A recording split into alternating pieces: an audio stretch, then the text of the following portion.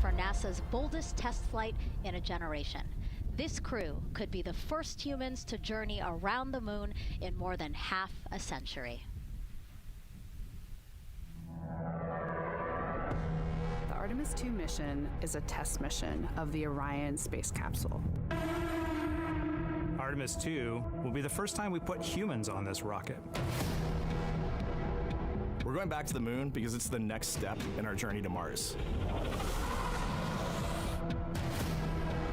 We were always going to the moon. Pushing ourselves to explore is just core to who we are. That's a part of being a human. And liftoff. We shall return. Continuing to test out every bit of Orion. Coming back to Earth, 7 miles a second. When humanity sets big goals, we can bring together genius from around the world. You have the best people on planet Earth putting this vehicle together. That's what's up. To innovate for the benefit of humanity and to inspire the world through discovery. And here we go.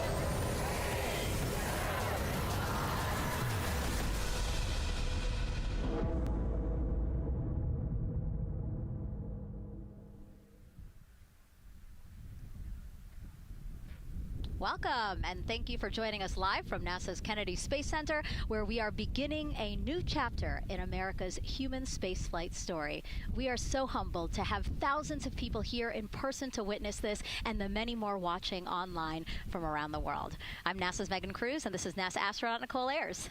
Thanks, Megan. What a historic day to be here. What a historic day to be here. Obviously, for what we see right behind us here, the SLS rocket and Orion spacecraft on launchpad 39B. Artemis II is a nearly 10-day flight test to prove NASA can safely fly astronauts around the moon before attempting to land on it in just 2 years, hopefully. Yes, like you said, it's a test flight, so we're going to put humans on this rocket for the first time ever, and we're going to test out the systems on board and hopefully get around the moon. And why does NASA want to return us to the moon? And we want to go back for scientific discovery, right? We want to create a permanent presence on the lunar surface. We want to be able to harness some of the volatiles or the resources on the moon in order to get us onto Mars later. So we're going to use the moon as a stepping stone to get to Mars, but also we're going to use the moon to learn so much about Earth and about the creation of the solar system. The moon is this untouched witness mark for the Earth and the solar system. And what I really love is like all the things that we do to get us to explore our universe, all of that technology, all the jobs created to support that, it all benefits us here on Earth. Yes, definitely. I mean, getting this rocket into orbit takes, 8.8 million pounds of thrust, right? And it's the people on Earth who do that and who create that, the engineers, the scientists. There are so many people who make this mission happen. And so if all goes well, this crew could travel farther from Earth than any other humans before them and see parts of the moon no one has ever laid eyes on. And now, speaking of laying eyes, here we are in the suit-up room with the Artemis II crew. Yes. Looks like the commander's getting his comm cap on, so the communication cap. Looks like Victor's already got his on and the helmet going. He's just stretching out his wrist a little bit, right? Yes. And in charge of liftoff today is Launch Director Charlie Blackwell-Thompson. She and her team are just across the street from us inside of the Launch Control Center. They kicked off continuous around-the-clock operations just before 5 p.m. on Monday and started fueling the rocket about 4 hours ago. They have a 2-hour launch window that opens at 6:24 p.m. Eastern Time, which our clock in the upper left-hand corner is counting down to. And, we just heard from Charlie Blackwell-Thompson in our tanking coverage, which was the broadcast just before this one kicked off. And basically, she said weather is 80% go. Yes, 80%, we will take that. It's a little windy. There's some clouds building, but we're going to keep an eye on it, and 80% is a good number to keep moving today. Yeah, and what she said was a wave of showers are moving west, but they should be well past the pad by the time we launch again. Hopefully at 6:24 p.m. today. Hopefully. All right, so again, let's head back into that suit-up room. We see Reed Wiseman. He is the commander of the Artemis II crew, and Nicole, he is putting on what you guys are calling the communications cap, the comm cap. Yes, so it's a little bit for protection of his, of his head there, but also you can see the mic booms, and he's got ear cups there so he can hear, the rocket's loud. So you're going to wear hearing protection, but then we also want to be able to talk to Earth and talk to each other. So they're getting that settled, and then he will put the helmet on over that comm cap. That comm cap will also connect into the suit, which then eventually connects into the capsule. through an umbilical there. So there's a lot of cords and wires. You can see them tuck in that cord under his chin right now. And so the suits they're wearing, they're called the Orion Crew Survival Suits, or OX suits. And so they're worn for launch and reentry or during high-risk or emergency situations. And I think a lot of people, especially if they're have been following NASA for all these decades now, they're kind of thinking, hey, these look like the suits that our shuttle astronauts used to wear. There is a lot of resemblance here. That's true. Yeah, they are very similar. NASA does a great job of leveraging the lessons that we learn from previous missions. So dating all the way back to Apollo, some of our first spaceflight missions, we learned lessons about the suits and how to make them better, and we just continued to carry that through all the way into the Artemis mission. Time now to introduce you to some of our teams today. We have Gary Jordan at NASA's Johnson Space Center in Houston. He's going to be inside with the mission control teams, which will take over from Kennedy's launch control team right at liftoff. And then back here at Florida, there's Megan Carter inside Kennedy Space Center's visitor complex, Jasmine Hopkins at a launch viewing location, and then finally Daryl Nail inside the Launch Control Center with the launch team. Now each is going to provide a very unique experience today, starting first with Daryl, who has been closely monitoring the launch countdown for us. Yeah, and welcome into Firing Room 1, a historic firing room here at the Kennedy Space Center in Florida. It's a pleasure and an honor to be here reporting what's happening as we lead up to countdown and liftoff of Artemis II. So far, looking pretty good. You see the rocket out there on the pad. It is launch day, and we just got that crew weather brief that you were talking about from Launch Director Charlie Blackwell-Thompson to the crew. It looks like a countdown at this point is in good shape, and that's great news. Fueling continues to track well. We just reached all stages replenish. And while we're talking about the fueling, let's talk about that tanking. Pull up the tanking graphic if we could now. That will give us an indication of where we are with tanking, and I can just tell you, as you see from this board right here, we are all stages replenish. So all tanks on board the SLS, the 2 liquid hydrogen, lower stage and upper stage, and 2 liquid oxygen, lower stage and upper stage, are at 100%, and that's exactly where we want to be. This kicked off at 7:30 this morning with a go for cryo load, and here we are roughly about 5 hours later, and we're fully tanked and now in replenish. The amount of propellant on board, roughly 733,000 gallons. That's about an Olympic-sized pool and a half.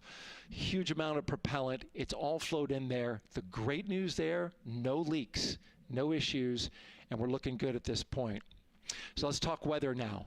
The weather, while it is favorable overall, it's not totally clean, and that was hinted at earlier when we talked about the storms. There is, of course, some onshore flow. Currently, our overall attempt percentage stands at 80% chance of acceptable weather conditions at the time of liftoff, which is going to be within our launch window. That's tonight from 6:24 p.m. Eastern Time until 8:24 p.m. Eastern Time. Winds are good. The lightning risk is low. But scattered showers still remain possible around the Cape and including near the pad. So the expectation is that there'll be some more active weather coming our way, but we're expecting it to push to the west. So the watch item is really any isolated shower that could briefly move through the area and trigger a constraint, especially for flight through precipitation. Well, you're looking now inside the astronaut suit-up room, and of course we got the 4 astronauts there. They talked to Charlie Blackwell-Thompson today, and everything looks good there. We're tracking one minor NC issue at this point. We'll talk. It's a non-conformance. We'll talk about that a little bit later in our next hit. But for now, again, looking good. And of course, our administrator for NASA is here in the firing room. He checked in with the launch director, chatted with her for several minutes, and he's here in the firing room, which is a good positive sign, of course, for the day. That's it for the firing room. We'll send it back now to Megan and Nicole. Daryl, thank you so much. Yeah, let's get back into the suit-up room here, where we now have a shot of all 4 astronauts, and it appears all of them are undergoing their suit leak checks. Can you talk to us about what that is, Nicole? Sure. Yeah, you can see, as the suit expands, that we're going to pressurize those suits. So, in the case that we need it, if we lose pressure in the capsule, those suits will protect the astronauts and keep them pressurized and keep them survivable. So, these guys are going to hold their breath for about 10 seconds. Any movement in the suit could cause changes in the pressure, and so we want to get a really nice, precise, accurate measurement on the leak check. And so they'll hold their breath. Even just their heartbeat could potentially make some differences in those super sensitive sensors there. So you can see the red and blue valves there, the air in and air out, and it looks like Victor just had a good leak check. Yeah, and actually they do 3 leak checks, again, just to get an average reading to say, hey, we have confidence that these suits are holding the right pressure. As Nicole said, that tube that's going in, that's putting air into their suits, and then there was that gold instrument that you saw on their other side.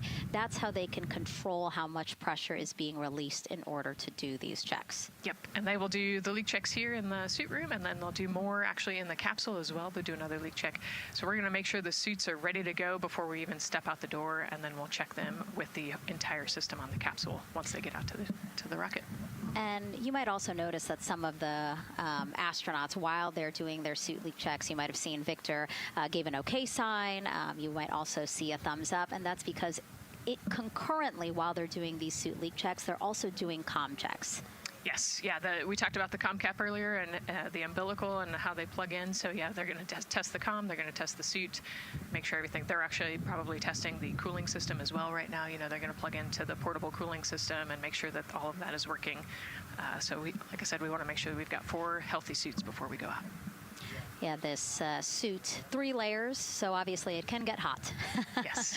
So one of the layers is a cooling undergarment, and basically they flow cold liquid through that undergarment to keep the astronauts cool and comfortable before liftoff today.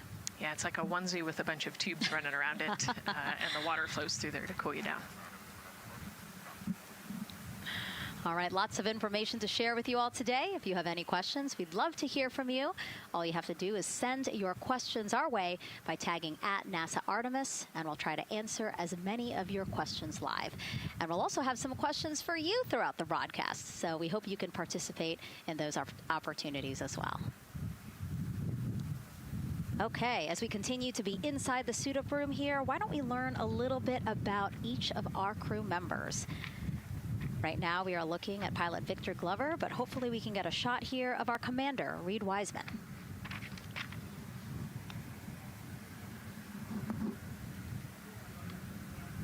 Now, Reed Wiseman is a Baltimore native. He's been in space once before as flight engineer for Expedition 41 aboard the International Space Station from May through November 2014.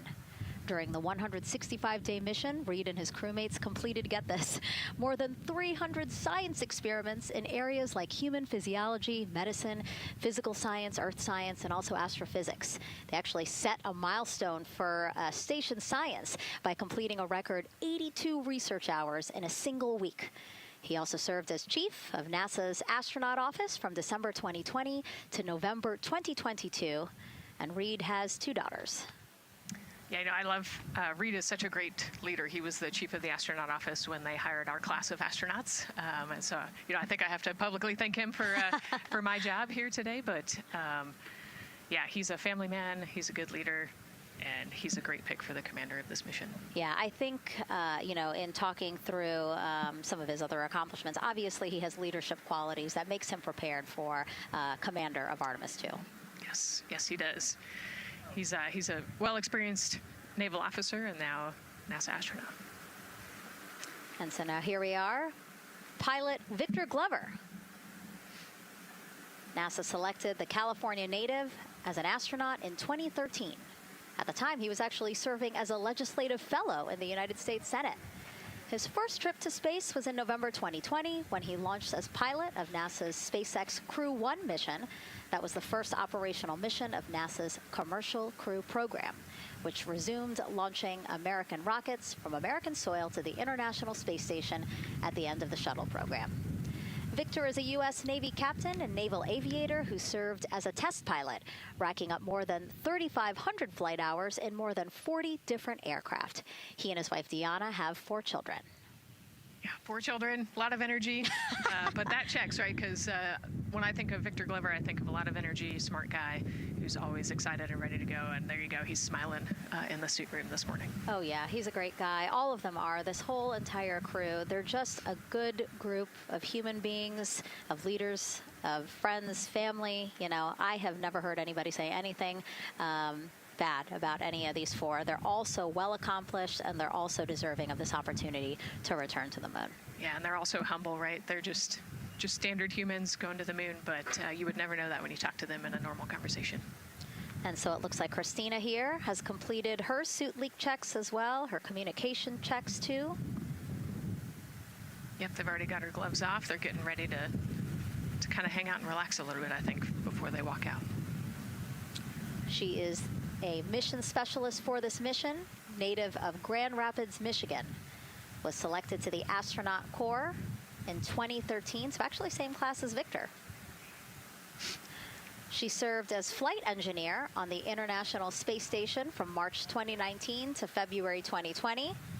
And during that time, Cook set a record for the longest single space flight by a woman with a total of 328 consecutive days in space. She also participated in the first ever all-female spacewalk.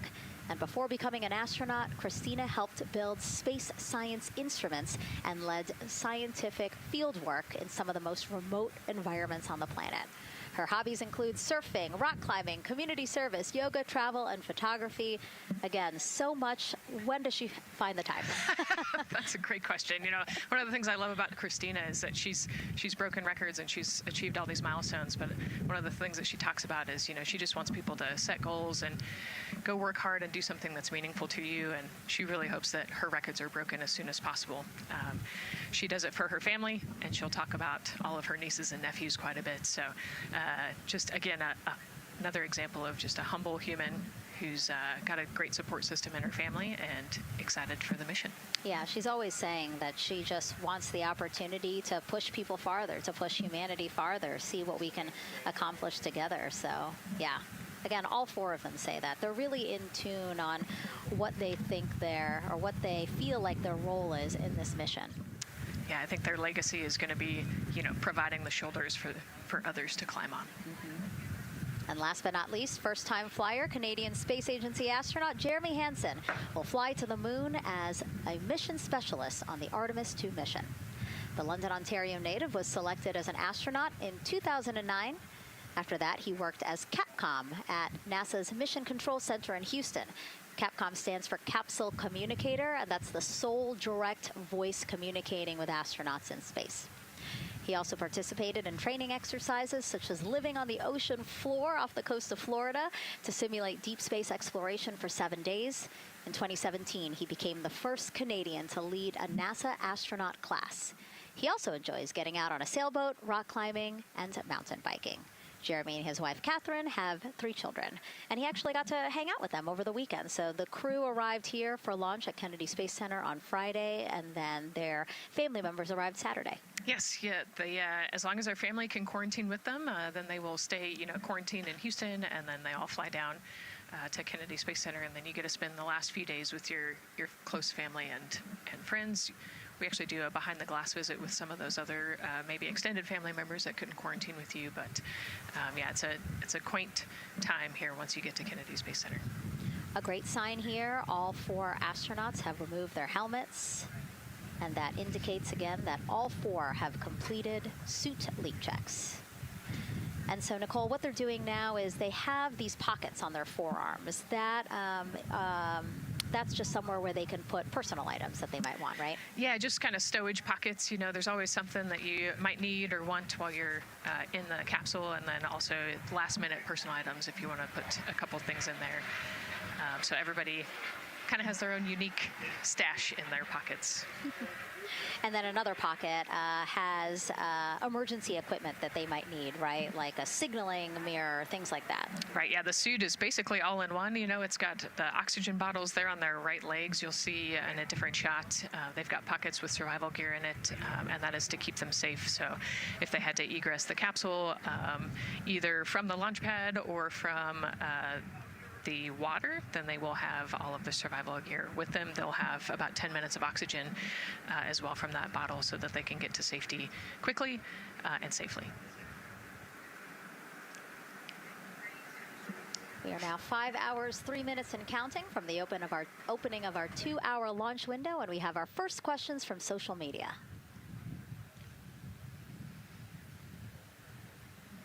Question here from X. So to be clear, this is not a mission to land, but to orbit the moon. Thank you, and thank our astronauts. Nicole. Yeah, this is a great question. You know, I think it's important to highlight the mission of Artemis II, where we are going to go around the moon. We're going to see the far side of the moon. We're going to see parts of the far side of the moon that human eyes have never seen before. It's very similar to the Apollo 8 mission, right? We're also potentially going to be able to see the landing sites for the future Artemis missions and kind of provide the overall context of those landing sites amongst the entire moon site there. So it's an exciting mission. We'll get to learn a ton about you know, there's so much science that's going to be on this mission as well, right? Where they're going to do some science experiments on humans, learn about the stress of the environment, and we're going to learn about the radiation environment. We're going to learn about the suits as well. We've got some technology demonstrations that are going to happen. So there's a lot going on this mission as we fly around the moon and come back. Mm-hmm.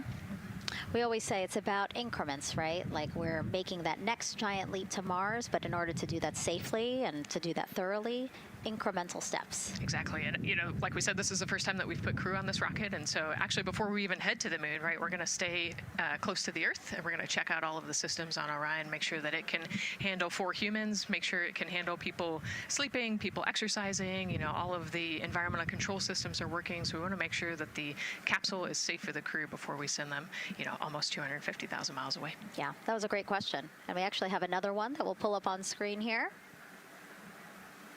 Another question from X. How long will it take them to reach the moon, and how long will the entire mission last? Another great question, right? So they're going to do a couple orbits around the Earth. They'll do a perigee and an apogee raise burn. What that means is that they're going to accelerate to get further away from the Earth, and they'll get into a really highly elliptical orbit first. And then once they get into the translunar injection, so they're actually on a free return trajectory, which means we're going to accelerate them, and then they're going to escape Earth's gravity, and then just based on orbital mechanics, they'll be able to come home without having to do another burn or acceleration. So it'll take about 4 days once they leave Earth's gravity to get to the moon. They'll fly around the moon, about 4 days back, and then land. So overall, about a 10-day mission. Exactly. Yeah, these are really great questions, guys. We know that, again, we are sharing a lot of information today, so please do not hesitate to reach out. Obviously, Nicole, very smart here, and we're happy to answer any of your questions. Again, tag @NASA Artemis wherever you're watching this coverage. And now we actually have a question for you. Who would you take with you on a trip around the moon? Would it be your bestie? Would it be a pet, family member, or a seasoned astronaut? Ooh, think about that one. I know. I like that. I absolutely know what I would say. I think it would make my husband upset, but I have my answer here. But we'd love for you to go to NASA's Instagram or Twitch accounts to vote. Again, who would you take to the moon with you? Bestie, pet, family, or seasoned astronaut? Try to go vote, and then we will share your answers soon. Again, husband is not gonna like my answer. And we're not the only ones with questions today. We will also hear from celebrities during our launch coverage. See what Stanley Tucci, Scarlett Johansson, and others want to know about NASA's Artemis II test flight. Plus the surprise of a lifetime as kids marveled at the rocket and spacecraft rolling to the launch pad. Look at those cute faces there. Oh, I love that. Love those suits. And we'll show you how the astronauts will eat, sleep, and go to the bathroom while in space. Keep in mind, the Orion spacecraft is about the size of a 6-person tent. Yeah. not super big, but it's 10 days with your 3 best friends. So I think it's manageable for sure. But every ounce counts when you're trying to get to the moon. And as we continue to look into the suit-up room here, a fist pump for some of the folks in the crowd there by Victor. Why don't we take a look around the center here? We know that there are some folks who are already getting ready to check out the team here as they drive across KSC to their launch pad. Look at that. Oh, that's so awesome. That's a great crowd. They're waiting there in front of the vehicle assembly building. So actually, they're just down the road from us. This is a good crowd, as Nicole said. Oh, there they are. They just got their cue. Oh, now? Let me wave now. Oh, yeah, they are excited. That's amazing. So all of these folks, content creators that are getting behind-the-scenes access as part of NASA's NASA social experience here. So as you can see, very excited. The crew will get into their convoy and drive past them here pretty shortly. Yeah, what an amazing way to share the Artemis story, right? By inviting these social media experts out to share the story as they drive by. All right, again, let's take a look at the clock. 4 hours, 58 minutes and counting from the opening of today's 2-hour launch window. So why don't we check back in with Daryl with the launch team. Megan and Nicole, and inside Fire Room 1, I'm listening to Launch Director Charlie Blackwell Thompson greet the Ascent crew who just came on console over there at Johnson Space Center. So good to have the mission control team jumping on with us. So far, the launch team here in the firing room has had a really good morning. Really smooth tanking that kicked off at 7:30 a.m. this morning. They got to all stages replenish just before 1 o'clock p.m. Eastern time, and it was an incredibly smooth tanking. That's great as we look here watching the crew and also with an eye on the rocket. Weather, of course, we've talked a little bit about that. It's favorable overall, 80% go for our 2-hour window between 6:24 p.m. and 8:24 p.m. We don't have an exact T0 right now because that's going to come to us closer when we get closer to launch, roughly about 20 minutes before liftoff. But it's going to be within that window and towards the beginning, provided everything continues to go smoothly along the timeline, and so far that's been the case. I mentioned that there was a small issue in my previous live hit that actually was incorrect. There was no issue. I've gotten the good data now that I'm on the headset and listening into the loops. Engineers, avionics engineers, are keeping an eye on a display unit inside Orion that's just running a little cooler than normal. It's not going out of limit. It's actually completely fine. But they just were noting the trend and reported that to the NASA test director. So they'll keep their eyes on that. But again, there was no LCC violation. And once they get the cover off Orion out there that's protecting it from the rain, they expect the temperatures inside the Orion crew capsule to stabilize.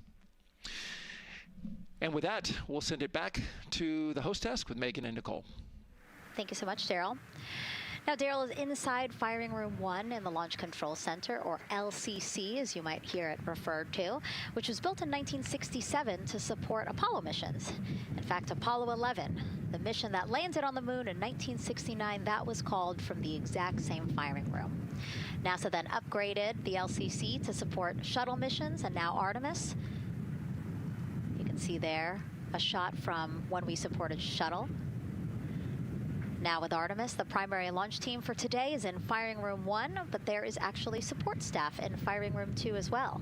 And together they will propel this ambitious test flight off Earth.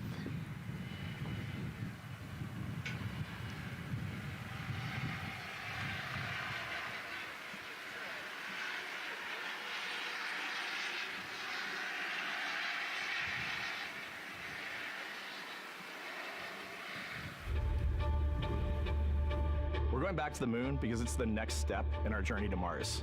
We need to go explore the moon. There's vast regions of unexplored areas with the coldest, darkest places in our solar system.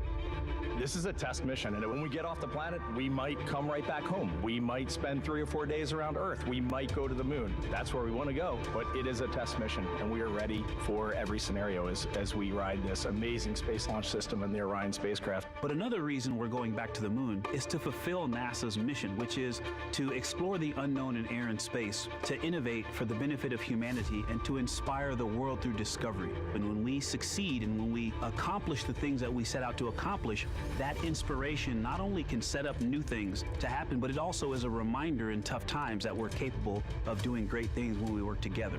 The thing I love about the moon is that it's not just a beacon for exploration and this platform of possibilities for incredible missions like this, but it has benefits. That's actually why we're racing towards it. Those benefits are really wide in nature. You have everything from innovation, technology development, not only for future missions going deeper into the solar system, but technologies that come back to Earth. You have inspiration, a whole generation of people starting this pipeline of STEM workers and manufacturers and operators that are excited to see what you can do when you work hard and you come together as a team.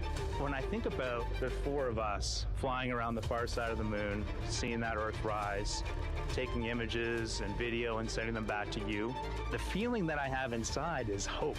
We know that Artemis II is not the solution for humanity on planet Earth, but it is a contribution in the positive column. We hope that just for a moment that people will pause and say, wow, it's extraordinary when you look back upon the Earth with over 8 billion people, and you see this concrete example of what humanity can do, this extraordinary thing when we set big goals and we work together to achieve them. Now, Kennedy's launch control team takes us to liftoff, but then mission control at NASA's Johnson Space Center in Houston takes over. That's where we have our Gary Jordan embedded with that team. Hey, Gary. Hey, Megan and Nicole, it's great to be joining you from here in Houston, Texas. I'm in NASA's Mission Control Center, where the Artemis II ascent flight control teams, led by Flight Director Judd Freeling, recently started their shift to monitor the Orion spacecraft integrity, the Space Launch System, and the crew to make sure all criteria is met to commit to today's launch and the mission ahead. The team you see here in this room today has been training extensively to prepare for the highly dynamic phase of flight that begins shortly after engine ignition. Teams here will be monitoring the flight of the Space Launch System, Orion, and of course the Artemis II crew on board as they make their way from the Kennedy Space Center into Earth orbit. The lead console positions will be in this room, called the White Flight Control Room, a room which traces its legacy to the Space Shuttle program, with the first shift supporting STS-70 in 1995, more than 30 years ago. Each console represents an expert in a particular discipline, whether it be communications, propulsion, crew health, life support systems, or trajectory, and each of these individuals has a support team in other rooms, each ensuring that no data point is left unchecked, no procedure is missed, and combining efforts as one Artemis team to ensure crew safety and mission success. After liftoff, Mission Control Houston will be staffed around the clock over the next 10 days until the spacecraft is safed for the recovery teams and the crew is extracted from integrity and brought aboard the recovery vessel. The roar of a powerful Space Launch System liftoff is just the beginning. The mission is, of course, a test mission, and the first with humans on board Orion and in deep space. The crew's job is to put the systems and capabilities of Orion to the test, taking us closer to a sustained presence on the lunar surface. It's great to see the crew gathered around the table. Megan, with that, we'll toss it back to you as we continue to monitor from here in Mission Control Houston. Back to you. Thank you so much, Gary. Yes, a pre-flight tradition that we have seen with our crewed flights and our astronauts, the card game, Nicole. Yeah, you know, this is a fun time for the crew. Kind of relax a little bit, play a card game with the chief. You can see Scott Tingle there is the dealer today. Looks like they're playing high card wins. So Victor won, he's out, now Jeremy's out. You know, there are two schools of thought on this game. Either you want to get rid of all your bad luck or go out on a high note. So it looks like the crew chose we're going out on a high note. And, you know, I think one of my favorite parts when I talked to Reed about this is he was just excited to play a game with his old boss from Naval Test Pilot School. So once again, his boss today. Yeah, and I love this part of the tradition because this is when, again, you usually see them like, yeah, laughing, but very focused still. But when they get to this table, laughs, high fives, smiles, just really a brief moment of levity in what can be and will be a very long day for them. Yes, you know, it's a long day. There's a lot of preparation that goes in today, and so they're just, I think, at least for us, it was a nice brief moment of some relaxation, a couple laughs, you know, a moment to take a few deep breaths and reflect on the mission ahead, and then, you know, get some high fives as well. And so with their bad luck dispelled, some good luck from Scott Tingle, let it seem like there, right? Yes, definitely. It's actually a really fun tradition. You know, I think that card game is more steeped in tradition than anything else. Every crew has played that same card game. As you said, Nicole, the primary reason for why they're there, to suit up, to do communications checks, to do pressure checks, all done. And now it seems like Reed had some words for the team in that room. Yeah, you know, this day can't happen without thousands of people, right? And so the suit room is a great example of that. You've got all of the suit techs, and you've got your support team there, everyone who has made this day possible. You know, they've been working with the suit team for years at this point, getting ready. So some fist bumps to the group. Again, the suit team are the folks dressed up in those white, very snazzy outfits. Special outfits that we can talk a little bit more about later. But each crew member was assigned their own suit technician. So as you said, working very closely with the same person to make sure that the crew felt comfortable and ready in these suits as they lift off from Kennedy Space Center. Right, and you know, each suit is slightly different, each person is slightly different, and so these suit techs know each individual super well. They know exactly how they like to get into the suit, exactly where things might get caught, or, you know, small adjustments that might need to be made. So they know their suit techs well, and their suit techs know them very well. And so as we take a couple of pictures here, we really hope that you are learning a lot about the suits and the process of checking them out for a mission. But imagine the opportunity to get a hands-on demonstration from people who helped design these suits. Take a look.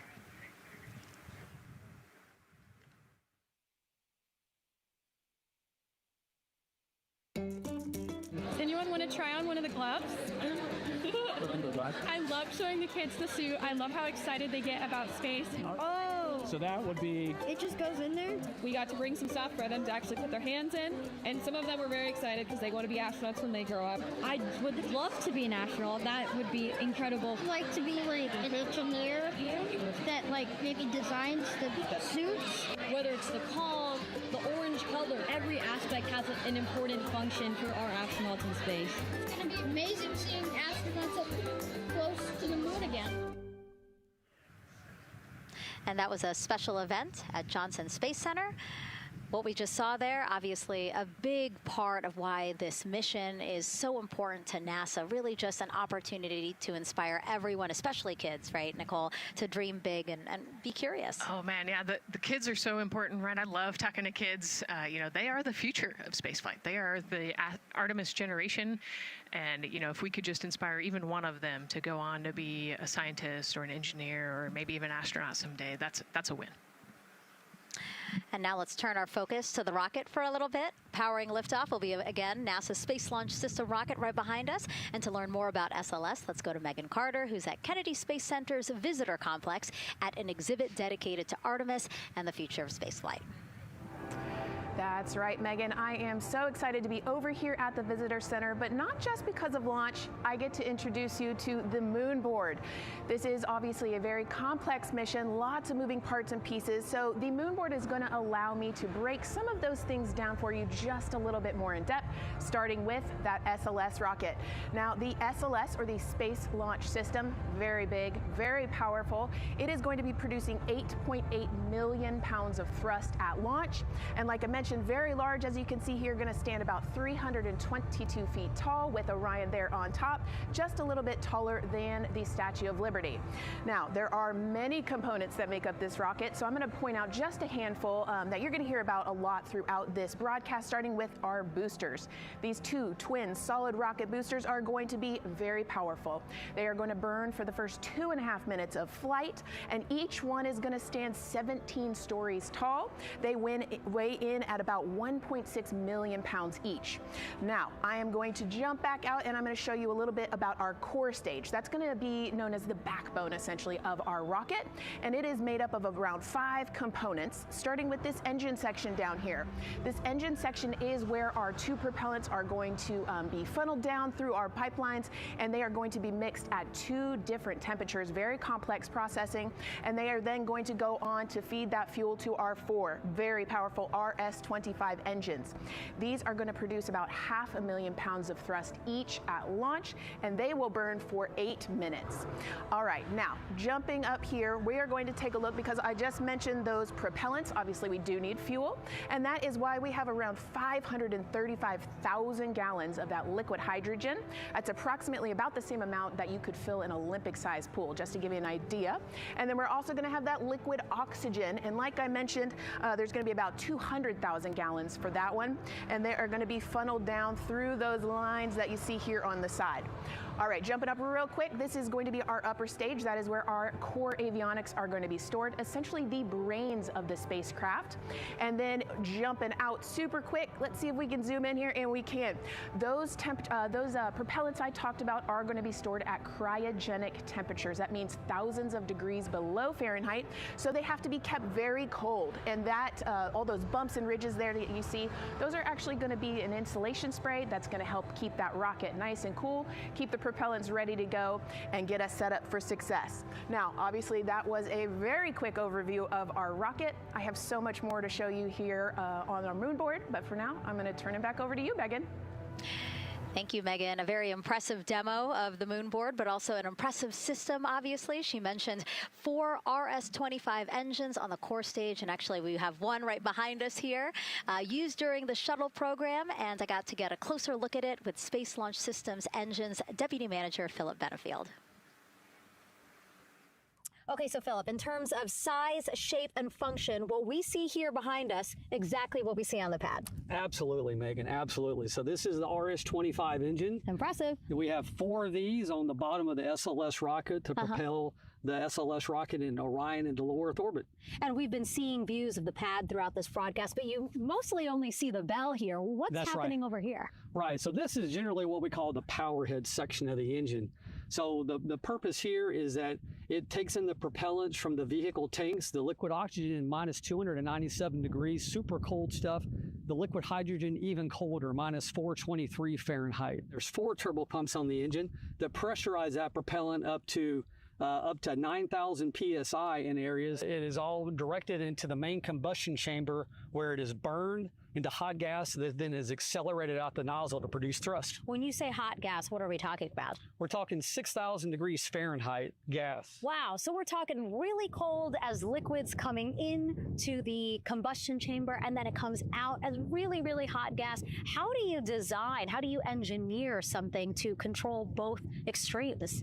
Absolutely, it's very technically challenging. One of the main things here with the nozzle is that since you have the 6,000 degree Fahrenheit gas coming out, you have to cool that nozzle so it doesn't melt. And so the way the nozzle is constructed with these 1,080 coolant tubes.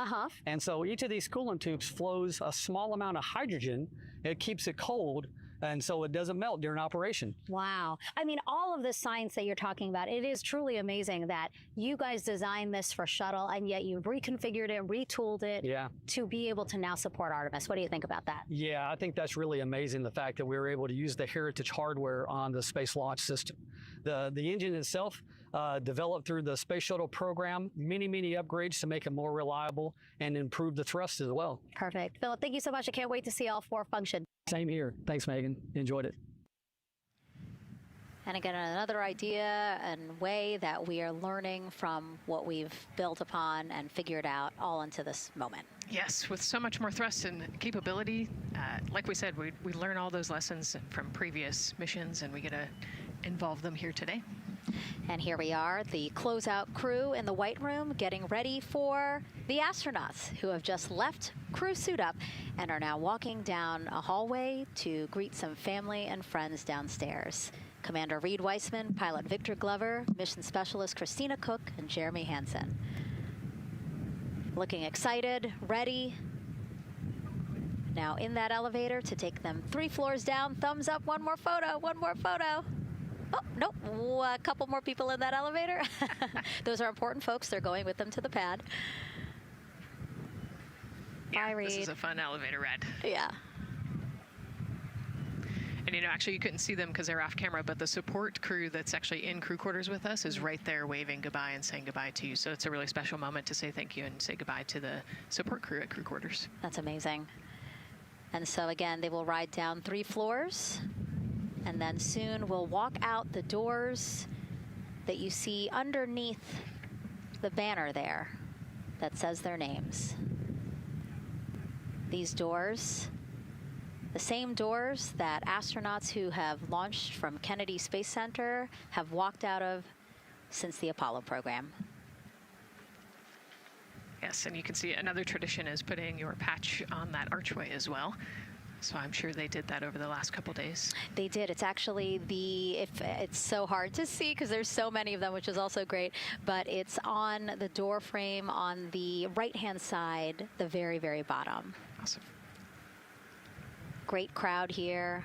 A shot now of everyone who is waiting to greet the crew as they walk out of the operations and checkout building here at Kennedy Space Center and will board their ride to the launch pad. Yeah, this is a really great shot, right? Because you get to see a little bit of what goes on there. So you've got the close family that were in quarantine with them up close. They get to wave goodbye one last time. You've got a little bit of media in the background, and then you've got some NASA employees and a lot of the program managers off to the side as well to wave goodbye one last time and wish them luck. Yeah, it's a really nice moment. Again, they have had some quality time with family, but this is their final opportunity to say, see ya in 10 days. Yep, the last wave. And so there are different pens of people, again, as Nicole was alluding to, specific to the quarantine rules that you followed in order to be able to have that access, have that closeness with the crew. And then on the bottom left-hand side of your screen, the Astrovan. And that is going to be the crew's ride out to the launch pad. This modified Airstream motorhome can seat up to 8 people inside. It has a TV and sound system, and we know they plan to watch a video during their trip out, right, Nicole? Yes. So I think Top Gun is on the menu, yes. And then also Point Break because Christina surfs. So I think they've got a pretty decent entertainment planned. So I love that. It gets them in the headspace, the right headspace to really just enjoy the ride to space. NASA's history with Airstream dates back to the 60s when the company created a crew quarantine vehicle for when astronauts returned from the moon. This picture here, President Nixon talking to the Apollo 11 astronauts inside said quarantine vehicle. Then during the shuttle program, Airstream created the first generation Astrovan, a 27-foot motorhome that transported astronauts across KSC to their launch pad. And again, that is what we're going to see today. A very similar picture. Again, the orange suits, the Astrovan, very reminiscent of what we have done before and how we got to where we are now. Yeah, and it's a pretty cool ride. You get about 20 minutes to get out to the launch pad and watch a movie, listen to some music. It's kind of an interesting, and then along the whole way here at KSC, all of the employees from Kennedy Space Center come out. You can see in the background of the shot you're looking at right now, all of those employees and everybody lining the streets, waving and wishing them luck. I think this is an emotional moment for a lot of people because this is the last time where a lot of people will be with the crew, because once they get to the pad, there's only a handful of folks with them before launch. Yeah, definitely. This can be emotional for the crew, can be emotional for the families, of course. I mean, I got to wave goodbye one last time to my sister, and when we walked out those doors, and yeah, it's surreal. You know, it starts to become much more real the closer and closer you get to the launch pad. 20 seconds now from when we expect the crew to walk out those doors. It must be really hard for them to patiently wait for these very specific milestones. You've got a whole group back there that's telling jokes and keeping it light. So.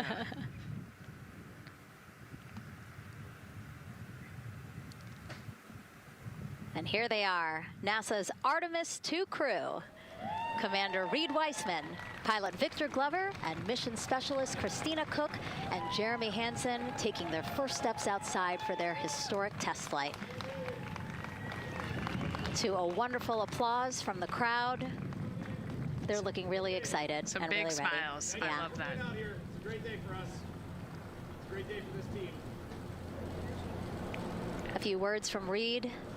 Great day for us, the team, he said. Thumbs up, more thumbs up. Of course, a lot of pictures. We hear some camera shutter clicks back there. I love the energy of this crowd. Let's go. And so now the crew walking over to each of their pens. The first people closest to them, of course, their family members who got to quarantine with them, correct? Yes. Yeah, so the ones that are close and waving, those are the immediate family, so spouses, partners, kids. And we're trying to give them some privacy so that they can have their conversations with their family members. Christina there, she has her husband. Victor has 4 daughters and his wife, they're there. Reed, his 2 daughters are there. And then Jeremy, his wife, 2 daughters and a son. You know, when you were standing in their shoes, Nicole, when you flew for Crew 10, what were you kind of talking about? Like, did you really think about this moment and what you might want to say? You know, they've all already done their real goodbyes, you know, in person. And so this is more just kind of, again, that last chance to wave, last chance to get one smile. You know, you see Christina there smiling. So this felt much less heavy and just, you know, waving and maybe cracking a joke or something, saying hi. So this was a really, really great moment for our crew.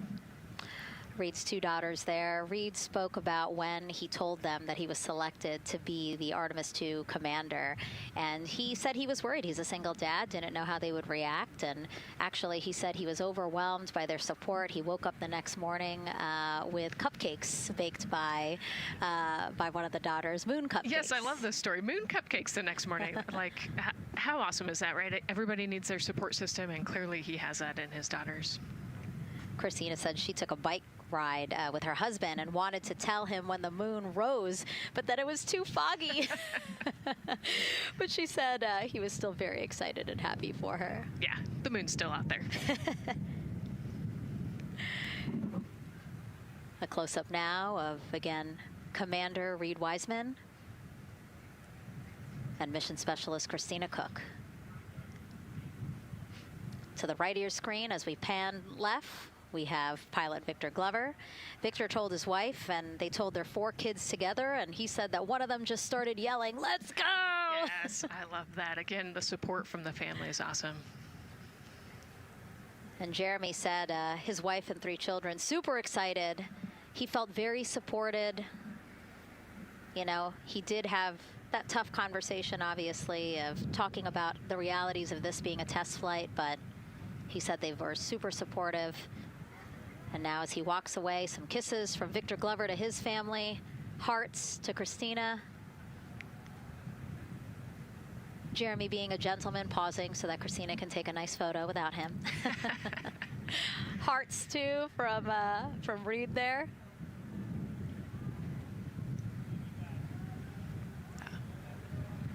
Hearing Victor saying, "Love you guys." Saying that to some of his crew members there. Woody. Some more applause from the group.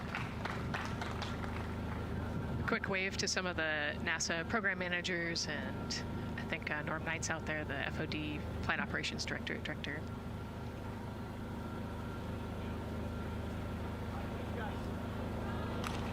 You heard Reed there saying thank you guys as the crowd picks up again with their applause, and the 4 of them step into their Astrovan.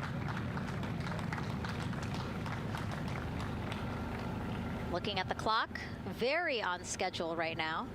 Again, according to the very detailed timeline of launch today, they're expected to drive off in about 20 seconds.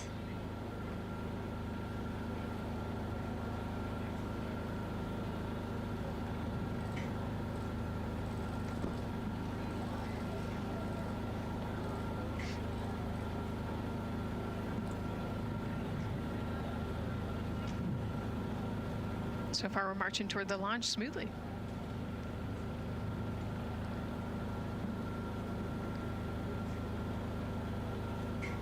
Do you think they're queuing up the video?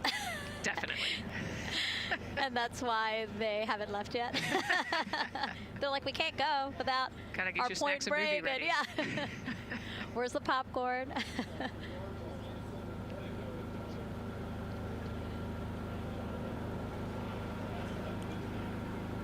Again, good on the timeline. Of course, they do have these very specific milestones, but this is not one that has to be completely stuck to the second and the minute. Yeah, we will make up that time easily. They will get a full security escorted ride out to the launch pad. It's a quick trip, 15, 20 minutes.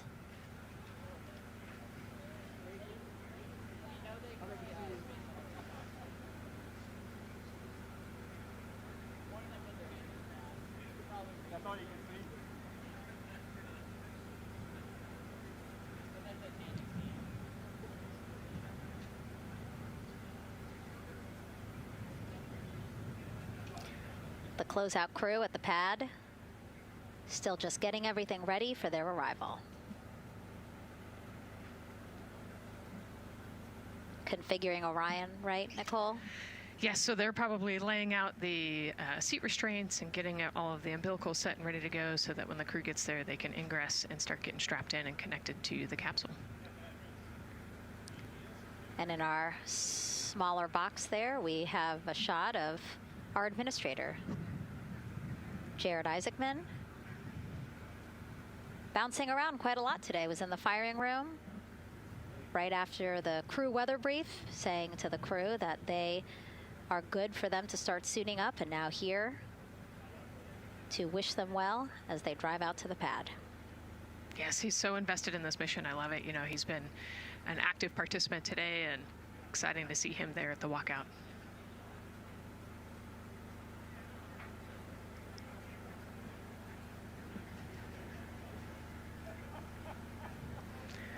So in the van, they're probably getting hooked up to the portable cooling systems as well. So that would be my guess on the slight delay here, making sure everybody's situated, connected to cooling, and ready to go before they take off.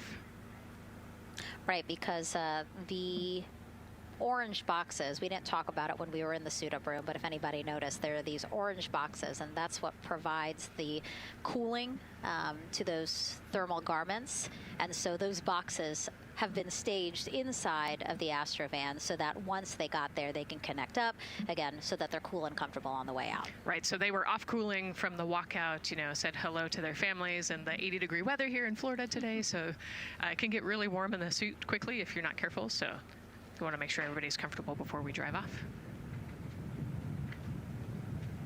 And then when they get to the pad, of course, and strapped into Orion, then they don't have any need for those cooling boxes anymore. They will get that cooling through Orion, through the different lines and umbilicals that they'll be connecting to there. Yep, that's exactly right. The Orion capsule and its environmental control system will take over once they're connected to the umbilical.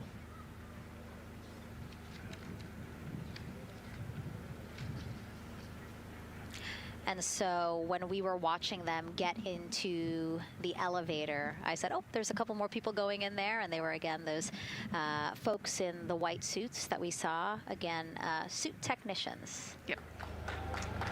And there they go. And off they go. Reed, Victor, Christina, and Jeremy now on their way to launch pad 39B, where they will fly to the moon. Something no human has done in over 50 years. They may also set a new record as the farthest humans have ever been from Earth, a record set by the Apollo 13 crew almost 56 years ago today.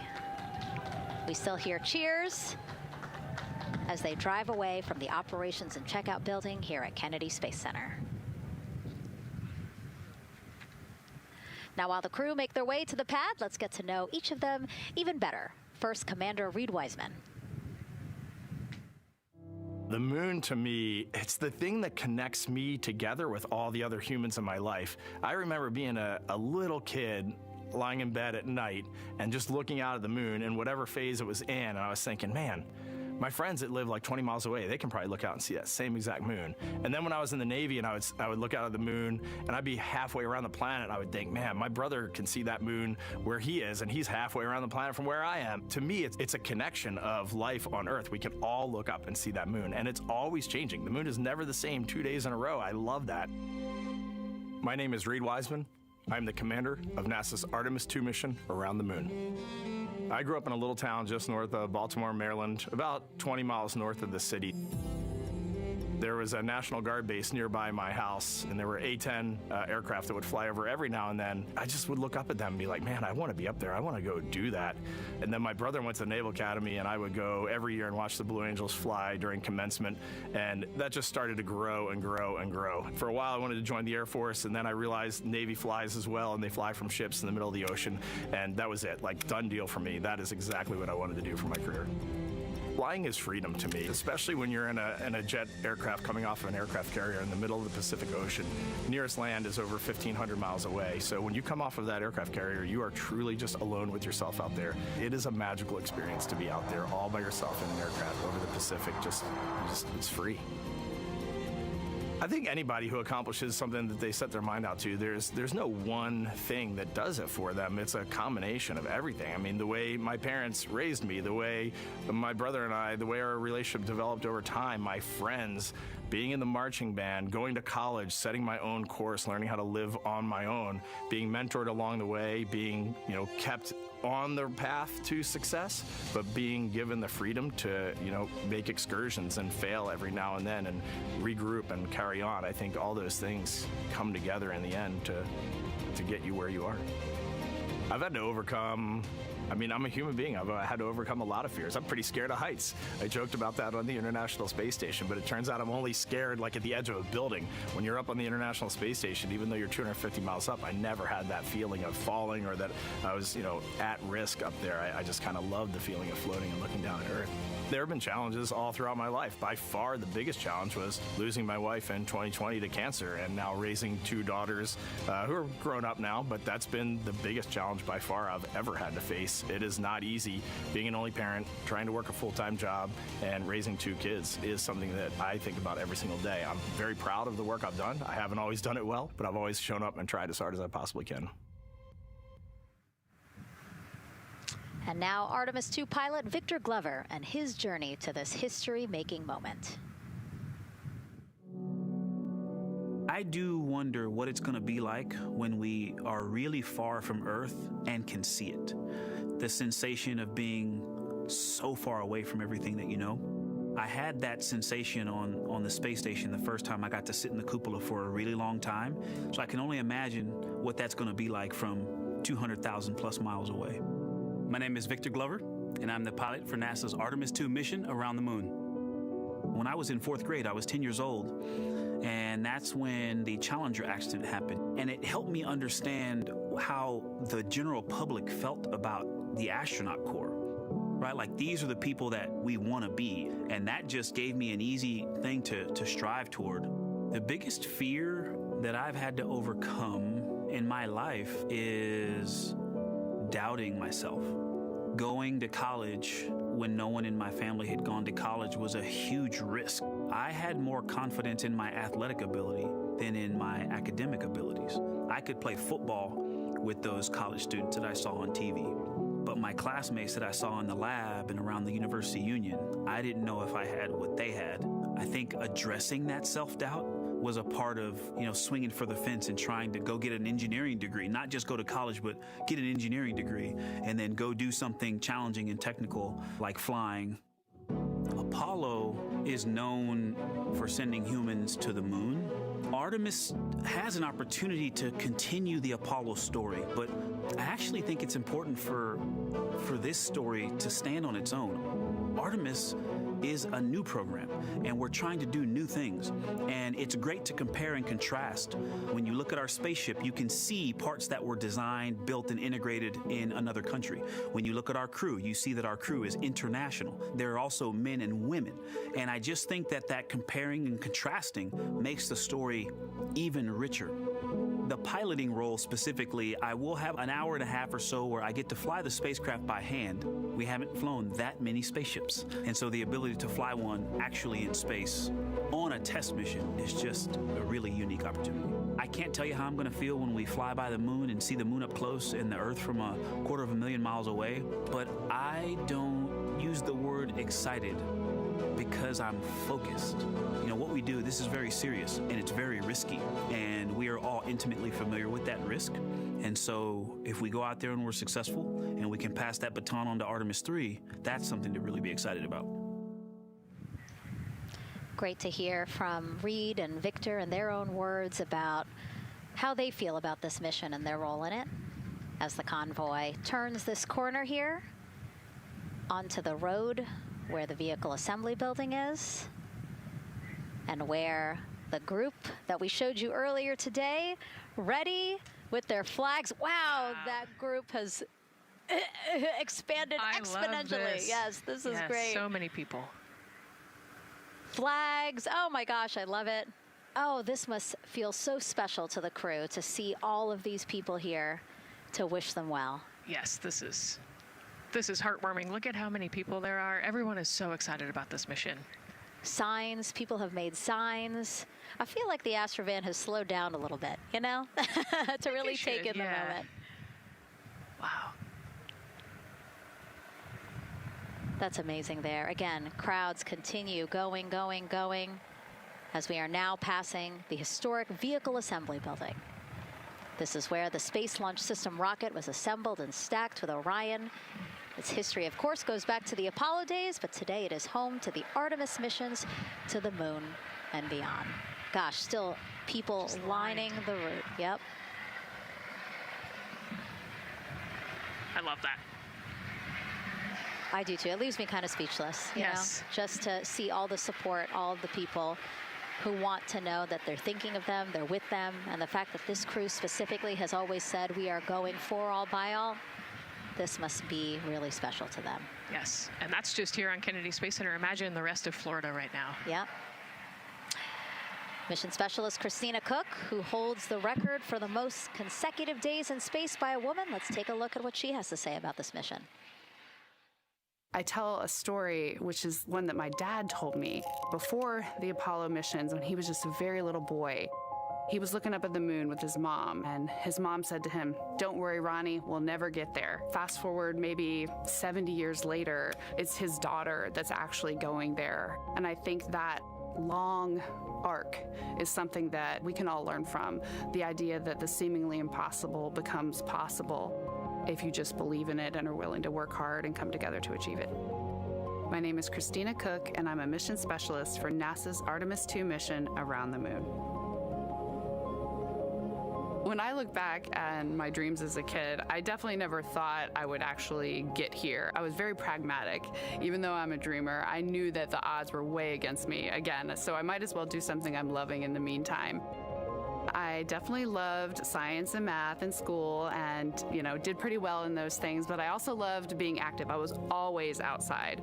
I loved things that made me feel small. I loved looking at the night sky, oftentimes between the pine tree branches, or I loved the ocean.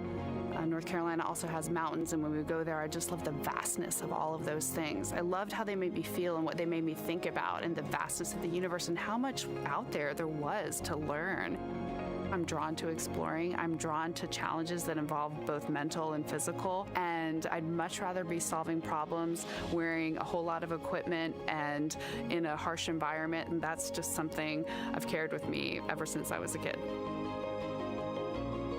Thinking about the fears or challenges that I've had to overcome, there are just so many. I mean, basically, that has been the journey. I always say to people, do what scares you, and that means I have to follow my own advice. So doing what scares me meant getting on a plane and going to the Antarctic, getting on a plane and going to study abroad in Ghana, applying to become an astronaut, opening the EVA hatch in the airlock and going out of it into the darkness, strapping myself onto a rocket.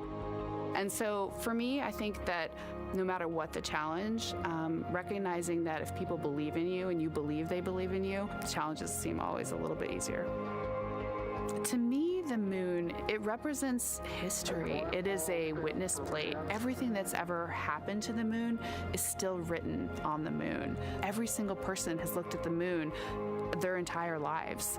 We see the same moon. That's something really special. It's just the epitome of a symbol of something that's in each of our hearts, but that's also represents exploration and reaching. And as we continue to watch the convoy, almost at the pad, mission specialist and first-time flyer, Canadian astronaut Jeremy Hansen.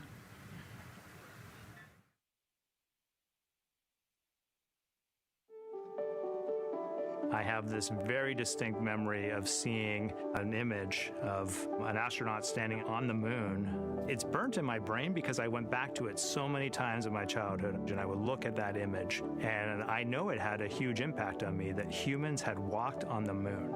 My name is Colonel Jeremy Hansen. I'm an astronaut with the Canadian Space Agency, and I'm a mission specialist on NASA's Artemis II mission around the moon. My elementary school years, I grew up on a farm outside of London, Ontario. I spent as much time as I could with my dad on the farm. I learned the value of hard work, for example. If I wanted to go to work with Dad, it was going to be a long day, and I was going to have to not complain, or I wasn't going to get to go the next day. I had a treehouse. I had a vivid imagination. And I changed my treehouse into a spaceship. I made all these dials and controls. I had circuit breakers for switches that I found in the barn. And I was exploring space in my imagination. The most important thing I did to get to where I wanted to go in life, which was flying fighter jets and eventually becoming an astronaut, is I shared those desires with other people.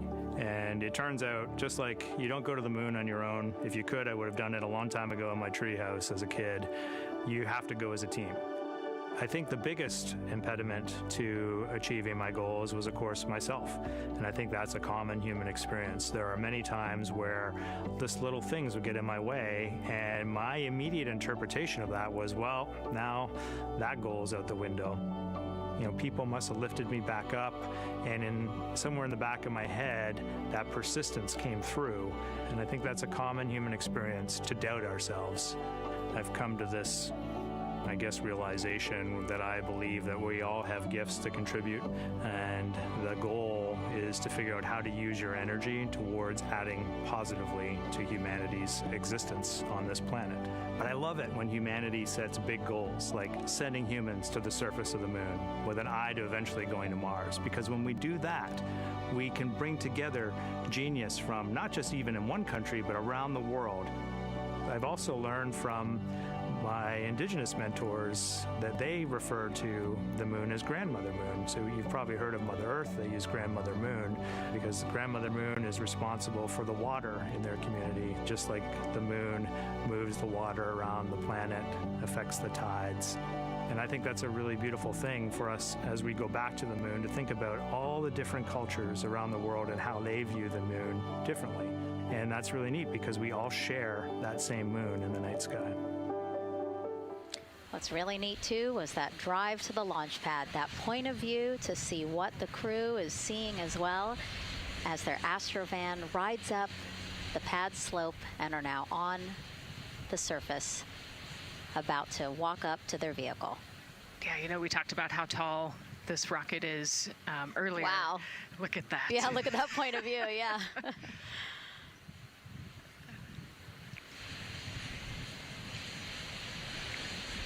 Pad 39B, another historic place here at Kennedy Space Center. Construction began in 1964, finished 3 years later. Apollo 10, the full dress rehearsal for the moon landing. That was the first mission to launch from this pad.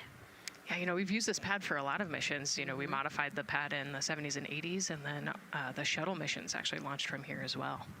And then, of course, Artemis I took off from this launch pad November 2022.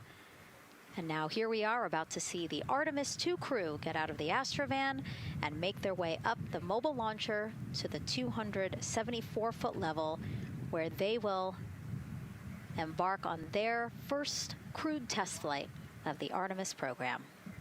You know, I think that button in the elevator actually says space when It you does? hit it. Yeah. Really? At least on 39 Alpha it does.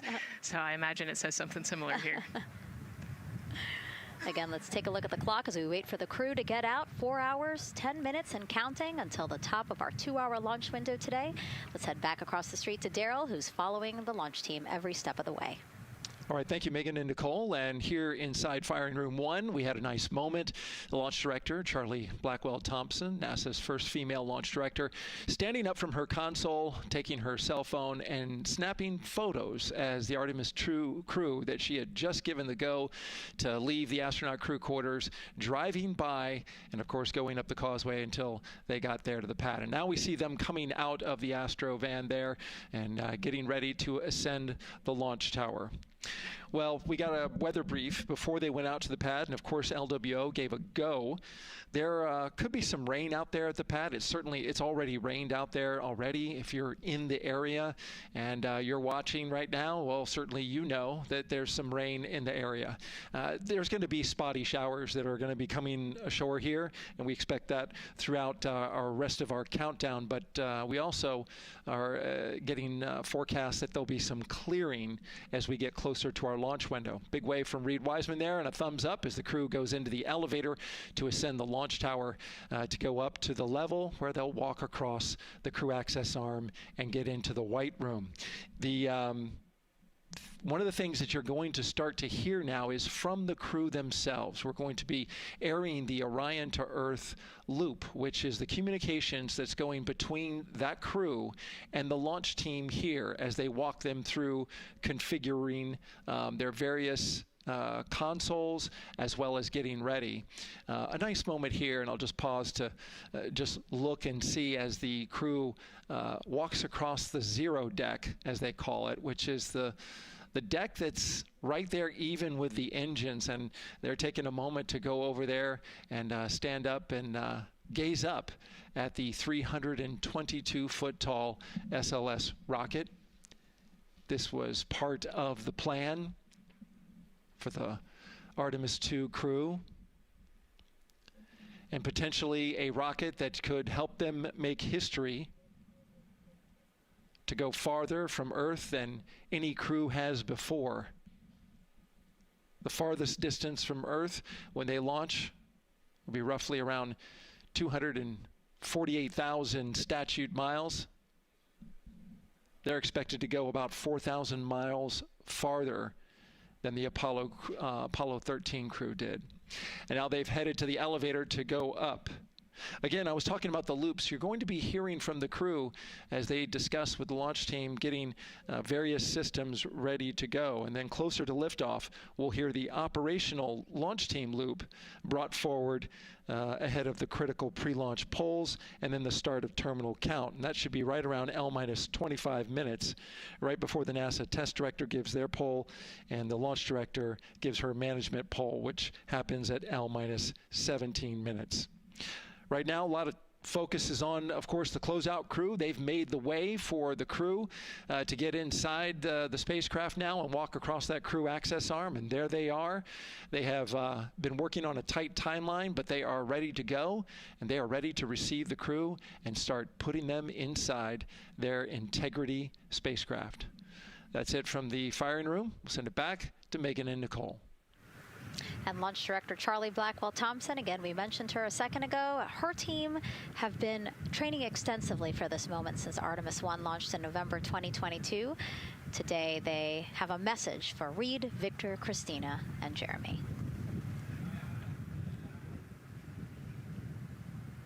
Today, you carry the work of thousands and the hopes of millions. Every test, every simulation, every long day and night have led to this moment. This team is ready. The vehicle is ready, and you are ready. From the ground to the moon, Godspeed, Artemis II! I love that. I just love seeing all of the people who have contributed to this mission and the fact that this is what they've been working for, and now it's culminating today. Yeah, thousands of people have worked on this mission, and we saw there from the launch team, but human spaceflight is like the ultimate team sport, is what I like to say, and that's just a great example of our team wishing our astronauts good luck. That shot there that we were just looking at was aimed at the elevator doors, again, to catch the astronauts as they make their way up to the 274-foot level of the mobile launcher. The mobile launcher is the structure you see there. It is not only a way for the crew to obviously access Orion, but also provides the fuels, communications, all that to the rocket. And now we're watching the crew walk across the crew access arm, getting a beautiful view of Kennedy Space Center. From 274 feet. Woo. Nicole laughs because Nicole is also, like Reed, does not like heights. I do not like how open that crew access arm is. But Reed made it across, so that's good news. It looks like they really enjoyed it. You know, they didn't just walk straight past. Christina and Victor, we definitely saw. Some thumbs up there, looking out, yep, that crew access arm. And then Reed, he knows where that camera is. Taking the opportunity to, again, just tell folks, hey, we're doing good. Ready for it. Yeah. And it looks like they're actually probably signing their patch. Yeah, there's a wall with patches there, and so each crew signs when they get up for their launch. And so this is probably actually the first time a crew is doing this in the White Room of Launchpad 39B. Don't quote me on that, but I think the signing started with the commercial crew program. So there's a lot of that in the White Room over at 39A. But again, this is 39B. Yep. And so now in this room here, the White Room, again, we will see the crew don or put on their communication caps again, their helmets, their gloves, and remove coverings that they had on their shoes. Yeah, so they want to protect the suits while they're walking out and up to the White Room, and now they'll finish reassembling those suits. Put the boots on, put the gloves on. You can see they're working their comm caps now, and they'll work the helmets eventually as well. And so as we watch this process unfold, why don't we take a couple of questions from you guys? What is the most difficult thing about preparing for a flight? Nicole, that question's obviously for you. Ooh, this is a great question. You know, I think we get such good training. You know, this crew's been training for years. And so they know this rocket and this capsule inside and out. They know all the dangers. They know how to react to anything. So I actually think, you know, preparing your support system and your family, I think launch day is actually tougher for your family than it is for you. And, you know, we've heard the crew talk about the difficult conversations that they've had with their family to prepare for this historic test flight. And so I think, you know, the closer and closer you get to the rocket, the fewer and fewer things from Earth you keep. You know, they left their suitcases at crew quarters this morning. They left their cell phones, their laptops, everything. And so you are just a human in a spacesuit about to get on a rocket with all of your loved ones watching. And I think that can be probably one of the most difficult parts about today. And while you were answering that question, Nicole, we did get a chance to check. Yes, this is the first time crew has signed the wall of the White Room, again here at pad 39B. Let's take another social question now. All launch windows happen to be in the evening. How come? Obviously referring to the April opportunities specific to Artemis II. Right. You know, this is a complicated answer. I don't know that I would have the exact mechanics behind it, but it has a lot to do with orbital mechanics and where we are in terms of the Earth and the Moon relationship. And, you know, like we said, we're trying to get on that free return trajectory. And so it has a lot to do with when we can do the perigee and apogee raised burns and the translunar injection. So there's a lot of math that goes behind these launch windows and why they shift and move and why we just so happen to be in the evening for the April launch windows. Yep. You did answer it well. All right. And before We asked you guys a question. Who would you take to the moon with you? Would that be a bestie, a pet, family member, or seasoned astronaut? Overwhelmingly seasoned astronaut. So Nicole, you and I are going to the moon.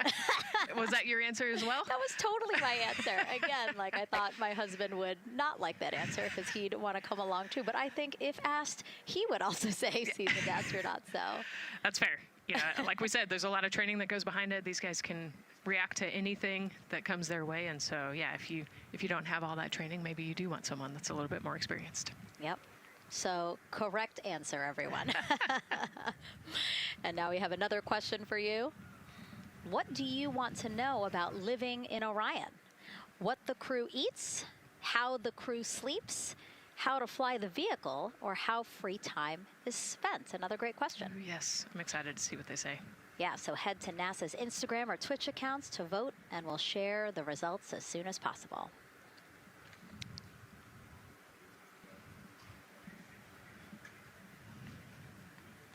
And while you're doing that, remember to also sign up to be a virtual guest for this mission. Just go to the link we'll pull up on your screen. As a virtual guest, you will get mission-specific information, notifications of any schedule changes, and curated resources straight to your inbox. You will also receive commemorative stamps for your virtual passport after launch and splashdown. Again, we really, really want you guys to engage with us, engage with this mission, come along with us for the ride. So yeah, take advantage of these opportunities to be a part of it. Yes, it's a mission for all. And so back in the suit, no, not the suit up room, the white room. Well, they're suiting up. You can see why I might have slipped that up. So they are continuing to put on gloves. Reed and Jeremy look like they've been checked. Again, they've put on their gloves, their helmets. They've taken off those coverings on their shoes now that they're about to get into Orion. And then suit technicians are also helping Christina and Victor. And they're in this particular order, actually, because this is the order in which they're going to ingress into Orion. Again, we have Reed, Jeremy, then Victor, last Christina. Yeah, and that just has to do, like you said, with this, the seat orientation. So as the astronauts sit down and lay back in the capsule, the left side will be Reed, and then below him will be Jeremy. So that's why they're going to get in first, to create space for then Victor and Christina to get in. And let's talk a little bit now about the closeout team. We saw a few of these folks also in the suit up room. Suit technicians were in there, again, to make sure that they get into the suits properly. And then a couple of them came out to the pad here to, again, do the same thing. Hey, are you comfortable in these suits? Is everything is as you expected? And then these folks here will help them get into Orion, buckle up. And so we were talking a little bit about their attire, specially made for what they're doing right now. Yeah, so these, they almost look like, the equivalent of a flight suit, right? They're fire resistant. They've got the straps on the back for emergencies that mimic the same straps that the astronauts have on their suits, so that you can use the same exact equipment in an emergency egress from the pad, for example. So we can use the same equipment to get everybody safely away from the pad as required or if needed. Yeah, always thinking about those contingencies, how to very quickly, if there were an emergency, get everyone out, not just the astronauts, but also the closeout crew if an emergency was happening while they were still at the pad. And so those suits, flame retardant. Also, when we see them crawl into Orion, you will notice that they are on their knees quite a bit, so built-in knee pads. Really a thoughtful design for the purpose that they're serving today. Yeah, they're functional, which is exactly what we want, but also they're pretty classy looking, so we did a good job with the design. I was going to say, they actually look like, the outfits that car racers wear, right? Yeah. And then when I said that to the lead of the closeout crew, he's #1 if we do see him, Taylor Hose, he said, well, actually, we are kind of like a pit crew, like they're very quickly moving through the operations so that not a lot of time, not more time is spent at the pad than is needed, because this is a fully fueled rocket, Nicole. Right, yeah, we want to minimize the time that we have more humans up in the White Room, but also safely and efficiently get the astronauts ingressed into the capsule. And so that's their main job. That's so yeah, I like the pit crew analogy, works great.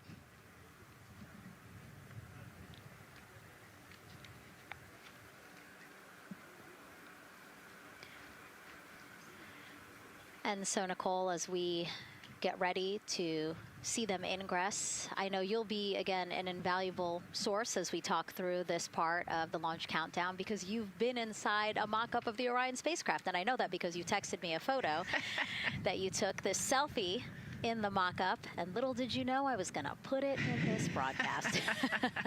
Yeah, this was actually a really wonderful opportunity. Last week, our flight control team at Johnson Space Center hosted an open house of the Orion mock-up there in the space vehicle mock-up facility.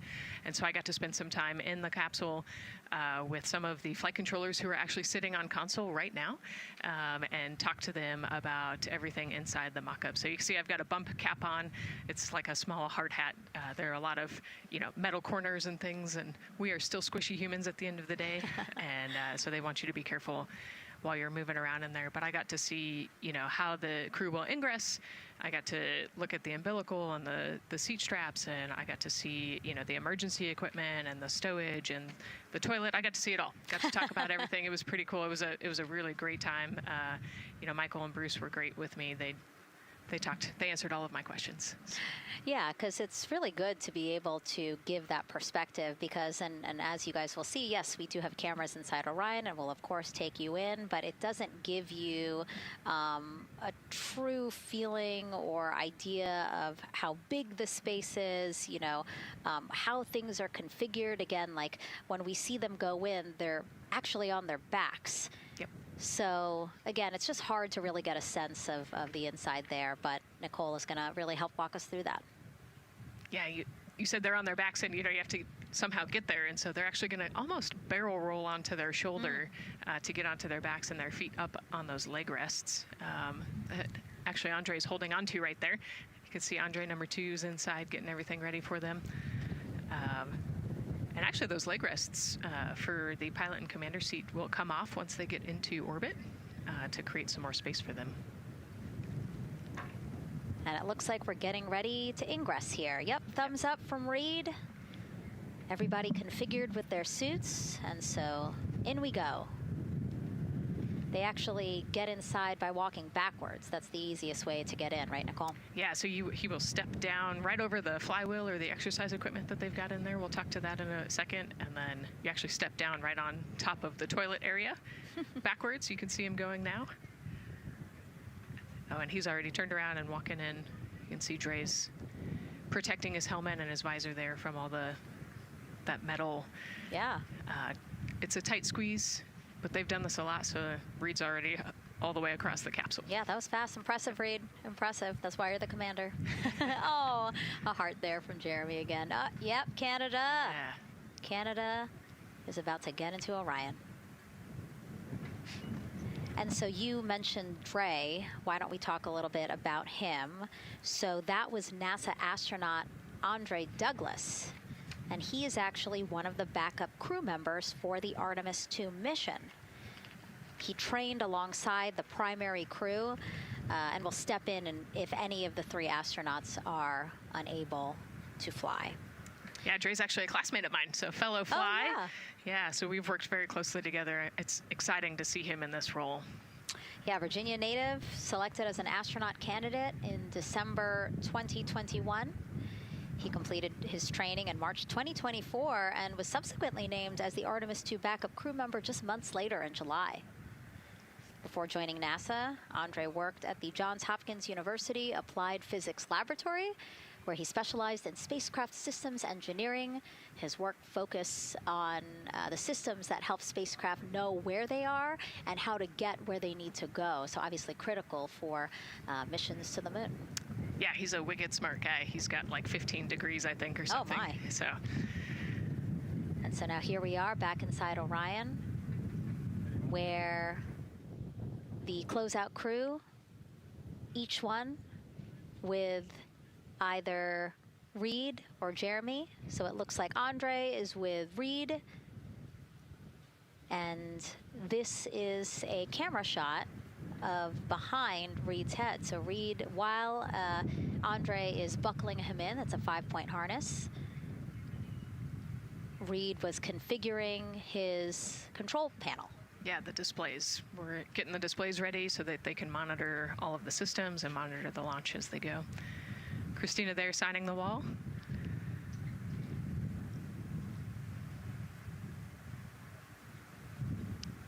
Got to put away the pen. The pen could be foreign object debris or FOD, which is bad for NASA. We definitely want to make sure that we keep track of everything and we know where everything is, because the smallest thing could prevent us from launching or affect the equipment out there. Yeah, and you'll actually see that most of their tools will be tethered as well, so nothing can fall through a crack or drop.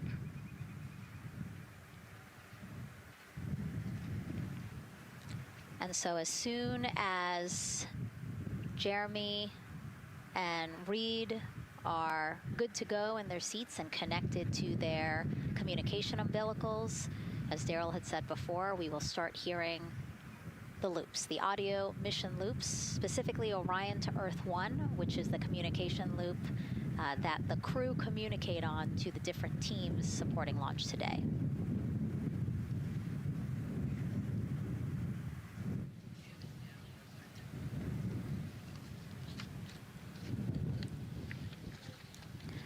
And as we said when we were in suit up, after they do communication checks, again, suit leak checks to make sure that nothing went wrong between the suit up room and here, and also to specifically connect them to the Orion systems.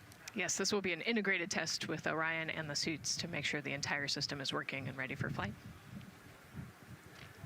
And so you'll notice Reed and when Victor sits down, Reed and Victor are the only ones with the display panels in front of them.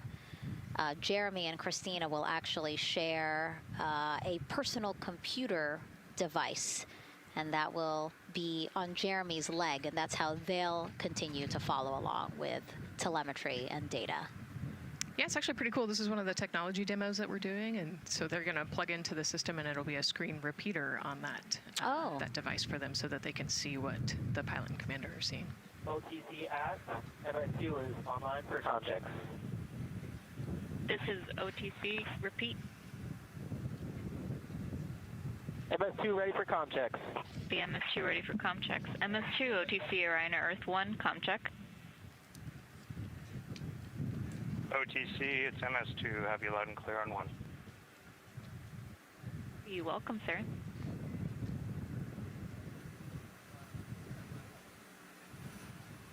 And so that was the Orion test conductor speaking with Jeremy Hansen, again, mission specialist 2 for this mission. So his communication check over, you heard him say 1, Orion to Earth 1, has been completed, a successful test.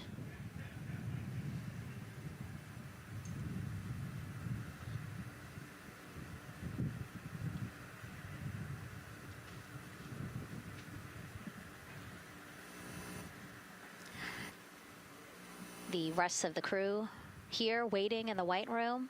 Again, as Nicole was saying, a little tight there for all of those folks. So Christina and Victor will wait until Reed and Jeremy are done getting buckled in. Yeah, I think 4 astronauts and 4 suit techs would be a tight fit in that capsule. Yeah, I mean, take a look at Bill. He's number 3 there, that the suit technician there. He is kneeling where Christina will be in order to get Jeremy situated.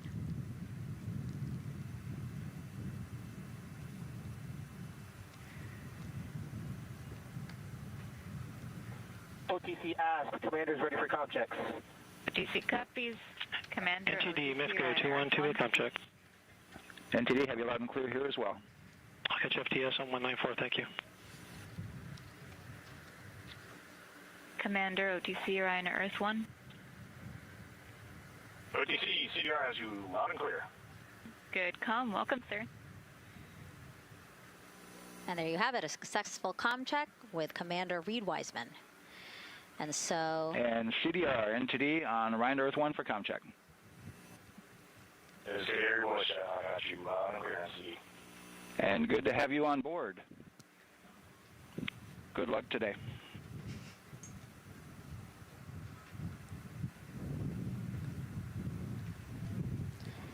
And so now these two closeout crew members will finish up what they're doing here. Again, Nicole, walk us through what is happening here. They're connecting umbilicals, is what we said. Yeah, they're strapping them in, so they're getting their restraints connected. It's a 5-point harness with a quick release, and then they're connecting the umbilical, which has actually 4 different connections. So it's got the air in, air out, the water for cooling, and then the comm as well, the communication cable. So they're going to make sure that all of those connections are good to go, make sure the crew's receiving the cooling and the air, and then we heard the comm check as well. So they're just making sure the umbilical connection was good to go, getting them strapped in and ready, and then they will move on to Victor and Christina. And so while we wait for that to happen, why don't we get another check of the launch countdown milestones with Daryl and the launch team?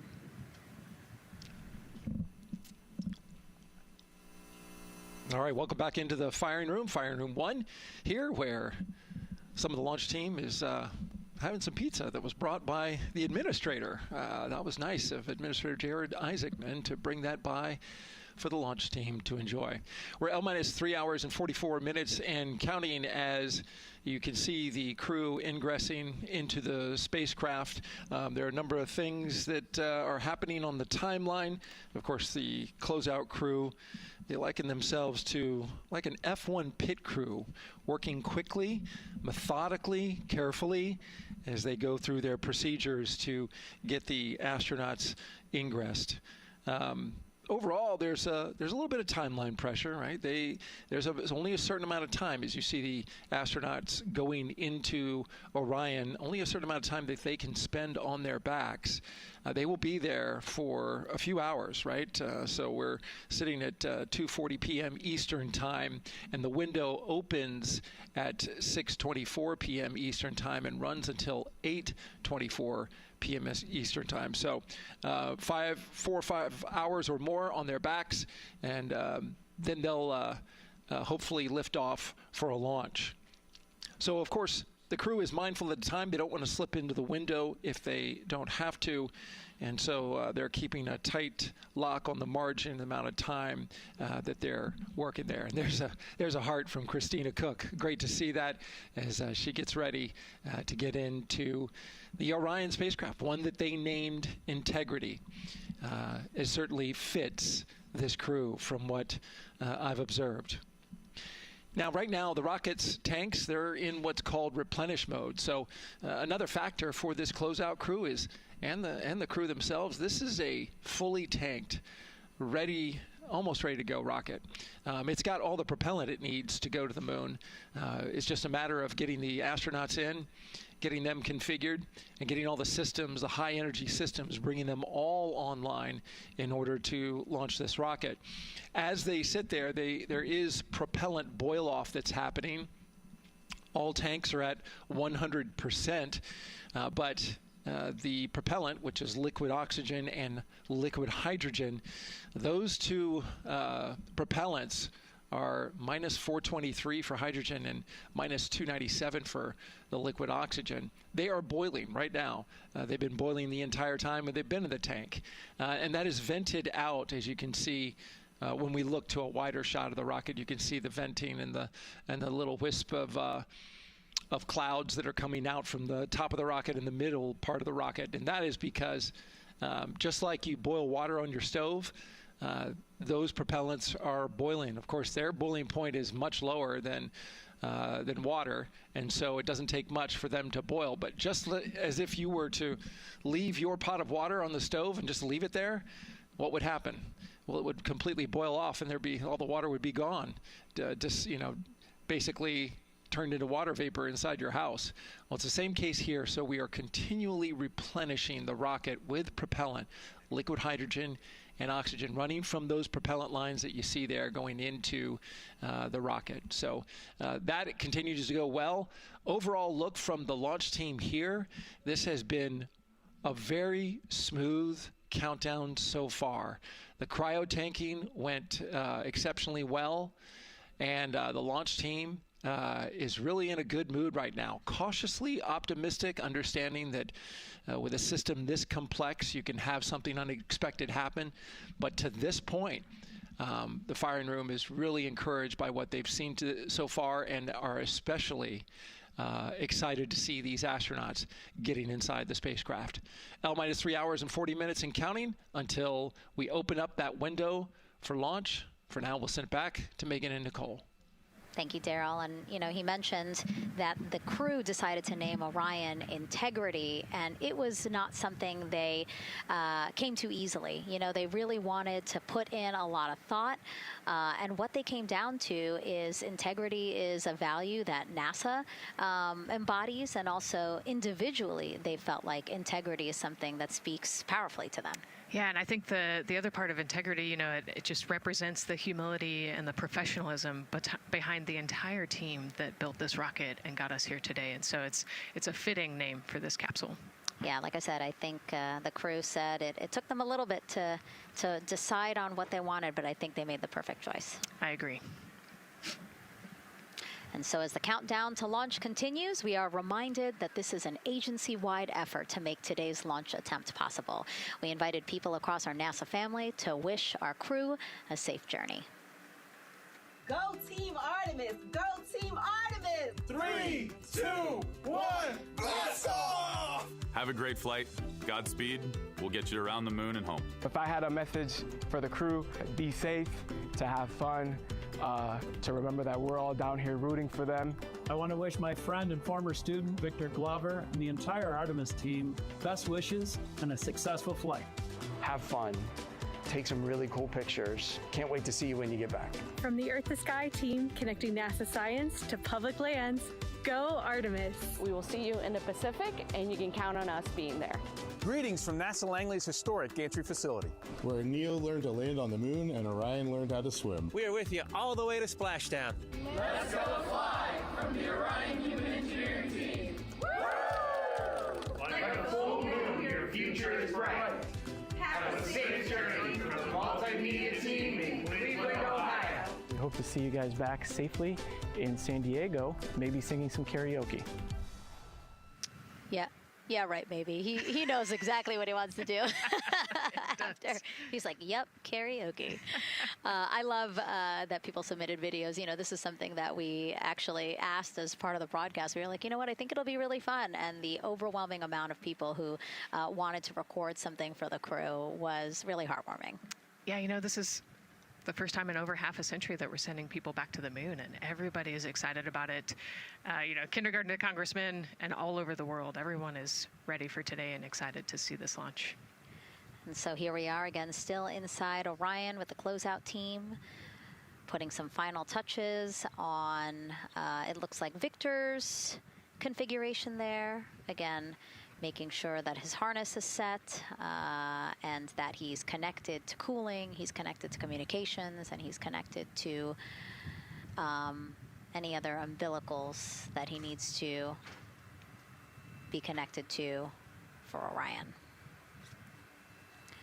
Again, we are sharing so much information with you, and we hope you find it educational and fun. But we do know you guys still have some questions, so why don't we take another one now? Tell us what the moon is like! So cute. That wasn't a question. That was a demand. Nicole, you tell her what the moon is like. Oh, man, that was so cute. Oh, man, the moon is really cool, right? So it's a lot of like gray and white and kind of shades of gray. It is something that doesn't have wind or rain or rivers or an atmosphere. And so we like to say Christina said it earlier, it's the witness plate to the universe. And, you know, it has all these impact craters because it's not protected. Things hit it all the time. Mm-hmm. Meteoroids, asteroids, all sorts of things hit the moon and create these impact craters. That's part of what we want to go and look at and learn about on the moon. It can tell us a lot about the age of the universe and the age of the moon. You know, it's 4.5 billion years old, and we can learn a lot from just looking at the regolith or the dirt that is on the moon. Well, thank you for that question, and thank you for that answer. She was cuter, Nicole. I agree. And then earlier today, we wanted to ask you, what do you want to know about living in Orion? And we told you to pick between what the crew eats, how they sleep, how they fly the vehicle, and how free time is spent. And the winner, most of you wanted to know how to fly the vehicle. And we are going to be doing that. Yes, we are. You know, that's a great question, and actually, part of what we're going to go do. So the rocket is fairly automated, right? There's a countdown, and the whole system knows when it needs to ignite the engines. But we are going to do some manual piloting throughout this mission. Once they launch and they separate from the ICPS, they're actually going to do a rendezvous and proximity operations demonstration. So what does that mean? They're going to take that portion of the rocket and they're going to try to fly closely to it. And so they will actually take manual control of the Orion spacecraft and try to get nice and close to the other portion of the rocket that had just separated. And so you can see actually a little bit in the view that you have right now. So on for Reed, the left-hand person, his right hand, there's a kind of a joystick, if you will, on the right side, and then on the left side there's something similar. And so they've got, you know, translational and rotational hand controllers in order to command the rocket in different axes. Yeah, it's really exciting. I mean, Victor said it himself, like one thing that he's really looking forward to is piloting Orion manually. So we'll get to see that during our continuous coverage. Again, we are covering this entire mission. We started with tanking, and we will go all the way through splashdown, so you will see what Nicole was just talking about, that proximity ops demonstration, where the crew will pilot Orion manually. And so, speaking of their 10-day mission, why don't we take a closer look at the crew's home away from home for the next 10 days. Here's Megan Carter again from the KSC Visitor Complex. All right, thanks, Megan. Yeah, it's getting real out there, so I am going to bring you back to the moon board so I can show you just a few things about the Orion. Obviously, it is going to be very compact, sitting up there on top of the SLS rocket. Very compact, like I mentioned, over 355,000 pieces. So let me show you a couple key components, starting with these three fairing panels right there. When the rocket blasts off, obviously it is going to get very fast. MS1, it's going to NTD get on Orion Earth 1 for comm windy, check. and so we have these three fairing panels in place to help protect our astronauts. I am also going to take you into a little bit closer look and talk about the LAS, or the Launch Abort System. This is the one piece that is going to be in place to protect the astronauts should something happen to go wrong in the first few minutes of launch. They can actually hit those abort motors, and these can activate within milliseconds, basically faster than you can even blink, and that is going to pull the crew and the crew capsule away from any danger. Now, obviously, we hope that those are not needed, and if that is the case, then about 3.5 minutes into flight, the LAS and those fairing panels will actually activate and jettison away. They'll fall away from the rocket, because at that point, the crew can actually abort the spacecraft safely by themselves. Now, we've talked a lot about the crew capsule right here. This is where they are going to spend the duration of their flight. We're going to talk a lot more about that one in just a little bit, but for now, let me jump down here to the service module. This is the one, we're going to think of this as the powerhouse for the spacecraft. It's pretty much going to provide them with almost everything that they need for the entire mission. Temperature control, removing the carbon dioxide, providing them with oxygen, so much more. You can also do course corrections and things like that. So, super quick breakdown, but as you can see, all of these components together are going to make the spacecraft one that is built not just to fly, but to protect, sustain, and bring those astronauts home. All right, lots more to come, but let's see where we are with the crew. Back over to you, Megan. Hey, thanks so much, Megan. A lot of useful information there, and we did want to point out that you did hear over and PLT, NTD on Orion Earth 1 for comm check. NTD PLT, I have you loud and clear on OE1. And I have you the same. Welcome aboard. And so, again, we are now hearing mission audio loops, specifically the Orion to Earth 1 loop, the communication channel for the crew. Successful comm checks by both Victor and Christina. CDR, OTC Orion to Earth 1. CDR. Yes, sir. Configure ARS to shoot mode per eproc 10.1.1.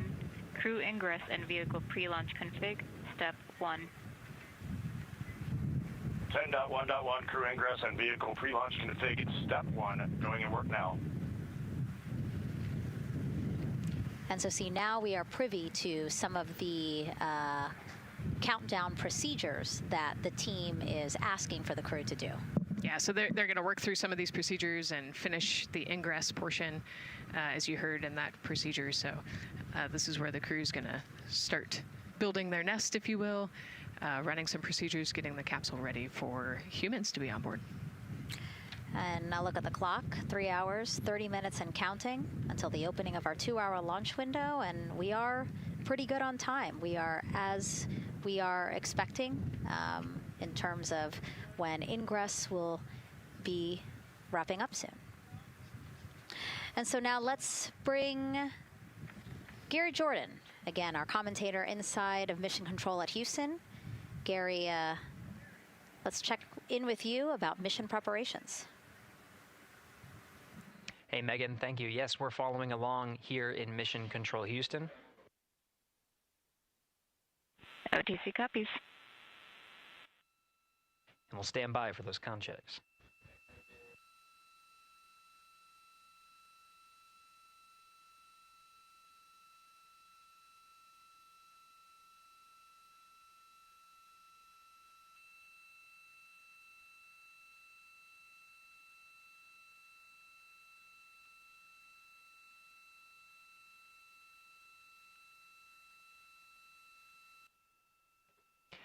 And again, we're waiting for those comm checks. We did confirm from our IVA officer here in Mission Control Houston that all 4 suits have plugged in umbilicals. And CDR, NTD. Go ahead, NTD. Yeah, Reed, we're ready to proceed with the voice checks if you and everyone else is.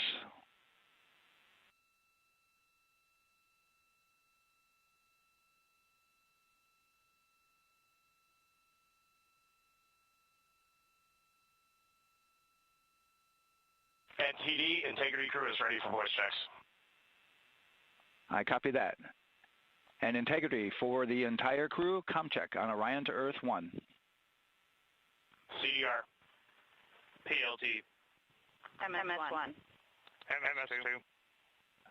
Good comm check by all. NTD moving to Orion to Earth 2.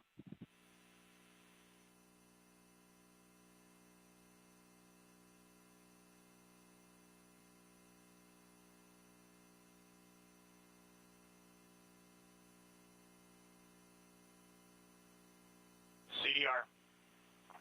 PLT. MS1. MS2.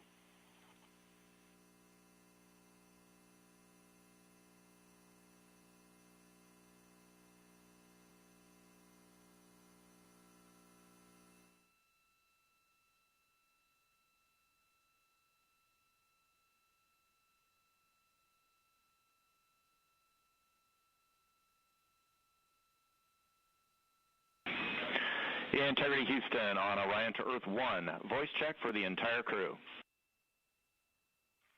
CDR. PLT. MS1. MS2. Houston has all 4 crew loud and clear on OE1. Stand by for 2.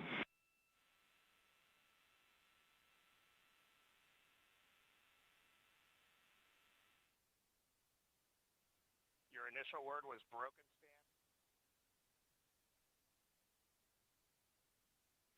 MS1. MS2. 4 crew loud and clear on OE2. We'll use 1 for the default. Houston out.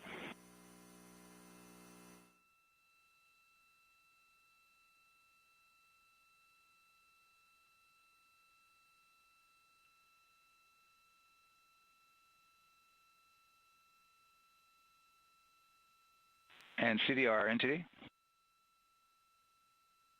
CDR. Yeah, we're going to go ahead and we're going to clear a couple of those messages on your screen here. Just want to give you a heads up that you'll see that. Copy all.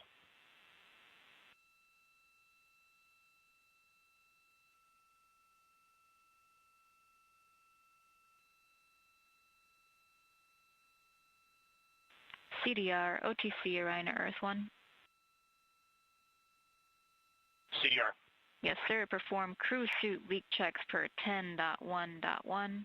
Crew ingress and vehicle pre-launch config steps 2 through 4. Annunciation of LCC O-ARS-001 will occur. 10.1.1 crew ingress and vehicle pre-launch config steps 2 through 4. Going in work now.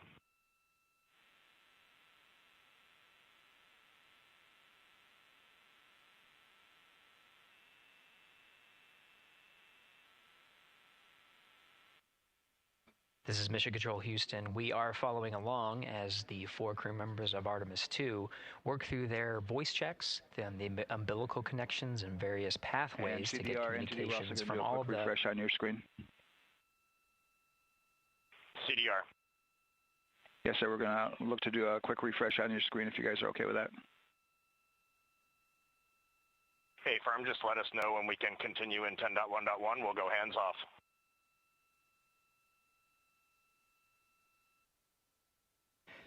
.1.1 referring to the procedures that they have through the various phases of ingress and some of the checkouts needed to prepare for today's launch. Here in Mission Control Houston, the IVA or Intravehicular Activity Officer will be confirming the leak check status and watching as the suits pressurize to once again confirm that the suits are in a good configuration ahead of launch. Of course, for the teams here in Houston, launch is just the beginning. The first flight day is jam-packed with activities. Shortly after main engine cutoff, Integrity will enter into a coast phase while still attached to the interim cryogenic propulsion stage, or ICPS, and prepare to deploy the solar arrays. With power being generated, Integrity prepares... Go ahead, NTD. With that refresh, and you got to go to proceed with your 10.1.1. Picking up 10.1.1, step 2.3 through 4.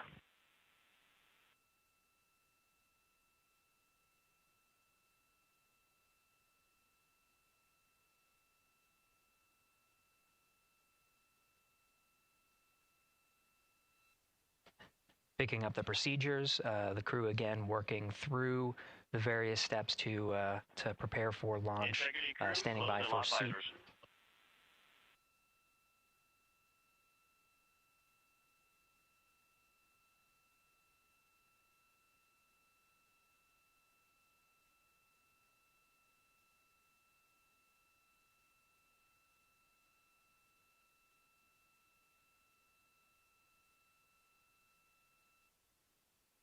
This is Mission Control Houston. With visors closed, the pressurization tests can commence.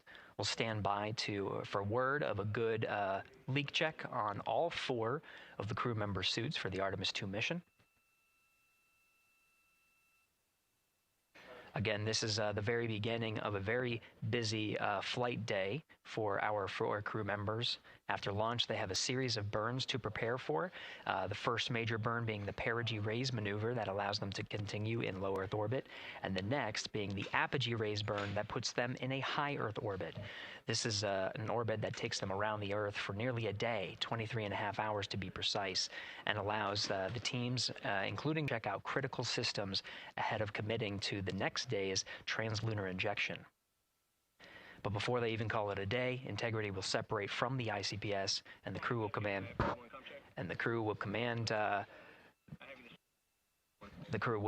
Command the Orion capsule to separate from the ICPS and turn around and approach the upper stage, but not dock. This is to test Orion's in-space maneuvering capabilities and provide further confidence in docking to another lunar space vehicle like the Human Landing System that will be part of the Artemis III mission ahead of future moon landings.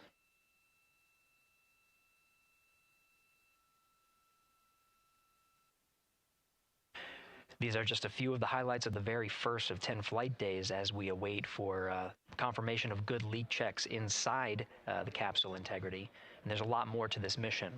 A reminder that this is, of course, a test flight. The purpose here is to demonstrate procedures, systems, and life inside Orion on a mission around the moon for the first time, and give further confidence in the capabilities that are charting a return to the lunar surface.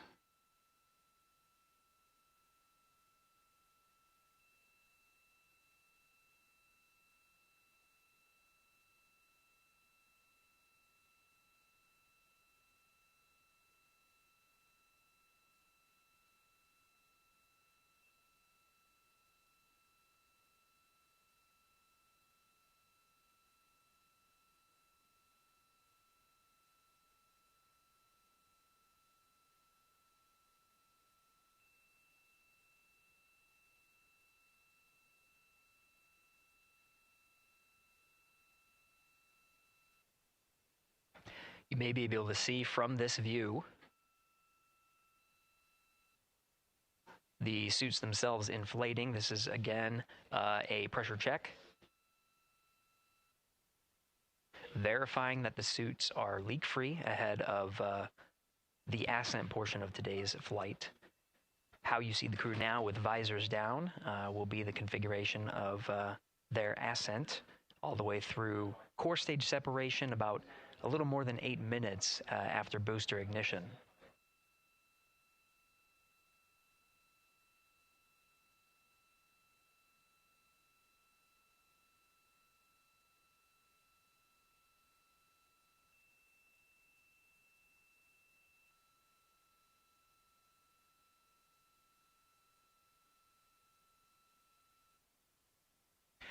All right, here in Mission Control Houston, we are continuing to follow along, standing by for confirmation of good leak checks. In the meantime, there are no showstoppers here in Mission Control Houston, and we continue to monitor the countdown to launch. Megan, we'll send it back to you over at the Space Coast. Hey, Gary, thank you so much. Yeah, as we wait for confirmation of a successful leak check for all 4 astronauts, why don't we go back to Daryl, again, who has been following along with the launch countdown as we inch closer to the opening of our 2-hour launch window. All right, thank you, Megan. And yes, getting some good communication. It's great to hear from the crew inside, even though it is as simple as a comm check. It's really good to hear their voices as they move through those various comm checks and then get ready for their suit leak checks. Fantastic views inside Orion that you're looking at now. Give you an update on the weather outside. We're still 80% go for our 2-hour launch window, which starts at 6:24 p.m. Eastern Time and closes at 8:24 p.m. Eastern Time. That's the good news. The bad news is that we've got some rain showers that are starting to head in. Looks like it may miss the pad. Wouldn't matter if it rained on it or not, though. It's received some rain earlier today. Water isn't going to hurt anything out there at this point. But the rest of the area might be getting a little bit wet, which may include the hostess, so keep an eye out for that.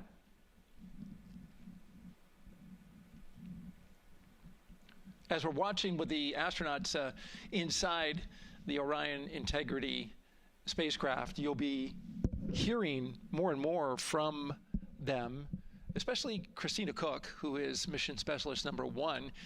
She not only is going to be making history. All crew, visors open, suit loop leak check complete. OTC. Okay, there you heard the suit leak check complete. They check those suits for leaks in astronaut crew quarters. They check them again inside the spacecraft. As you can see, the closeout crew, our astronaut support person moving around, turned off the camera, and so now we're looking from outside the Orion spacecraft, looking towards, oh no, let's see, get oriented here. Well, there we go. Back inside, we've got the view. But basically what I was saying about Christina Cook is that she will have the role of reading. CM is ready for closeout, performing video sweep using drag-on camera. OD.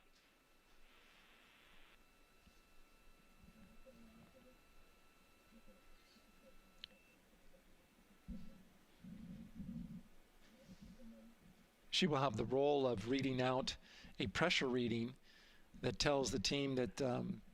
and CDR or NTD? Go ahead, NTD. Yeah, we're going to do another cleanup on those suit leak check messages that we got from since we're done with that now. Integrity copies. Yeah.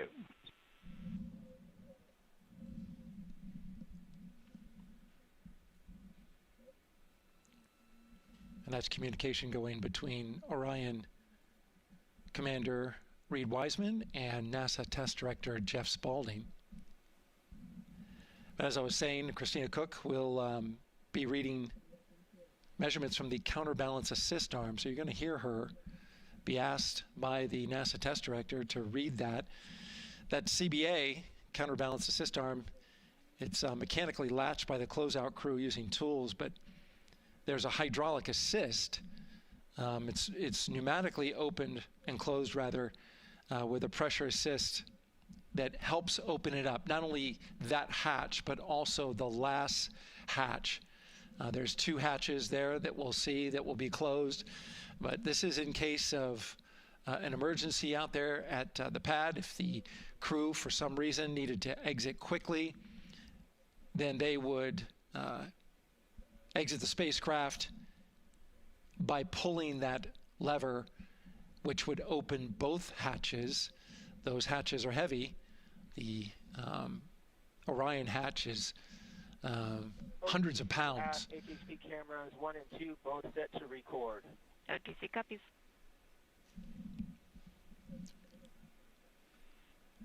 And just an update on the launch countdown, continuing to monitor the team's communications here in Firing Room 1. Everything going really smoothly so far. We don't have any significant open constraints to launch at this time, so we continue counting down. And for now, we'll send it back to the host desk with Megan and Nicole. Thank you so much, Daryl. And so we heard some of the communications over Orion to Earth 1, and it sounds like we are now moving into the hatch prep and closure phase. We will now start to see the closeout crew getting out of Orion soon so that they can start getting ready to, again, close up Orion, close the 2 hatches, and then get out of the pad. Yeah, the closeout team will take the hatch seals off, and they'll inspect the seals, make sure everything's ready to go, and then do a few last-minute configurations before they close that hatch.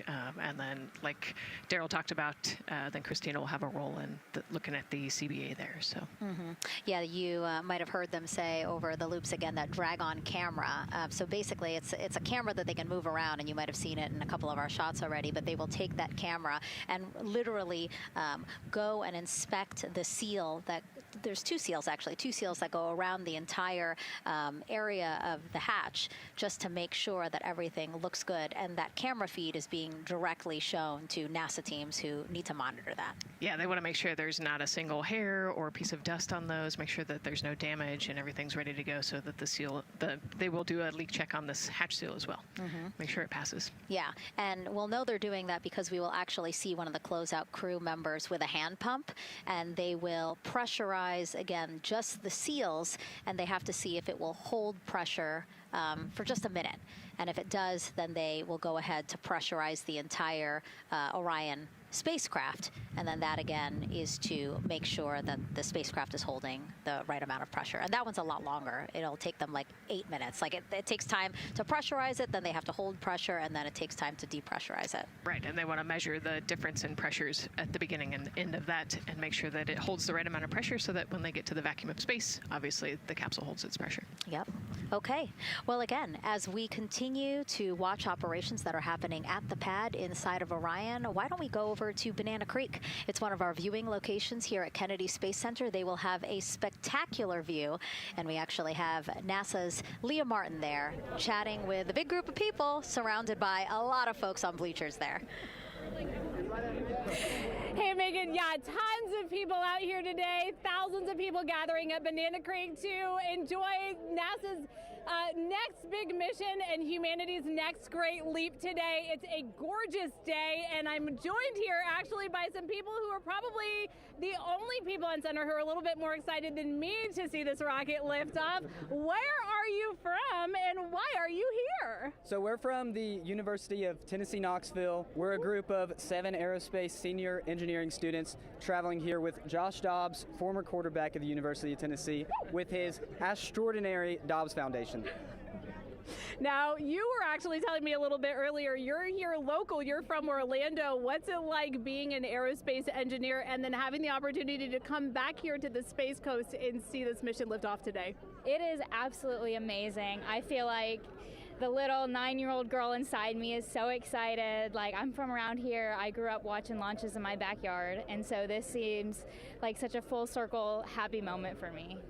Now, you are an aerospace engineer looking hopefully to join the workforce in the future. How does it feel to be here and see firsthand what that work does? It's just so cool to see what I've been working for the last 4 years and then 12 years before that just actually be physically happening in front of me. It's something I never dreamed of as a kid. And I'm actually joined here by the astronaut himself, Mr. Josh Dobbs. Now, you have a history with NASA as well. You did an externship here. And how did that kind of play into your passion for aerospace and then the foundation that actually provided this opportunity for these students today? 100%. So I spent a month here around the Artemis I mission, which was a tremendous opportunity to learn about the space program and also what's next. And so to be back here for Artemis II, and unfortunately, Artemis 1 went in the middle of the season, so it's surreal to be here for Artemis 2. And with my foundation, like, the goal is to be able to take advantage of the opportunities that I've had and pass them along to the future of the industry and give them the opportunity to see what all their hard work can accumulate into. So it's an honor to be here. We're really appreciative of all the engineers and all the hard work that's gone into this moment, and we're excited to watch history happen today. Absolutely, and as a group, I think if you guys had one well wish for the team today, what would you say? I think we can all join together, maybe say go Artemis? Go Artemis. That was a fun interview, and again, just so neat to see all the people who are here. I mean, still hours before liftoff. Not even hours before liftoff, but hours before a 2-hour launch window. So people just really committed to being here and seeing it in person. Yeah, you can see the Banana Creek is already buzzing back there behind Leah. You could hear the chatter in the background. It's an exciting time. Yeah, you could tell that it's a lot louder than we noticed because we just have very good mics, but you know, she's obviously yelling over a huge crowd there. So super fun, super exciting, and yes, I hope that we all get to see liftoff here shortly. Okay, so as we know, Victor, Reed, Christina, and Jeremy will have their hands full during their mission. So for some of their test flight objectives, let's go back to Megan Carter at the moon board. All right, as we have seen from those camera views, their capsule is very compact, obviously. So let me show you a few cool things about this piece. The Orion capsule is going to only be about 16.8 feet in diameter and a whopping 10.5 in height. Think of it about the same cubic feet as 2 minivans. So obviously every piece of that capsule has been planned with purpose. And a really great example of that is going to be these seats that we have seen that live view of. Now, these seats are going to be out for launch, re-entry, and splashdown, but in between, they are stored in between to give them more room for daily activities and things like that. While they are on board, obviously they are going to have a lot of things to do. One of those is going to be to manually fly Orion, as we've discussed, but they also have several other objectives as well. And they're going to be doing lots of system checkouts, checking out the service module, making sure everything is working correctly. They're also, like I said, going to have a chance to manually fly. Now, this was taken during one of their training simulations, but as you can see here, they will have advanced flight displays, hand controllers, touchscreen interfaces, so much to work with and practice with as well. Now, while on board, they will also have the ability to eat those shelf-stable meals that are designed specifically for microgravity. I think I saw somewhere that one of their meals is going to be mac and cheese and brisket, so that makes the Southern in me very happy. All right, but they are going to have also some time to look at some things like power and propulsion. They will have 3 key propulsion systems that are going to help power Orion as well. And speaking of power, I want to bring you back to the service module real quick because I wanted to point out these 4 solar panels. These are going to take about 18 minutes to unfold like giant wings, and they're going to stretch 62 feet from end to end, and these are going to help power the service module and in turn provide what the crew needs for their journey. So as you can see, Spacecraft is built specifically for what we need and to guide them and get them home safely. All right, back over to you, Megan. Thank you so much, Megan. You know, it's taken thousands of people many years to get to us to where we are today. Let's meet some of the people of Artemis who've made this flight test possible. I am the Artemis Launch Director. I'm the Orion Crew Survival System Manager. I'm the Artemis II Chief Training Officer. I'm the SLS Launch Integration and Mission Operations Lead. I am the Recovery Director. And I'm Boeing's Core Stage IPT Leader at Kennedy Space Center. I am the Artemis II Entry Flight Director. And I'm the Closeout Crew Lead for Artemis II. Our job is to design the spacesuits that the crew will wear for the Artemis II mission. The team here at Johnson Space Center in the Orion Crew Survival Systems Lab does pretty much everything involved with processing the suits, designing the suits, qualifying the suits, testing them for the Orion mission. The role of the Chief Training Officer is to manage both the planning and the development of how we are going to train our astronauts and run our simulations for our flight control team for the mission, and then go implement that plan. Recovery team is responsible for 3 things. So recovery is what we call our nominal recovery situation, where we go recover the crew and the capsule at their designated landing site. Rescue is in case we do need to rescue the crew or they landed somewhere else that we did not plan. And then the retrieval is us getting the capsule if they did land somewhere where we did not expect them to. My job on SLS is to manage the operations architecture on the SLS program. One of the specific things that we do is support launch operations. It means a lot to be a part of this Artemis team, to show the next generation in seeing what may come. I am responsible for our core stage processing at Kennedy Space Center. My team is responsible for that core stage, and it's our responsibility to make sure that core stage is safe, built correctly, and there's going to be 4 of our astronauts, and it's going to get them to their ride around the moon. I've been a flight director for over 10 years now. I worked on the Artemis I mission, and after that mission completed, I was assigned as the entry flight director for Artemis II. I can't wait to see the hatch open after splashdown. That's when we know that our mission will be complete and the crew will have safely returned to the moon and back to Earth. Closeout Crew is responsible for getting the astronauts up to the white room, getting their helmets and gloves on, getting them into the vehicle safely, connecting all their umbilicals, making sure they're ready to go for launch, and then closing the crew module hatch. The reason we do this is to expand mankind's knowledge. If I can be a part of that, doing anything, I want to do that.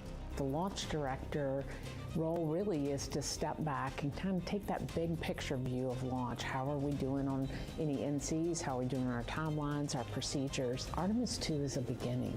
It's going to inspire a new generation. It's going to uncover science. It's going to serve as a pathway to places that we have never been before.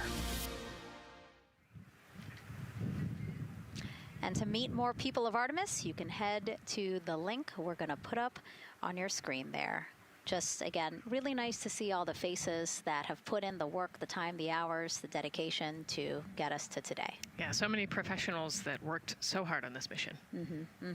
And what was really fun to see is, you know, we interviewed Taylor Hose, Closeout Crew Lead, as he said, and that's who we are now seeing inside of the White Room as they are getting ready to close out Orion and close one of 2 hatches. We have the side hatch of the crew module as well as the launch abort system hatch, correct? Yeah, the astronauts are in the capsule. They're ready to go, and now the White Room is very busy as they're getting ready to close both of those hatches. That's a great shot right there where you can see them. Almost looks like they're doing that hatch seal inspection that we talked about.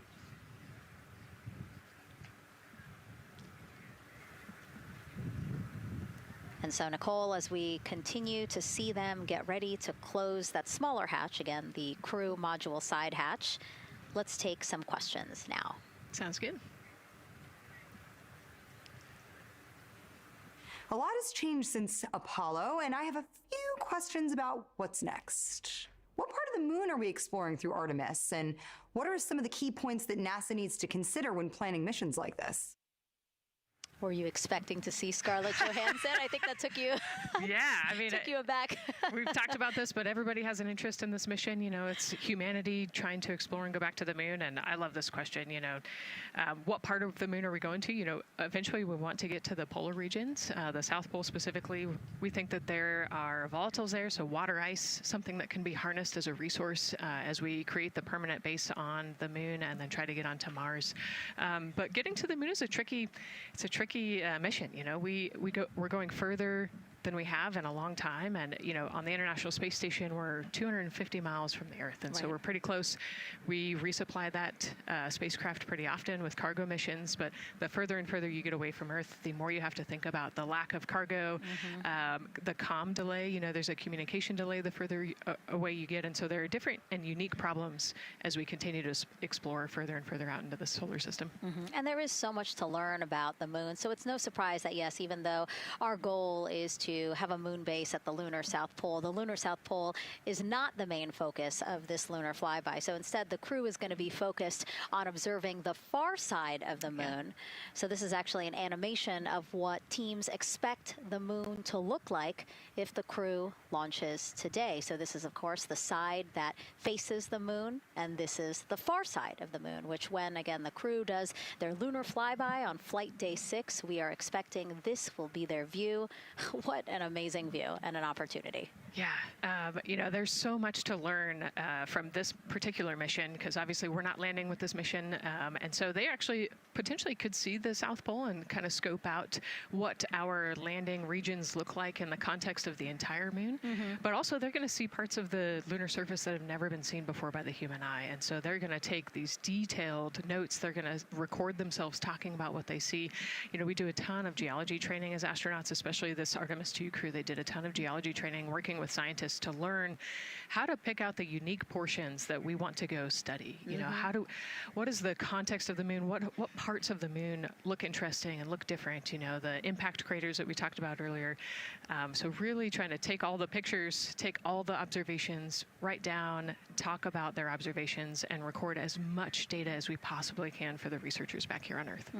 Yeah, it's so important to, yes, we're all talking about what they hope to do during this 10-day mission, but you really do have to think about all the training that goes into this. I mean, you have 4 crew members who won't, you know, have the support the way that they've been having this. I mean, they'll be talking through communications, but you know what I mean? It's just them and the moon, right? So they need to be fully aware and equipped with everything that they'll need to do to be able to accomplish the objectives that we hope to accomplish during this mission. Right, and their specific flyby around the moon, you know, the lighting will be different and the path will be different depending on when we launch. If we launch today, it would be different from tomorrow. And so, you know, they actually had to learn the geography of the moon so that they can orient themselves when they're on the backside of the moon, because they're not going to have communication. You know, they're going to have a, I think, 45+ minute comm blackout while they're while they're on the far side of the moon, and so they themselves have to know what things look like on the moon, how to orient themselves, and how to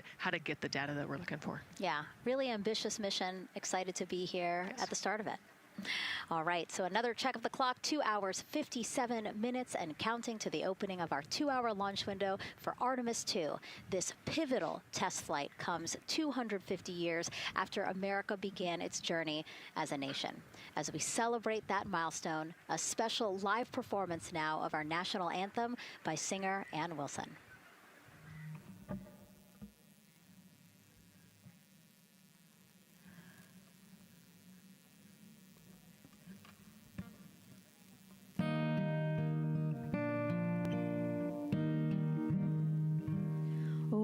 Say, can you see by the dawn's early light what so proudly we held at the twilight's last gleaming, whose broad stripes and bright stars through the perilous fight, o'er the ramparts we watched, were so gallantly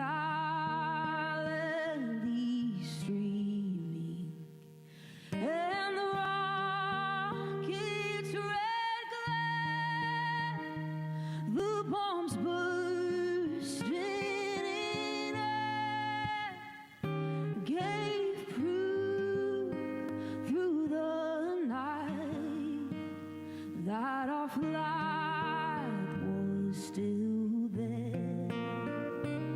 Oh, say does that star-spangled banner yet wave o'er the land of the free and the home of the brave.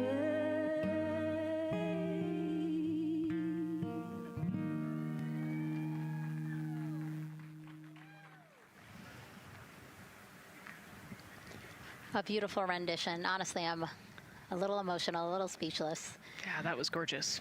Yeah. I mean, again, we are a nation of explorers, a nation of curious minds, and to see us again 250 years after our Declaration of Independence was signed to when we are trying to return to the moon for the first time in more than 50 years, really powerful. Yeah, leading the way back to the moon. It's exciting. Mm-hmm. And that's so important to us. You know, we do want to be the leaders in exploration, but we definitely know we can't do that alone. You know, we often hear NASA leadership say that, you know, this is not something one nation can do. This is something that is a collaboration of nations, and that's why we have European countries. We also have Canada, again, joining us on this ambitious test flight. Yeah, of course, you know, it goes back to the old proverb, if you want to go fast, you go alone. If you want to go far, you go together. And we want to go far. We want to get onto Mars eventually, and so we're going to get to the moon first, and you can't do that alone. So thank you again, singer Ann Wilson, for that beautiful rendition, again reminding us of what it is we are trying to accomplish for all, by all. We are now back inside the White Room with the Closeout crew. Again, backup astronaut Andre Douglas, number 2 there, just outside in the White Room, which is right outside Orion there, with the crew seated comfortably inside. As you can see, they've dimmed the lights a little bit. The crew has the opportunity to set the ambiance, if you will. They were given the opportunity to adjust the lighting as they see fit, again, just so that they can get comfortable. It's kind of like when we are on a plane and you get the opportunity to...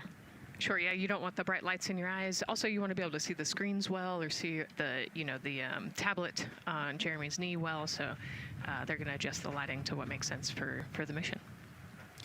And we saw in that very quick shot there, our best camera view of the 2 hatches is actually that drag-on camera, like we were saying, that kind of moves around. So sometimes it's hard to show that. So there you have it. You can see that the Closeout crew has closed the side hatch. And so right now, that's a panel that they have to close out in order to then close the next hatch, which is the launch abort system hatch. And so, Nicole, can you just quickly, again, talk to people about the 2 hatches, again, crew module first, and then the launch abort system hatch? Yeah, so the crew module hatch is the one they're working on right now. They just got closed. You can see he's torquing those bolts down. And that is the hatch that completes the Orion capsule. And then you have the launch abort system, which actually is kind of almost a shell that goes around the capsule and holds onto the capsule during launch. And it has its own separate engines that can pull the capsule away from the rocket safely in the case of an off-nominal data point. So it's actually looking at roll rates and attitude and thrust and all sorts of different data in order to make sure the launch is safe. And if it's not, then the launch abort system will pull the crew module away and get them into a splashdown zone safely.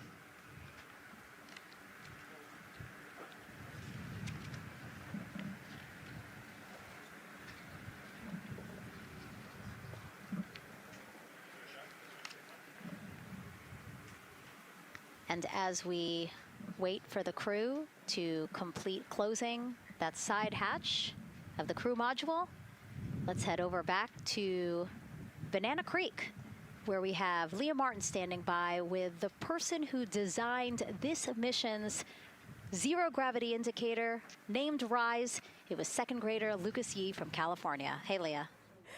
Hey, Megan. Yes, of the many special guests we have with us today, I think one of our most exciting guests is Lucas, who's joining us, like you said, all the way from California.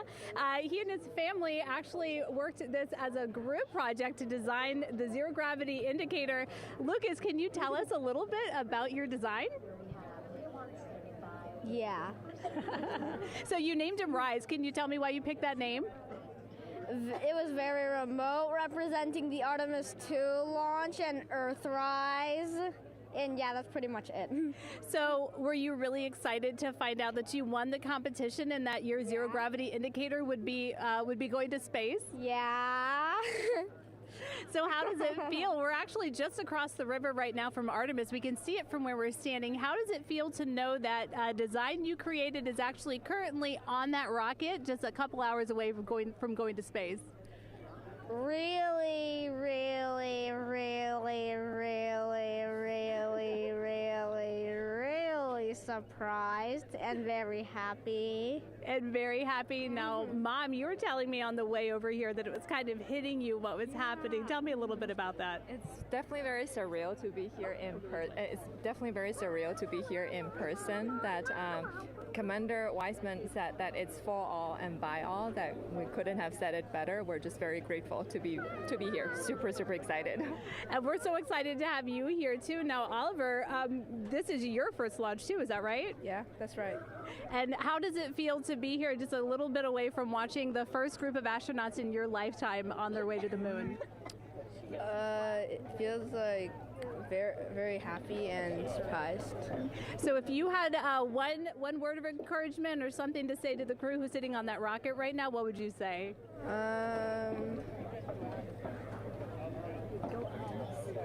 What? Go Artemis. Go Artemis. Go Artemis. Thanks so much, Megan. I would say have a nice trip. Yeah. You would say have a nice trip? I did hear that answer. I would say have a nice trip. You know, Leah, that was a hard question. You know, it's really hard to come up with the spot what to say to the crew who's about to make history today. Yeah. And so the Artemis II crew, again, ZGI, Zero Gravity Indicator. It's a plushie, a soft toy that is brought in to the spacecraft with astronauts so that it can be a visual indicator for when we have reached the weightlessness of space, right? Yeah, you saw a little replica there that Lucas had, and then in some of the views in the cabin view, you could see it swinging and hanging earlier. So I think actually Jenny was the one who installed it into the capsule. Oh, really? Yesterday, yeah. So. Oh, we have to unpack a lot here. We got to talk about Jenny, who we will get to here in a second. But then, yes, we will also go back into the capsule so that we can show you where the ZGI is now. But the ZGI was chosen by the crew after a contest where the crew asked for submissions. They got submissions from around the world to, again, design their ZGI that is going with them to the moon. It's kind of like any other road trip. You need clothes, food, a map, your favorite toy. Really. Except this toy has a job to do up there because this is a zero-gravity indicator. While not a scientific instrument, this safe and soft object tells the strapped-in astronauts that they've reached weightlessness. For Artemis II, the crew wanted a one-of-a-kind ZGI, so we asked you to come up with it.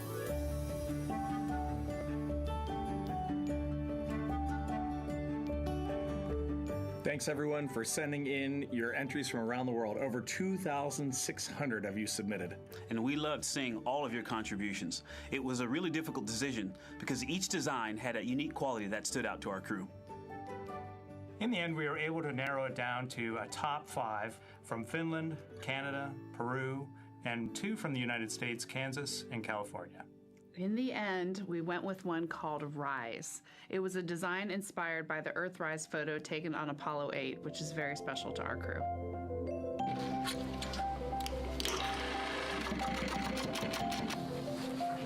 With the winner chosen, next came the task of bringing it to life here in the Thermal Blanket Lab at NASA's Goddard Space Flight Center.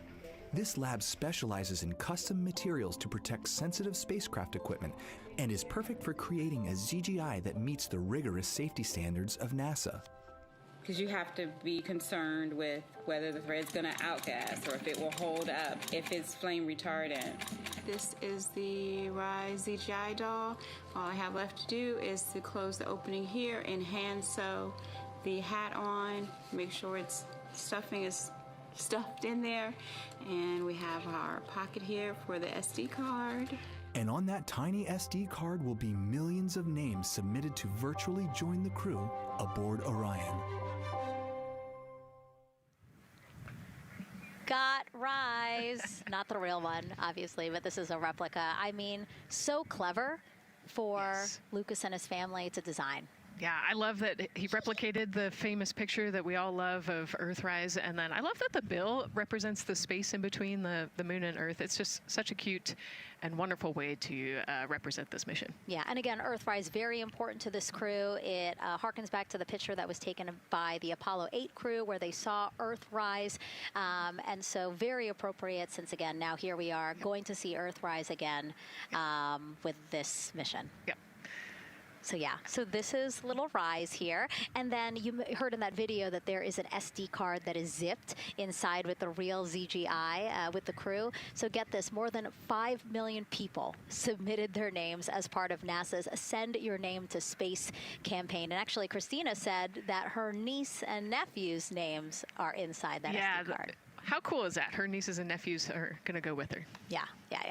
Love this. Love that people are engaging in such a cool way. And actually, if we take a look back inside of Orion, we can actually see the actual ZGI inside with the crew.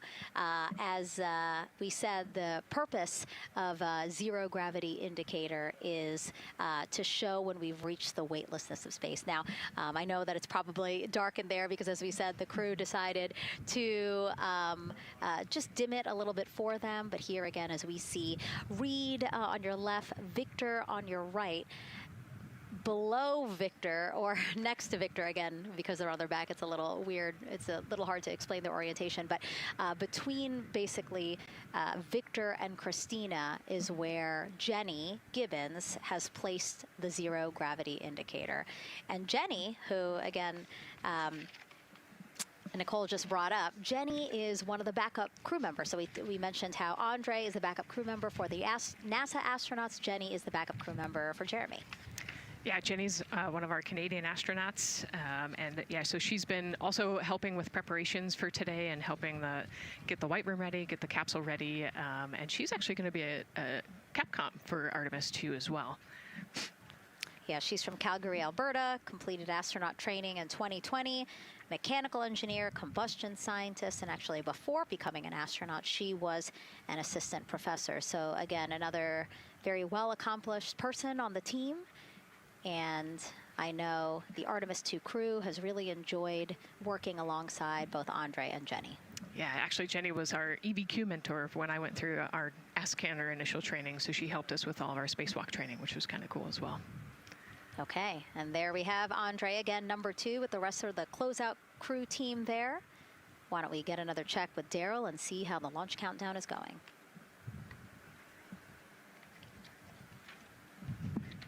Still going quite smoothly here from Firing Room 1 here at the Kennedy Space Center. Launch team working no major constraints to launch, which is great news. We did get an update on a weather balloon that the launch weather officer and his team released. This is an important weather balloon released at right around the 3-hour mark. And what it told us is that winds are around 10 to 11 knots in the upper parts of the atmosphere. That's important information for the launch abort system should the astronauts need the LAS. This would, of course, pull the Orion spacecraft off the top of the rocket in case there were an emergency, and then take them offshore to a water landing in the Atlantic Ocean. And so the winds are pushing onshore. And because they're pushing onshore, the launch weather officer is keeping a close eye on the strength of those winds, because if the Orion were to come off the top, and it's powered by 3 rocket motors which can propel it or pull it especially fast off the top of the rocket, it would go up into the air thousands of feet and then splash down in the water. And if you've got wind pushing against it, you don't want that spacecraft to come back and land on land.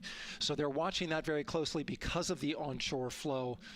That onshore flow is also what's giving us a little weather action down to the south of us along what's called the beach line, 528. We got a whole lot of people out there. We're getting ready to watch the Artemis II historic launch. Well, they just got a good soaking. Line of rain showers, I should say, passed through that area and soaked the place. Certainly rain is a possibility, spotty showers from time to time, but overall the launch weather officer tells us that we are trending towards getting that stuff to all push to the west the closer we get to our launch window. A reminder, that window is from 6:24 p.m. to 8:24 p.m. Eastern Time. We don't have a specific T0 at this moment. There's a lot that needs to be calculated before we get there. We also need to get through the rest of the countdown on time. As of right now, we are right on time. The launch countdown is going exactly as planned. That's not something that we saw certainly in Artemis 1. There was a lot of flexing in the timeline during those 3 launch attempts back in 2022. But so far today, on our first launch attempt, we're really enjoying some really solid countdown work, some solid operations by the launch team so far. And to quote our friend Lucas, who created Earthrise, we all really like that. We'll send it back to the host desk. Thanks so much, Daryl. Yes, we really like that, and we really like Rise and Lucas. So thank you for that. That was really cute. Okay, so again, here we are in the big box here. We have our full view of the rocket, looking glorious on there with, again, some clouds, but still weather is good for launch today. And then we have the Closeout team continuing to do work in the White Room. We got confirmation that they have successfully completed pressurizing the counterbalance pressurization. Basically, as Daryl explained it before, the side hatch for the crew module is very heavy. So in order to open it, there needs to be pressure applied to it, and that's what we just completed, right? Right, that's exactly it. So the CBA, that counterbalance assembly that we're talking about, has to be pressurized. It's a pneumatic system to help. So in the case of an egress, Christina's the one that has to open that hatch. So once she gets it unlatched and unlocked, then that pneumatic system will help move the hatch. It weighs a lot, and so the average human cannot open that hatch by themselves. And so that's why we want to make sure that the system is pressurized, that it's not going to leak, and that it is ready to go in case they need to open the hatch. So that is complete, and now what is happening are the seal leak checks. So that is in progress. Again, 2 seals go through the entirety of the hatch, and we will take the seals to pressure, hold it for about a minute, and just make sure that it is holding pressure. Again, we want to make sure that the crew has a safe, pressurized environment in any sort of situation while they're in Orion. Yep, that's right. So we're going to take a look at it. We're going to take a look at the starting pressure, and then after a certain amount of time, we'll take a look at the ending pressure, and then there are certain tolerances that we will accept for flight. 2 hours, 37 minutes and counting from the opening of our 2-hour launch window today at 6:24 p.m. Eastern Time. After liftoff, it takes less than 10 minutes to reach Earth's orbit. Let's learn more about today's ascent profile with Gary in Mission Control. Hey, Megan. We are monitoring here in Mission Control Houston. Flight controllers are looking at data from integrity in the Space Launch System during the countdown. We're looking at some of the events happening in the White Room now and just making sure that all criteria is met to commit to launch and ascent today. It's the team you see in this room that would be looking after ascent, which is a very dynamic phase of flight. And after solid rocket booster ignition of the Space Launch System, it's this team that takes over control of the mission. There are voices you'll hear upon ascent, calls being relayed between Stan Love, the Capcom you see here in this shot in Mission Control Houston, that's the voice from this room, and the Artemis II crew on a communications channel aptly named Orion to Earth. Here are the calls you may hear during this part of the mission.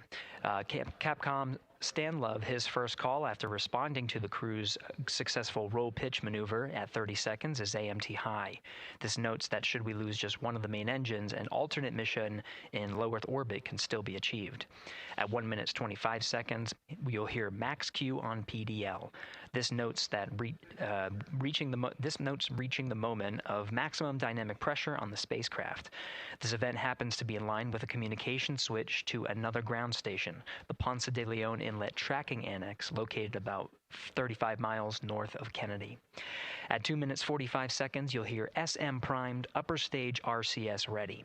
This means that the European Service Module propulsion system that's prepared for the next phase of aborts after the launch abort system jettisons, and the reaction control thrusters on the inner rim cryogenic propulsion stage that enable pointing and maneuvering are ready. At 3 minutes 50 seconds, you'll hear voice check on TDRS at the Kármán line. At this point, the launch abort system has jettisoned and revealed the Orion capsule underneath.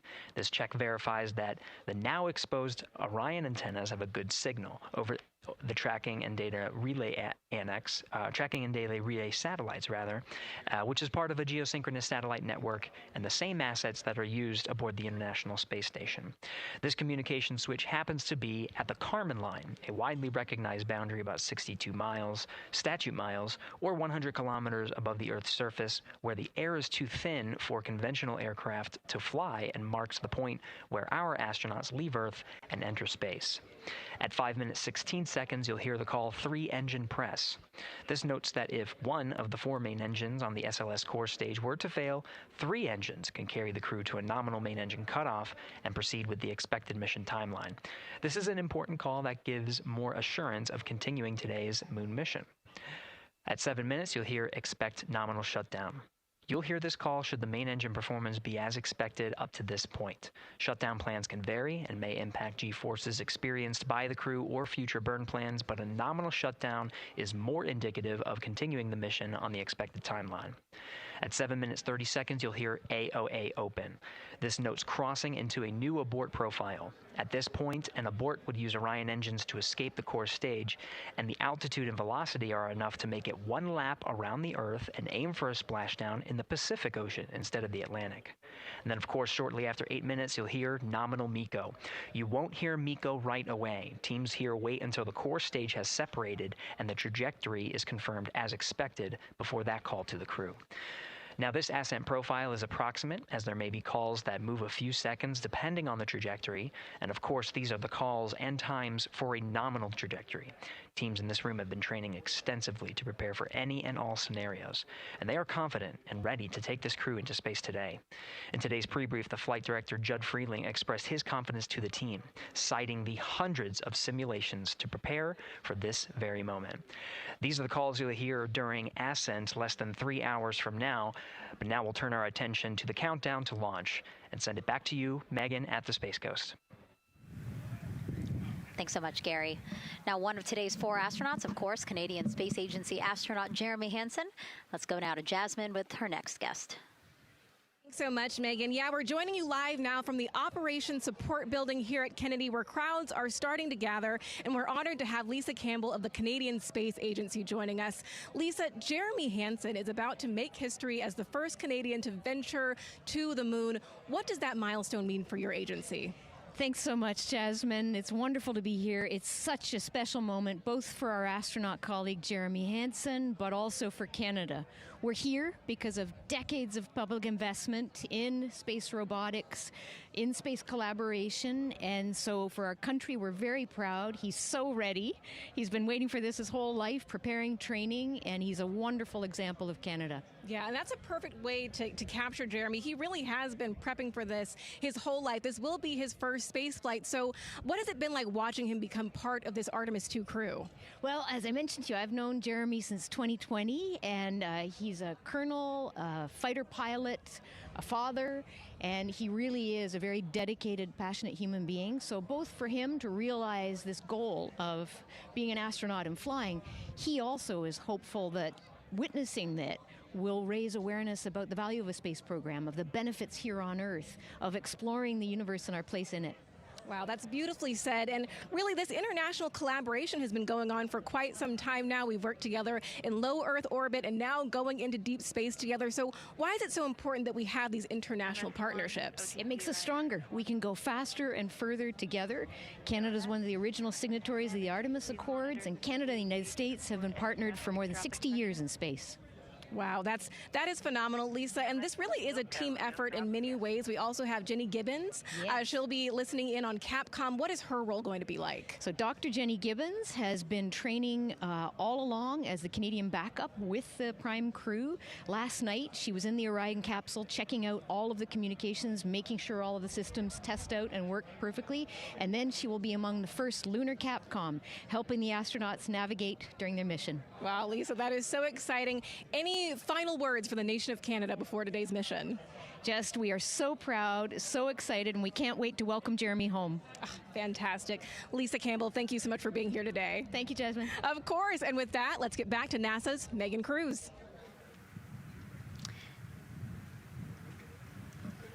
And right now, Go ahead. Ma'am, TBA press has been completed. Did you see any drop in pressure? And MS1, we saw just a little bit. It is just over 2,600 now. Copy. Thank you, ma'am.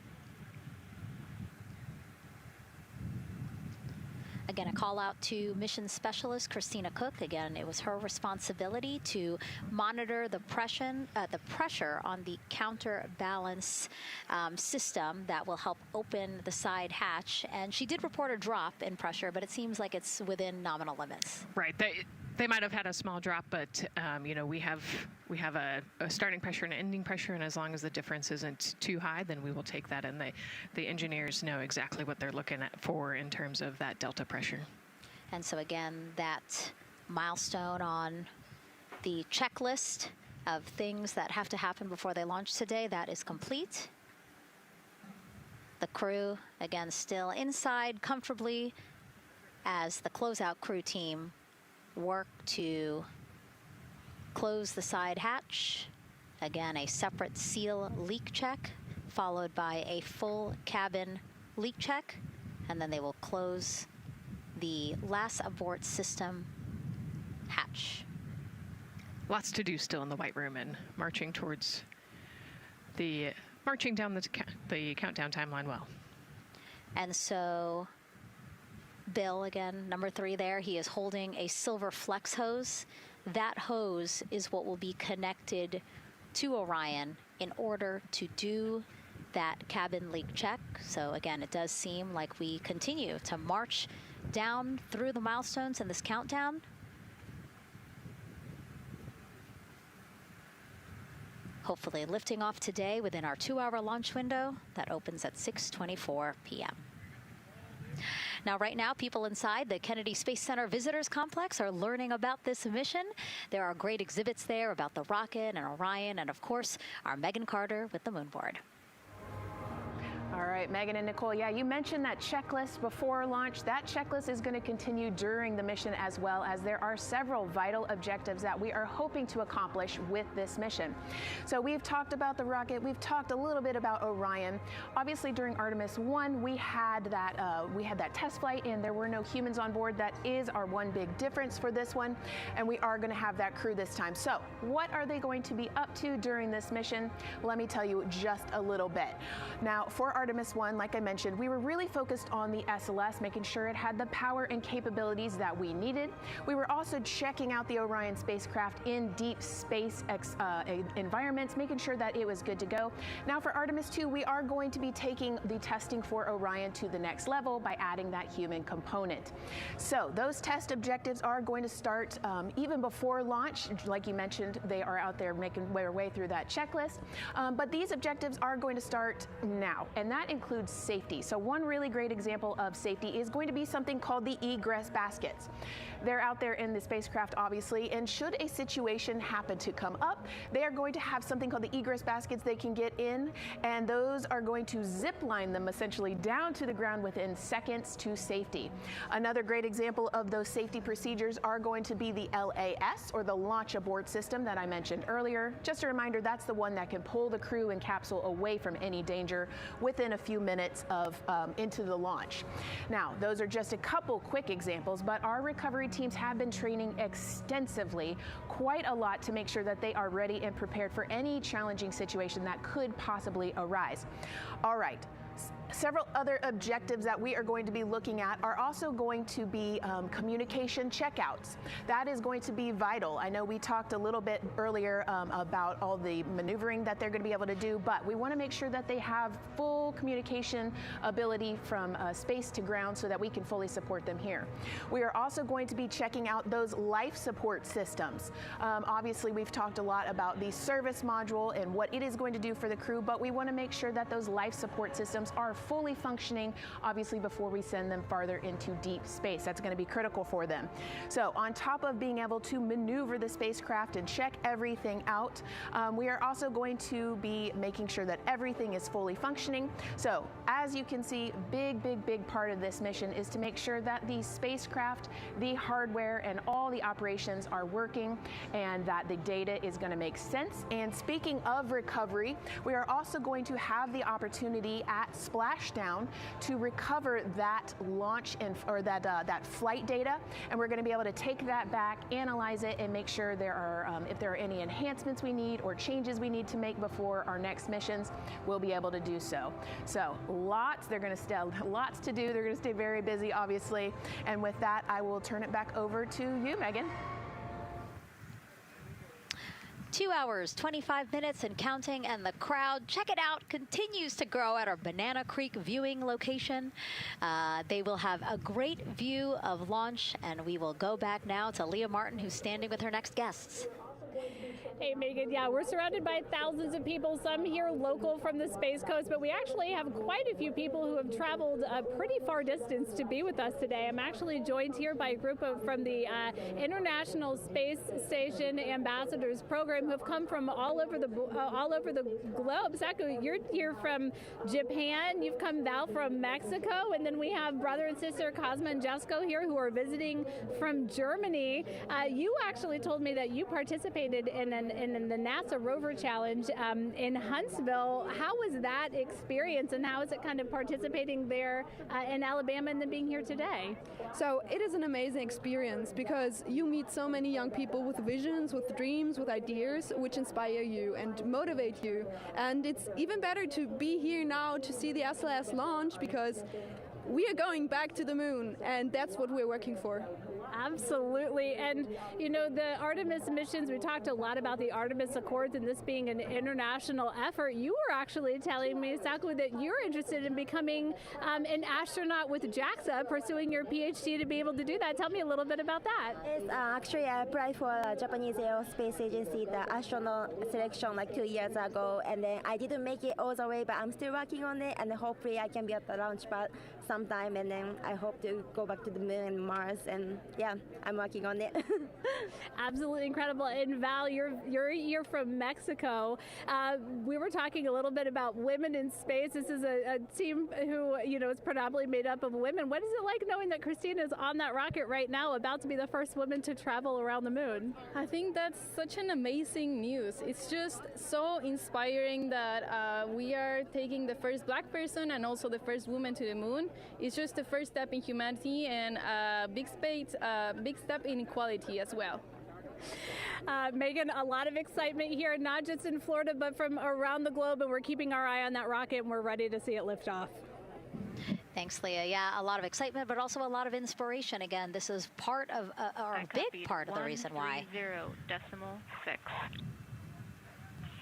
Good readback. Aux 1 voltage, 131.3. I copy 131.3.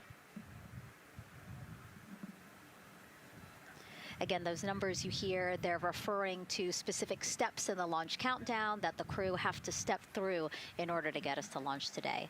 And so we were saying, yes, inspiration, a big part of why NASA does what it does. We want to go together and we want to explore together to learn more about ourselves and here on Earth. Yeah, humans, I think, naturally want to explore, and so going together, like Lisa said earlier, we're going to go farther and faster than we possibly can alone. And, you know, what a way to celebrate that today. Yeah. Going back to the moon in the first time in over half a century.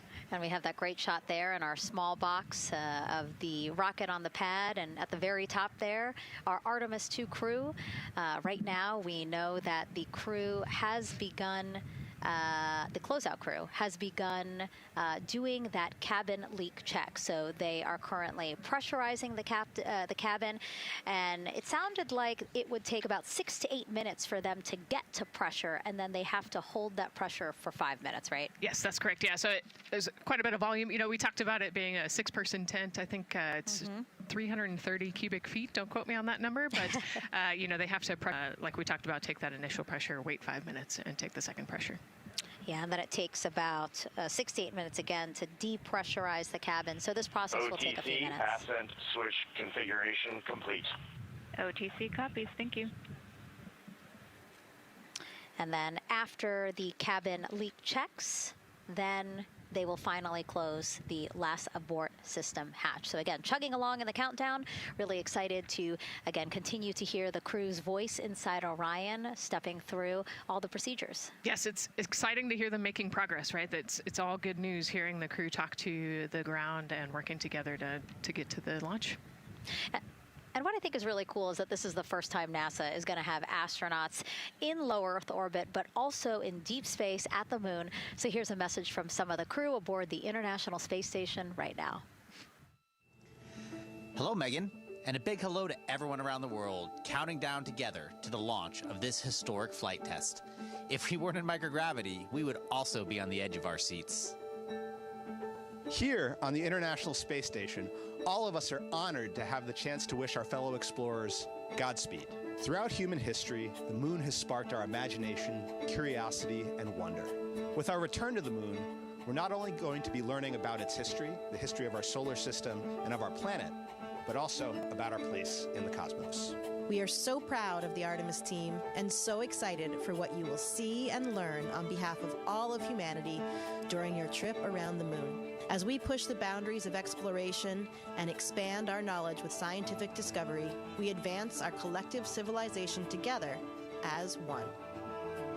Test flights are crucial to the mission of exploration. We all learn in test flight schools that the more challenging the missions are, the more incremental the tests should be. This Artemis II mission is one more increment on the way to further exploration. Thank you to the crew, our friends, for your dedication. And from the entire Expedition 74 crew, thank you to all of the teams that had a hand in getting the Artemis II mission to where it is today. Back to you, Megan, as the countdown continues. Oh, I love that so much. I just love seeing them there. And again, you have to remember the International Space Station is an orbiting lab. We learn so much there, and we're going to learn so much more from Artemis II, because this isn't just a test flight. It's an opportunity to learn more about the moon, deep space, and how humans can live and work so far from home. So here are some of the science objectives that NASA hopes to accomplish with Artemis II. Artemis II is our return of humans to the moon, flying around the moon on board Orion. But along with that, we're doing a lot of great science. One of the exciting things about the Artemis missions to the moon is that science is actually a fundamental pillar of why we explore, why we're going, what we're doing in Artemis. I think it's incredibly exciting that not only are we testing the vehicle, but we're testing science on board. Science where the astronauts are conducting experiments, science riding along with the astronauts. We have astronauts looking outside the window and really observing the lunar surface. It will help us understand the deep space environment. It will help us understand how that environment affects our astronauts, our systems, and life in general. So deep space is a challenge for us because you have to leave Earth's protective magnetic field. Here in low Earth orbit, the crew members are protected from some of the harmful radiation.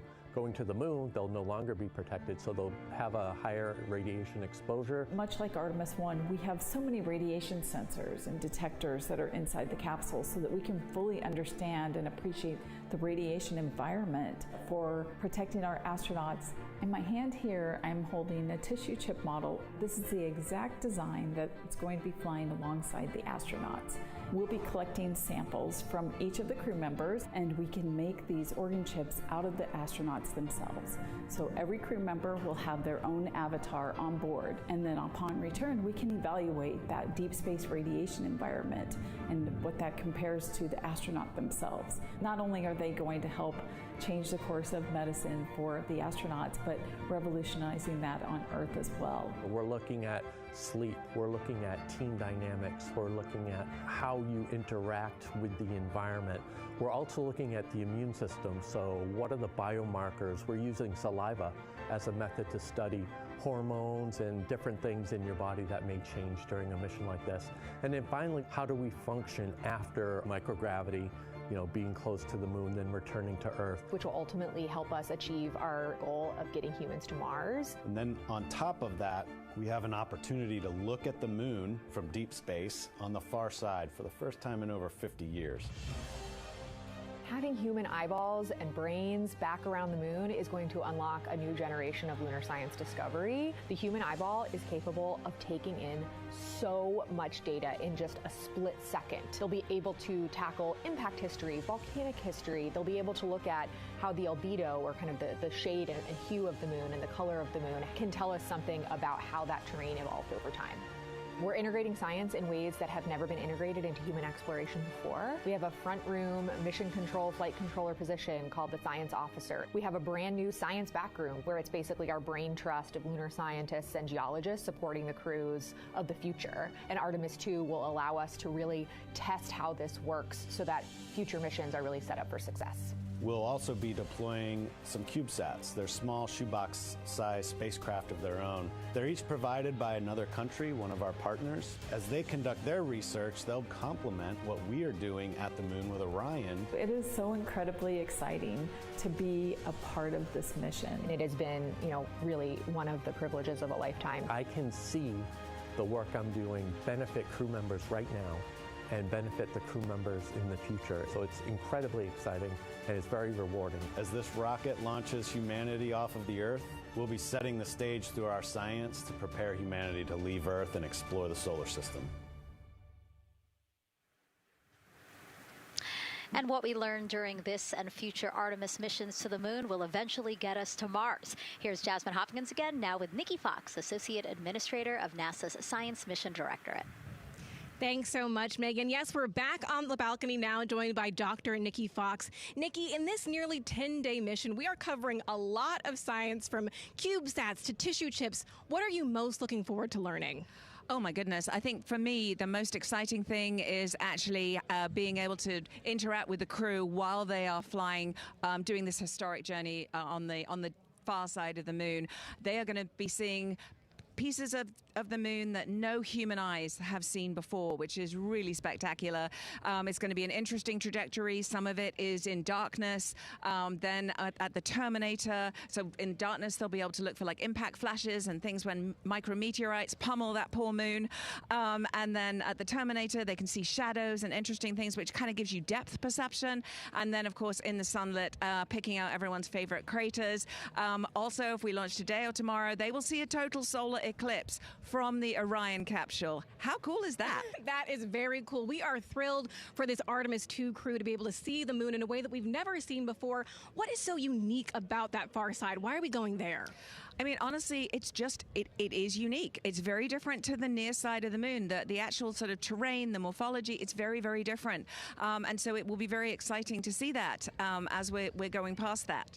Absolutely. And Nikki, you know, we are performing a lot of science at the moon this year, actually, not just Artemis II. Can you speak to the commercial lunar landers we're planning to send? Yes, we are very, very proud of our commercial partners as they take our payloads for us to the lunar surface. And very excited. Next one up is Blue Origin's Blue Moon Mark 1 going. It's got some science on it. It's got the scalps that went on the Blue Ghost, so we'll be able to sort of look at that plume as it's coming down onto the lunar surface, and then also the laser retroreflector that will be the array that's up there too. So even on that first test flight, packing it with science as much as we can. Wow, Nikki, so much science. It's hard to keep track of everything, but the unique thing about Artemis II is we're sending crew. Can you speak to the importance of the human element of science? Absolutely. I mean, we can program, like we do with our beautiful rovers on Mars, we can program them to do certain things, and it's what we think we need them to do.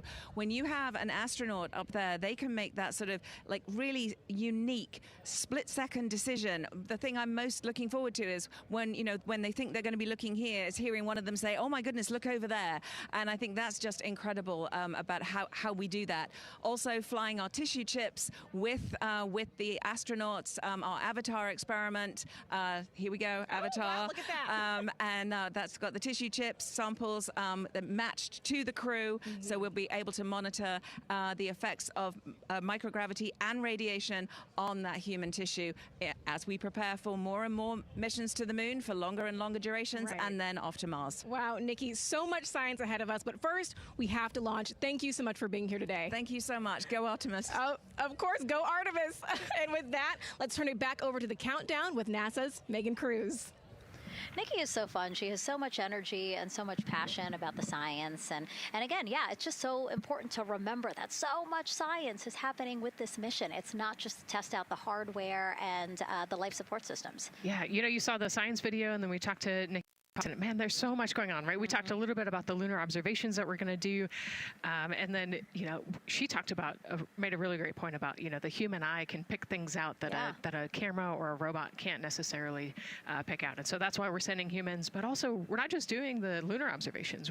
The Avatar, that's a really cool experiment. They took blood samples from the crew, and then they used those stem cells to make bone marrow and create those little Avatar chips, which is so impressive. Feels like scientific, sci-fi movie stuff.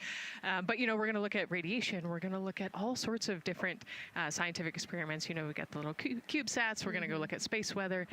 Lots going on. Yeah, even collecting some of the astronauts' saliva. You can learn a lot about the body through the saliva. So just really a lot in a small amount of time in a small capsule.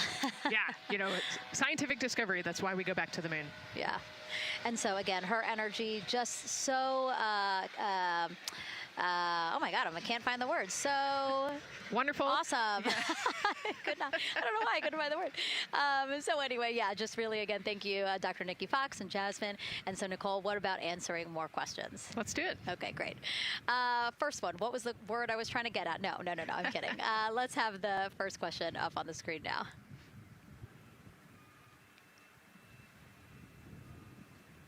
I know we got him. I see him being asked. And CDR OTC Orion Earth 1. Go. For your awareness, scrubber cycling is about to be restarted. Integrity copies.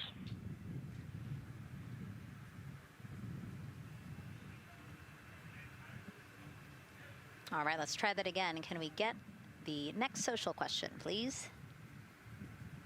What are the G-forces experienced by the Artemis astronauts during launch and reentry? Ooh, these are actually pretty similar to a Dragon launch or a shuttle launch.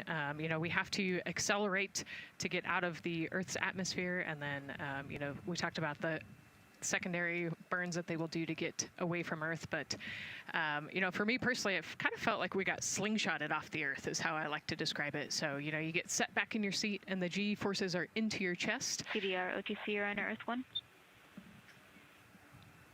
Go ahead.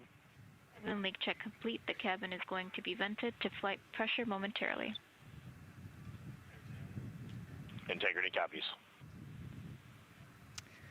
That's fantastic news. Yeah. Again, so the spacecraft is holding pressure as expected, and so now they will depressurize it, which will take about 6 to 8 minutes. Exciting. Yes.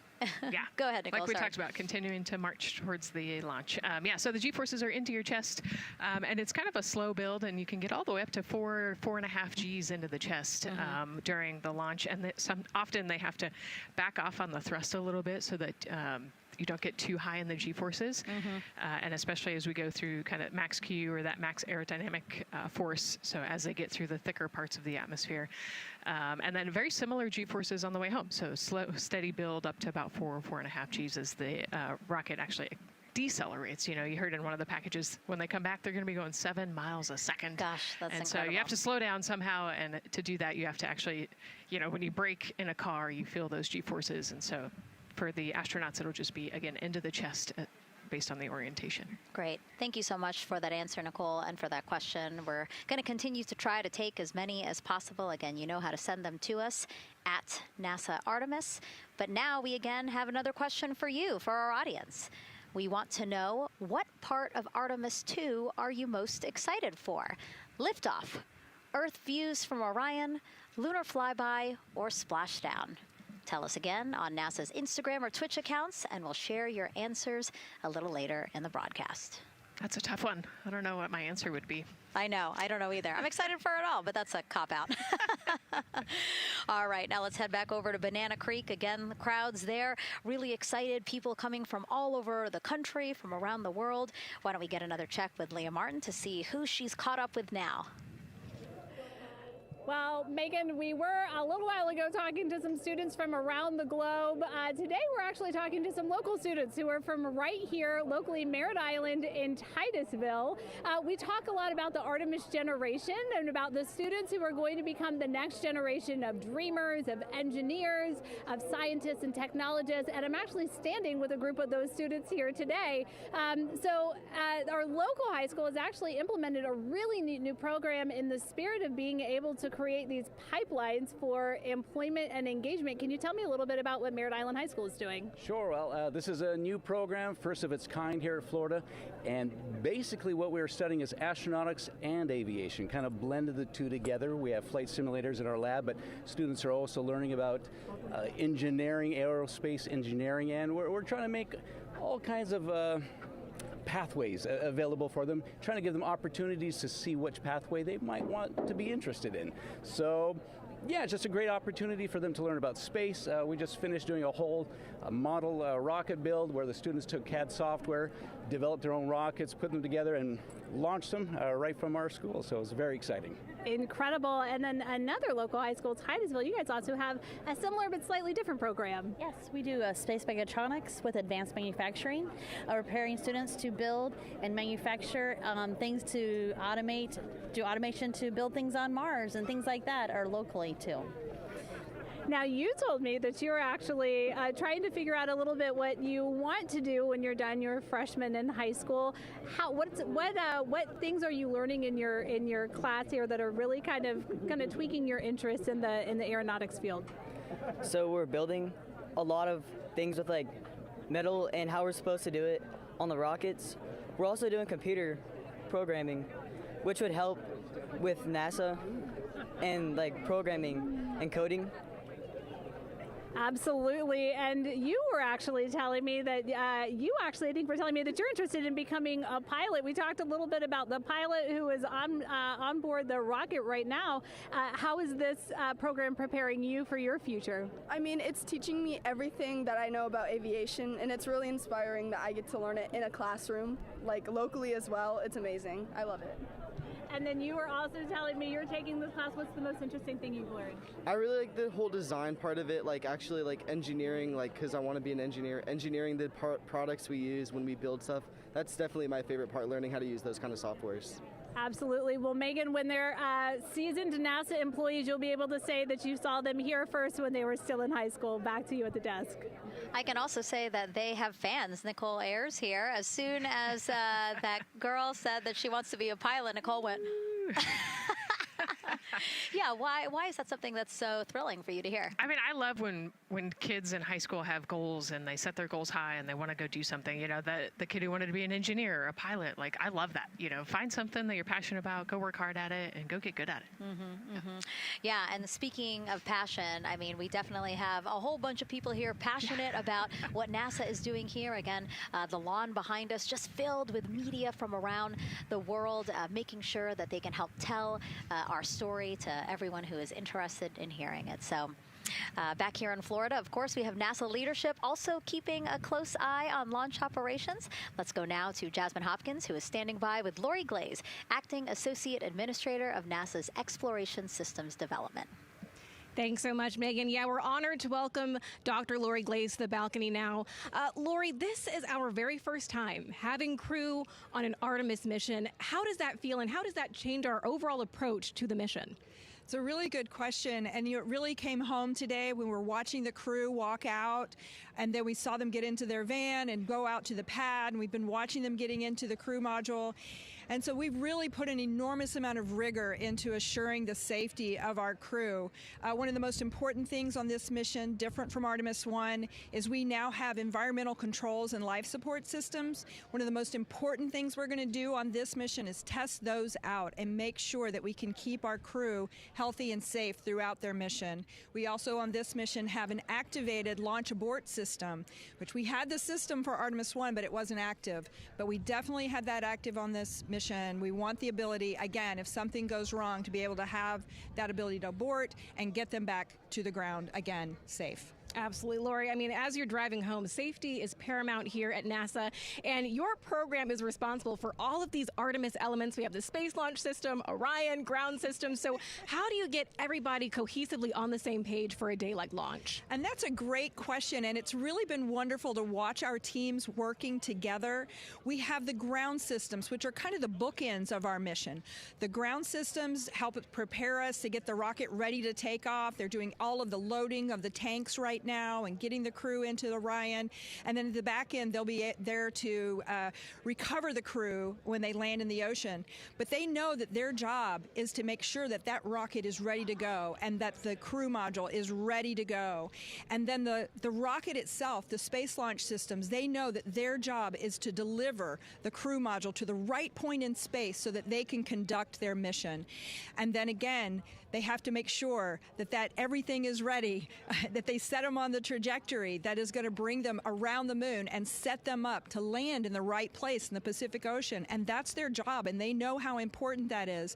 And they have to work closely with Orion, which again, they also have to work with all the other teams to make sure that everything's working together. And then on top of that, our flight operations teams, all the people on the ground, they're all working together. They know this mission doesn't work unless every single part of the mission works. Right. Lori, there are so many things that have to work together today. We can't wait to see what happens next. Thank you so much for being here. It's my pleasure. Thank you. Of course. And with that, let's take it back to the countdown with NASA's Megan Cruz. Yeah, and speaking of the countdown, 1 hour, 59 minutes and counting until the opening of our 2-hour launch window at 6:24 p.m. Eastern Time. This is a shot of Jetty Park. It's a nearby popular viewing location of rocket launches, and it is so great to see how many people are here. I mean, this is a Wednesday. Like, people had to take time off of school and off of work, but it's something that they felt like they wanted to do, to be here. Yeah, you know, I think just based on the chatter on the airplane ride yesterday, half of my airplane ride way, really? They were coming to see the launch. You know, everybody's excited and traveling from all over the world to come see this launch.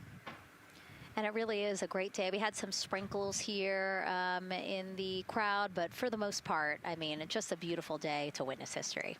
It is, yeah, you know, a little bit of sprinkles, but for the most part, the clouds are staying away, and you can see the blue sky behind us, so hoping for good weather in a couple hours. Absolutely. And so Dr. Lori Glaze mentioned what we learned from the Artemis II mission helps pave the way to sustained human presence on the lunar surface.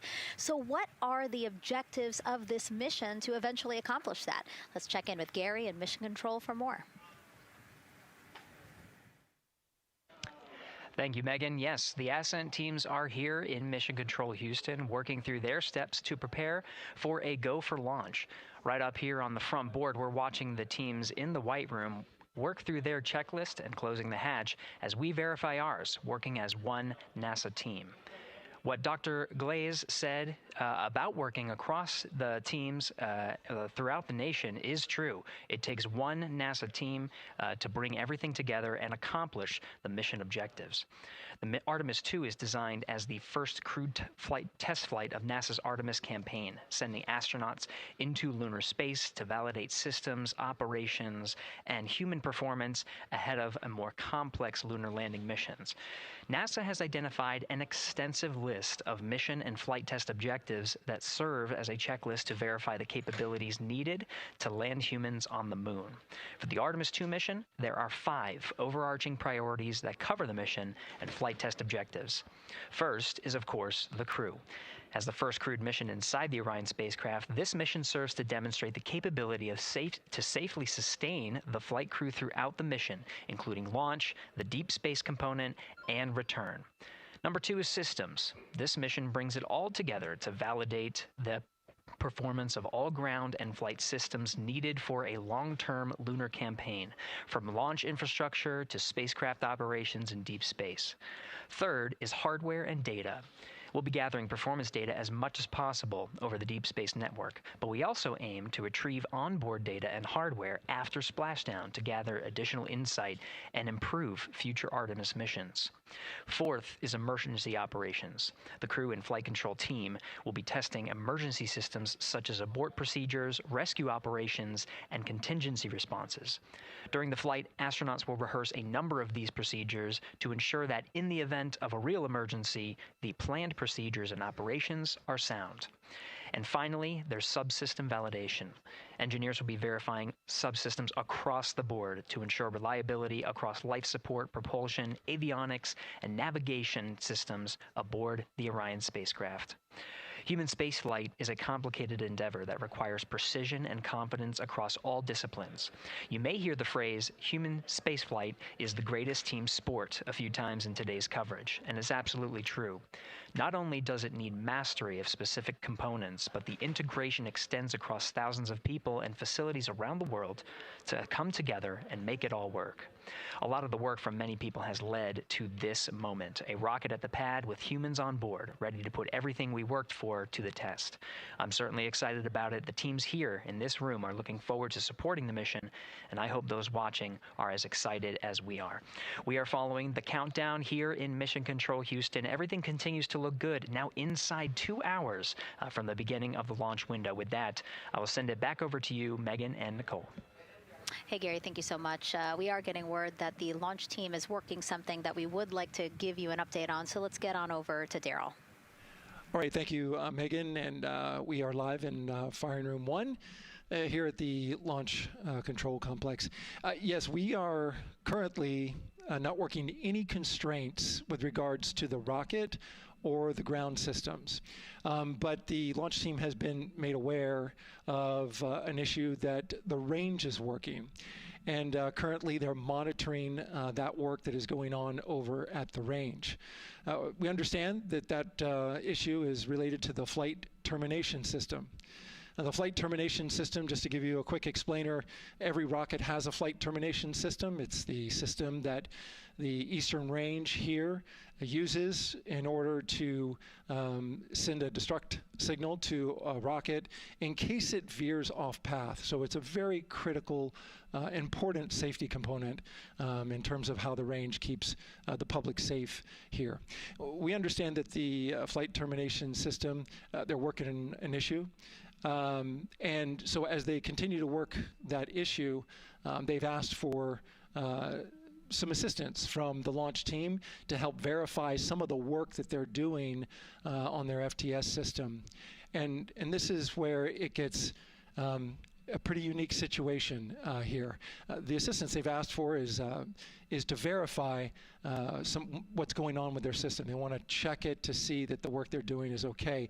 And in order to do that, the FTS console operator inside the firing room has been asked to help them verify it. And the way that they're going to do that, and the solution that he proposed to check and verify the system with the launch director, and she gave the approval, is to go get a piece of heritage equipment from inside the VAB that was used during the space shuttle program. And this equipment is able to receive commands by the range through the flight termination system. And so with this piece of equipment, this console operator who works FTS was granted permission to go over to the VAB next door and get this equipment that he's very much aware of and used during the space shuttle era. And so that is in work right now. The bottom line of all this is, at this moment, the range is no-go. But that is not stopping us from moving forward in the countdown. We can continue to process and work the countdown. The closeout crew will continue to do their work, and the launch team will continue to do their work as well. But we'll keep you updated on what happens in regards to, as far as my understanding goes, a pretty unique situation here with trying to bring resolution and kind of help out the situation that we're seeing at the range right now. And that's the latest here from the firing room.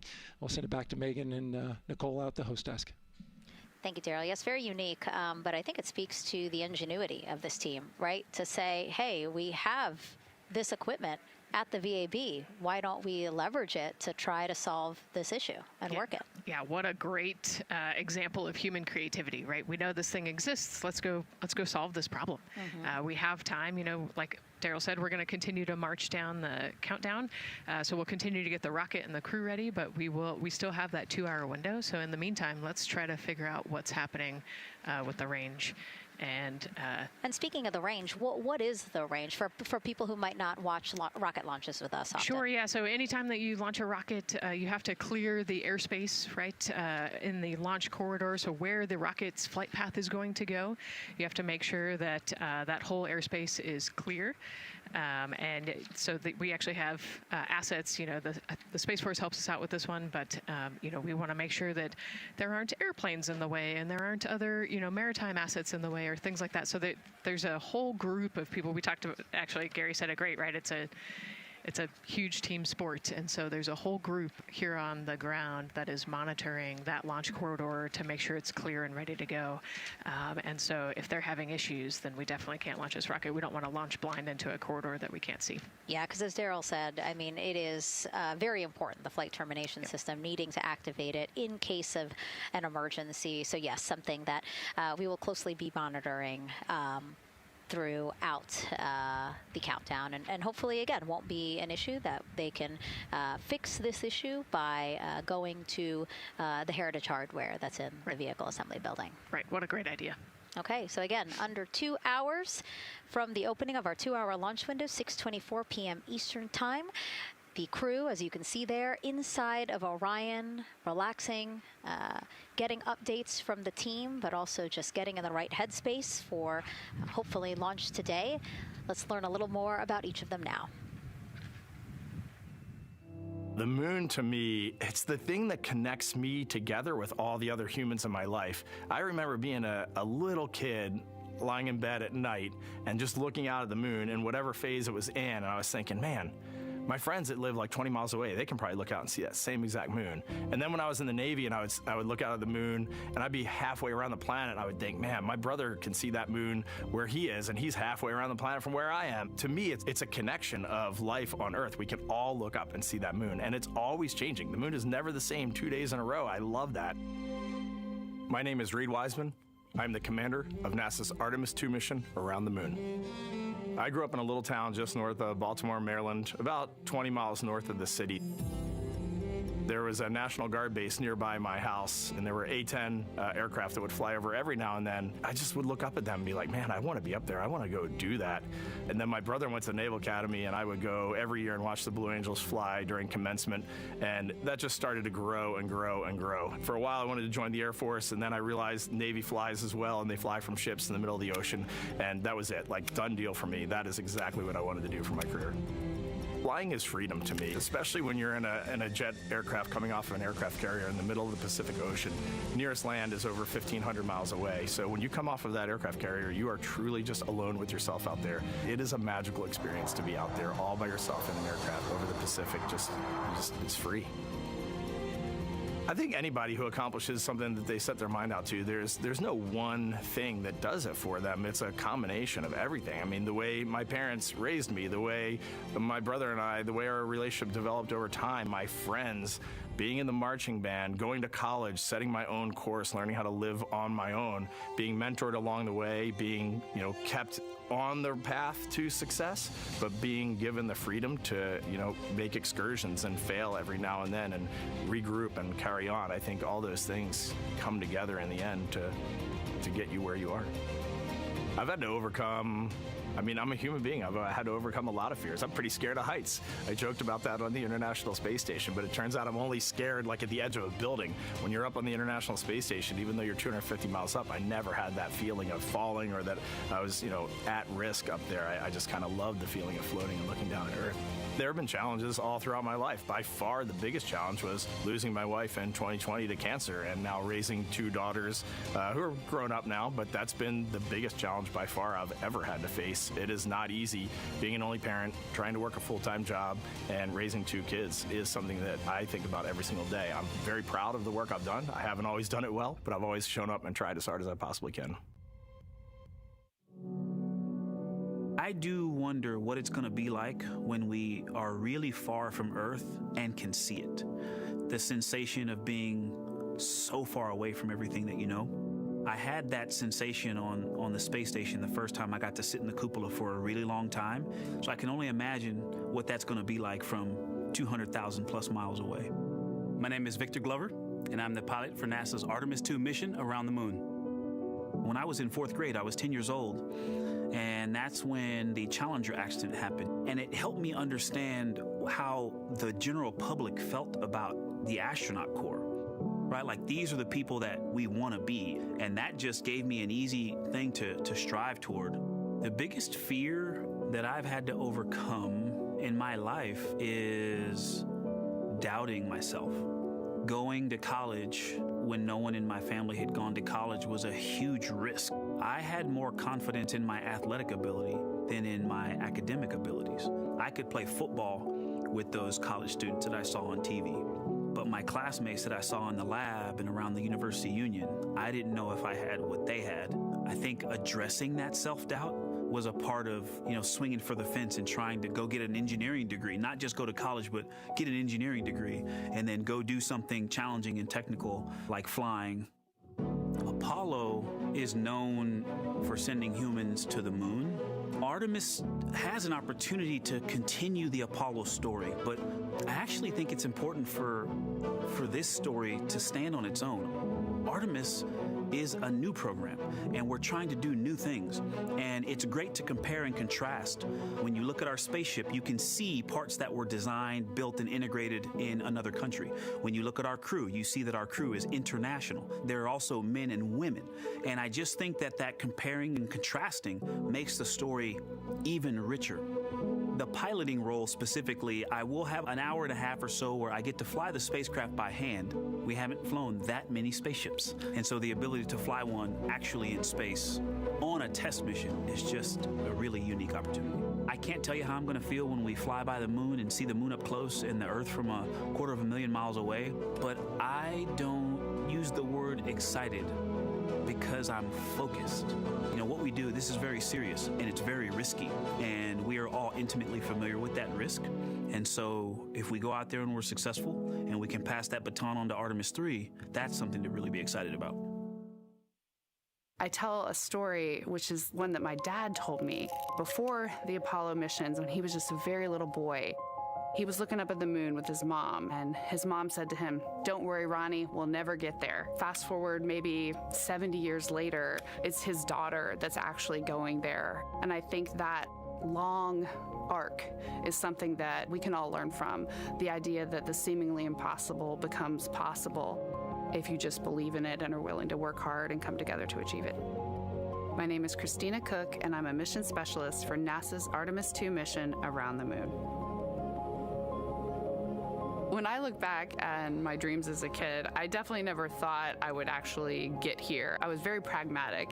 Even though I'm a dreamer, I knew that the odds were way against me again, so I might as well do something I'm loving in the meantime. I definitely loved science and math in school and, did pretty well in those things, but I also loved being active. I was always outside. I loved things that made me feel small. I loved looking at the night sky, oftentimes between the pine tree branches, or I loved the ocean. North Carolina also has mountains, and when we would go there, I just loved the vastness of all of those things. I loved how they made me feel and what they made me think about, and the vastness of the universe and how much out there was to learn. I'm drawn to exploring. I'm drawn to challenges that involve both mental and physical, and I'd much rather be solving problems wearing a whole lot of equipment and in a harsh environment, and that's just something I've carried with me ever since I was a kid. Thinking about the fears or challenges that I've had to overcome, there are just so many. I mean, basically, that has been the journey. I always say to people, do what scares you, and that means I have to follow my own advice. So doing what scares me meant getting on a plane and going to the Antarctic, getting on a plane and going to study abroad in Ghana, applying to become an astronaut, opening the EVA hatch in the airlock and going out of it into the darkness, strapping myself onto a rocket. And so for me, I think that no matter what the challenge, recognizing that if people believe in you and you believe they believe in you, the challenges seem always a little bit easier.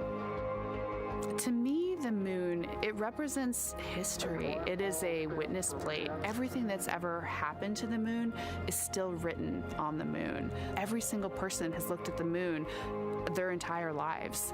We see the same moon. That's something really special. It's just the epitome of a symbol of something that's in each of our hearts, but that's also represents exploration and reaching.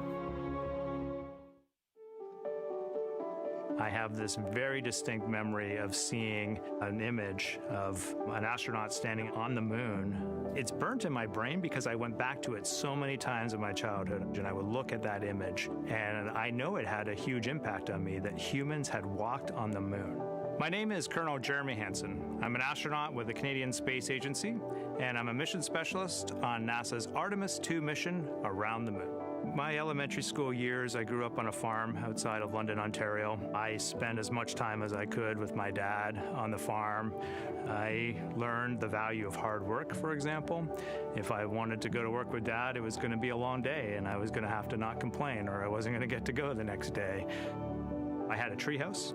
I had a vivid imagination, and I changed my treehouse into a spaceship. I made all these dials and controls. I had circuit breakers for switches that I found in the barn, and I was exploring space in my imagination.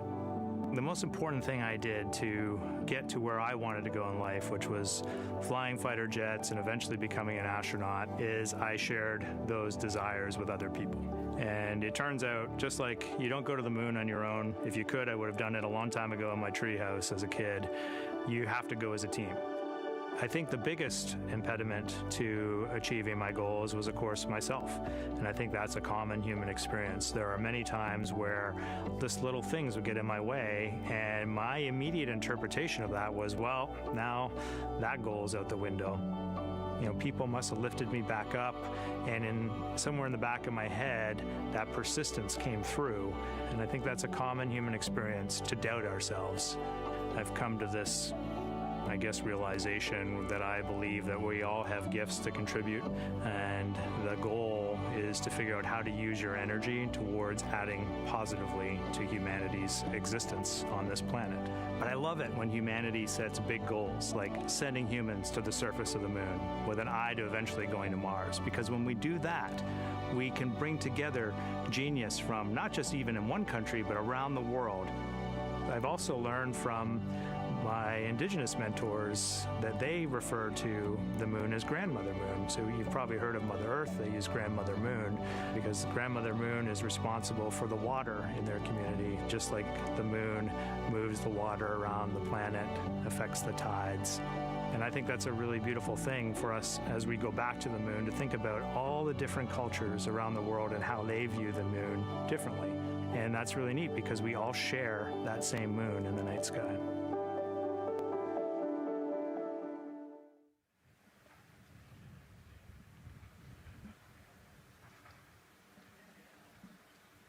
1 hour, 38 minutes and counting until the opening of the Artemis II launch window today, 6:24 p.m. Eastern Time. And we are looking at the rocket and Orion out on the pad, historic launch pad 39B here at Kennedy Space Center. What a great view, Nicole. Yes, it is. You know, we can see the clouds out in front of us, but they are to the west. And you can see that there's some blue sky peeking through behind that rocket, which is good news. And more people continue to come on center here. About a couple of hours ago, folks with special passes to come on center were allowed to start driving on with family and friends. And of course, we have media growing by the moment here at the press site here at Kennedy Space Center, setting up their cameras, setting up tents, interviewing folks. Again, this great jib shot that we have from our camera here showing all the interest that we have here at the press site. And actually, even to the right of us, so camera left, no, sorry, the right of your screen, left of us, plenty of other people there, set up with their own tents, broadcasting to their own viewers. And so again, just really cool to see everybody wanting to share in this moment. Yeah, that's, I mean, how many media tents we can see from here. It's a beautiful thing. Yeah. I think it's important to share this message with the whole world. Yeah. And so let's take a look now at people who are watching in other parts of the country. We have this shot here from the U.S. Space and Rocket Center in Huntsville, Alabama. Oh, man, look Just at that. kidding. Museum of Flight, Seattle, Washington. So sorry. Hello to you over there. Sorry, I thought that you were in Alabama. But here you are from Seattle, Washington. Again, the Museum of Flight. They must have had a special event to bring people there to watch, as well as a special event here. Now, correctly, the U.S. Space and Rocket Center, Huntsville, Alabama. Of course, they would have a lot of people here, and I'm sure this crowd will grow when we get closer to launch. Marshall, the home of the SLS rocket. Yes. Yeah, this is a great shot. You can see all the people there, and obviously you've got quite a few artifacts in there as well. Oh, now they know. Yes. Yeah, now they know. They're on the broadcast. That's too funny. Awesome. Hey, listen, it's all right. We can sit. We can sit and chill until we wait for the opening of the window. No, there they are. Yeah. Everybody's excited. Thank you guys for showing us your excitement. I know deep down it was in there. It's just that you felt like sitting at the moment, and that's all right. There's a little delay. Yeah, that's all right. Well, thanks so much to those supporting these watch parties and bringing them to us live here. Actually, our video paths are taking quite a circuitous route to be able to bring those live views in from Seattle as well as Alabama, but we're glad that we can be able to share it with you in the broadcast now. And so why are we going to the moon? Why does NASA want to build a moon base there? Here's Megan Carter again with our moon board. All right, thank you, Megan. Yeah, so we are right around that hour-and-a-half mark, hopefully for that launch. It's going to be very exciting. So they are going to have a few days to be around the low Earth orbit, and then they'll be heading on to the moon. So yes, let's talk what will be happening. Why are we going to the moon? So obviously this is not going to be a landing, as we've discussed. They are going to be coming with 4,000 to 6,000 feet around the moon's surface, and this is going to connect us directly to our past. Those Apollo missions did have 6 lunar landings, and the Artemis campaign is looking to build on that past by going back to the moon, staying longer, and then going farther. So how are we going to do that, and why? We have obviously talked a little bit about that lunar South Pole, and we are focused specifically on the far side of the moon for this one for a specific reason. You might have guessed we're going to be looking for some resources especially, and that's going to be water or water ice. That is going to be giving us some really critical pieces for future missions. And as you can see here, we have identified 9 potential landing zones. So this is going to be a critical objective for our crew. Depending on when they launch, it will determine what is going to be visible, but we do have these 9 landing zones right here around the Shackleton crater. And as you can see here, a lot of that area is deep and dark, and that is where we are going to be looking for that water ice, because that is obviously going to give us not just water to drink, but as we know, that can actually be converted into our propellant potentially, that hydrogen and oxygen. So that is going to make the moon a critical place for that moon base, because we want to think of it essentially as a backpacking trip.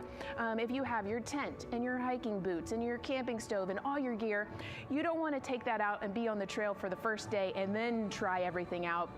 You're going to test things out a little bit closer to home before you go out on that adventure. And that kind of goes for us as well. So the moon is going to be critical for us in the future steps towards our lunar landings, and then also for going farther on to Mars in the future. It's going to set us up for that deep space exploration, and we can't wait to see what they see once they get to that flyby.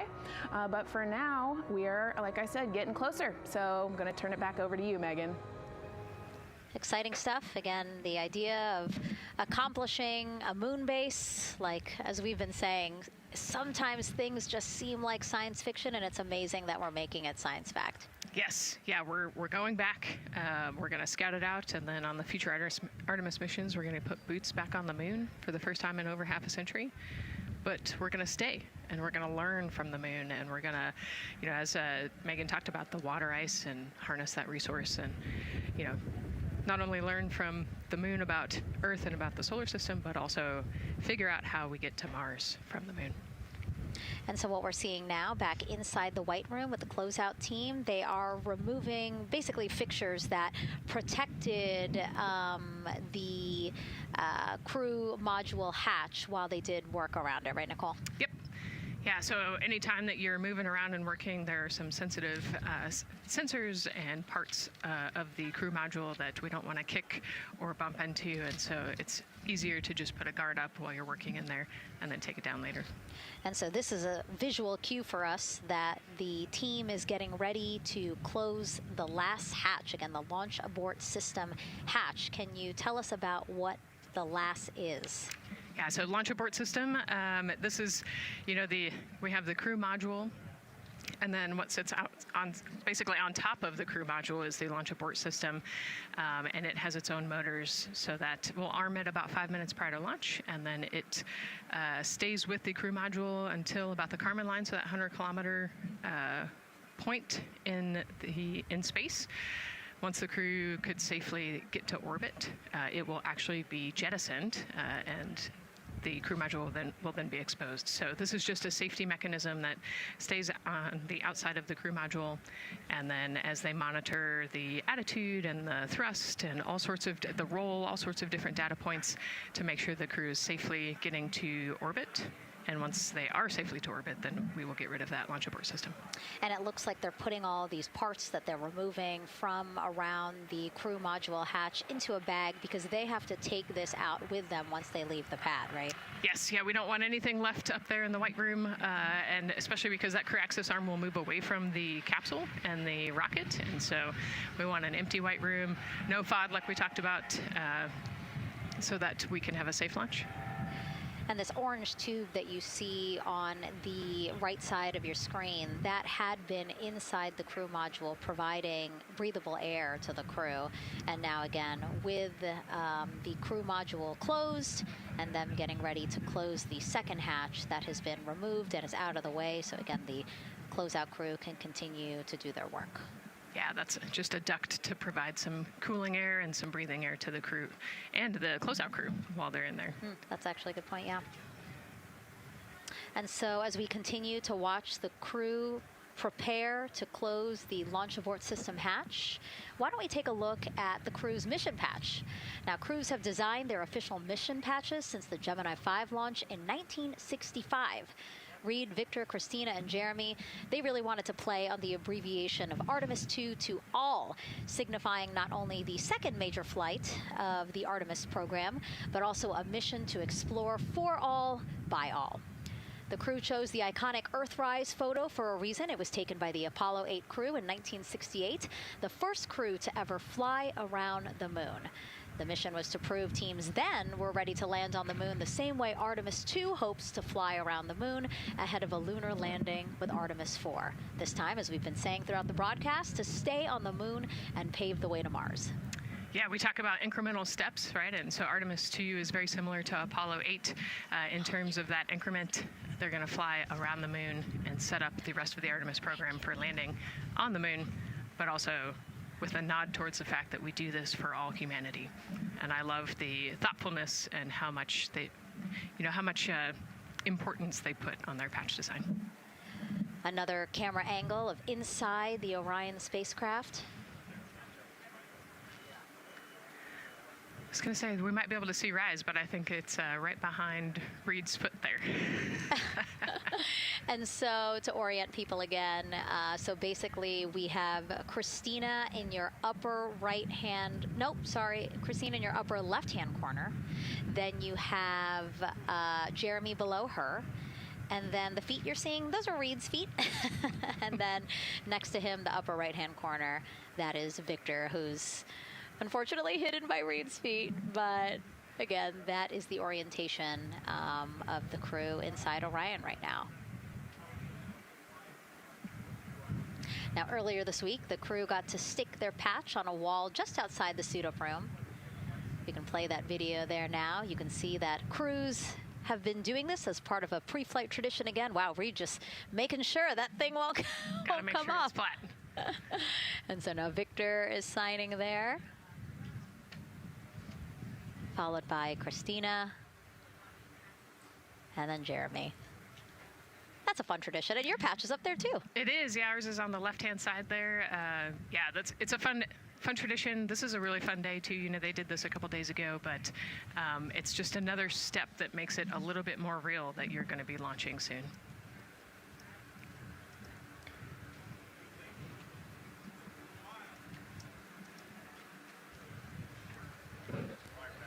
Again, we talked a little bit about this before. The basically like a computer there on Jeremy's leg, a way for him to just check out the data, see some of the data that also Reed and Victor are getting to see, but in those much bigger displays for Orion. Right, yeah, it's basically a tablet on his leg, and it's actually plugged into a cord nearby that allows him to have a screen repeater so he can see what they're looking at. And it looks like he's taking notes. Can you talk a little bit about what that is? It's part of, all of them have like a little procedural book, right? Right, yeah, so they have what we call a knee board, and they'll have blank pages to take notes on. They might have a cue card or procedures, or they can be kind of custom built to what each crew member wants for their knee board. This mission, of course, built by people and companies in all 50 states, as we've been saying throughout the broadcast, and with our international partners as well. Let's take a look at some of the people playing such a big role in today's test flight. What we're doing here is a collaborative effort of hundreds of thousands of people. This is about the parts, the hardware, the software, the services, all coming together to make that mission possible. My dream for this space program is that we would not just push the boundaries, but that we push them together. And liftoff of Artemis I. We rise together, back to the moon and beyond. It takes a team to do great things. And Artemis has an incredible team. We have international partners. We have commercial partners and industry partners. It takes unity to accomplish great things, and that's what this mission's all about. We're not sending our money to the moon and lighting it on fire. We're putting that money right back into the economy in ways that benefit everybody. So every dollar that comes out of the Treasury that goes to support this mission goes back into the Treasury 3 times. What is very important to me is that we do it the right way, and that we do it with our values, that our industries grow, that our communities grow, that our families are healthy and safe and have amazing things to work on. Then we're going to build machines to go even further onto Mars. That is our generation, the Artemis generation, that defines the starting point of our exploration future. I just want to say thank you to all of the hands that have touched a part of this program and the hearts that have moved everyone to this goal, because we're going to the moon and we're going beyond. One team. One team. One team. One dream.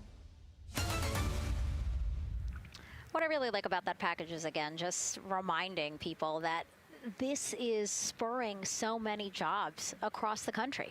Yeah, across the country and across the world, right? The whole world has a part of this. The Artemis Accords are signed by over 40, 50 different countries. And so, yeah, we're taking all of the taxpayers' money and we're putting it right back into the jobs here in the U.S. And the money, too. You know, when we have more disposable income because we have good paying jobs, that's money that goes back into our economy as disposable income. So really, it is just an ecosystem that NASA is proud to be a part of. Right. Not only is it about the money and the economy, right, but it's also about the science and what we're going to learn and exploration. You know, we, on top of all of those things, we benefit the economy as well. Obviously, Nicole is a wealth of knowledge. We're very lucky to have her. We're going to be tapping into that knowledge throughout the broadcast, and we have been for now close to 4 hours. So thank you, Nicole. I hope you're holding up okay. Yeah, I'm loving it out here. It's been great. Let's learn a little bit more about Nicole. Her first mission to space was actually last March. She launched from here at Kennedy Space Center as pilot of NASA's SpaceX Crew 10 mission to the International Space Station. And what a beautiful launch that was. She spent 148 days in space conducting science experiments that could benefit us on Earth. For example, one studied the physics of liquids, which could help researchers deliver medicines more effectively. She also conducted an almost 6-hour spacewalk to help upgrade the orbiting lab's power system. Nicole is a lieutenant colonel in the U.S. Air Force and flew one of its most advanced aircraft. She was born in San Diego, California, and is a twin. That's a cute photo of the two of you. Oh, that one too. Young explorers, yeah. Yes, yes. That's so great to just see how far you've come. Again, I think that speaks to what we've been saying. Like, you know, just if you're passionate about something, go for it and see where that takes you. Yeah, I think that's a great example. You know, I was a serious little kid with really high goals and, you know, just kept working hard and never got bumped up the path and ended up here. And, you know, I think it's a testament to the human, like we talked about, you know, if you're willing to work hard, be a good team player, you can really get anywhere you want in life. And that's what I love to talk about. Christina has mentioned similar things. And so it's been kind of a theme for the day. Yeah, definitely a theme for the day, a theme for the team. The team has said the same, the crew has said the same sort of things. So absolutely, Nicole, thank you so much for being here. And hopefully only a little bit more until launch today. Hopefully. So today's Artemis II test flight will mark only the 7th time NASA astronauts will launch on a new NASA spacecraft designed for crew. And then controlling the flight will be Mission Control in Houston. Our Gary Jordan is inside with flight controllers. Hey, Gary. Hey, Megan, you are right. This is a significant milestone, and we may be putting the names of a few more astronauts in the history books today. The Artemis II crew is set to launch today will join a select list of humans to fly in a spacecraft for the very first time. And Artemis II, like missions before it, is a test mission.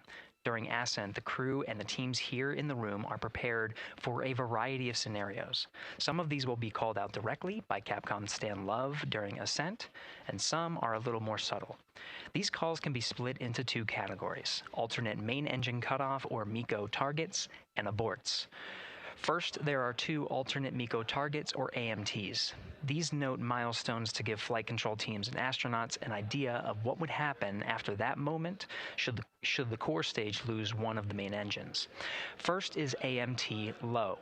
You won't hear it called out by the crew or Capcom since this happens right at liftoff. If the core stage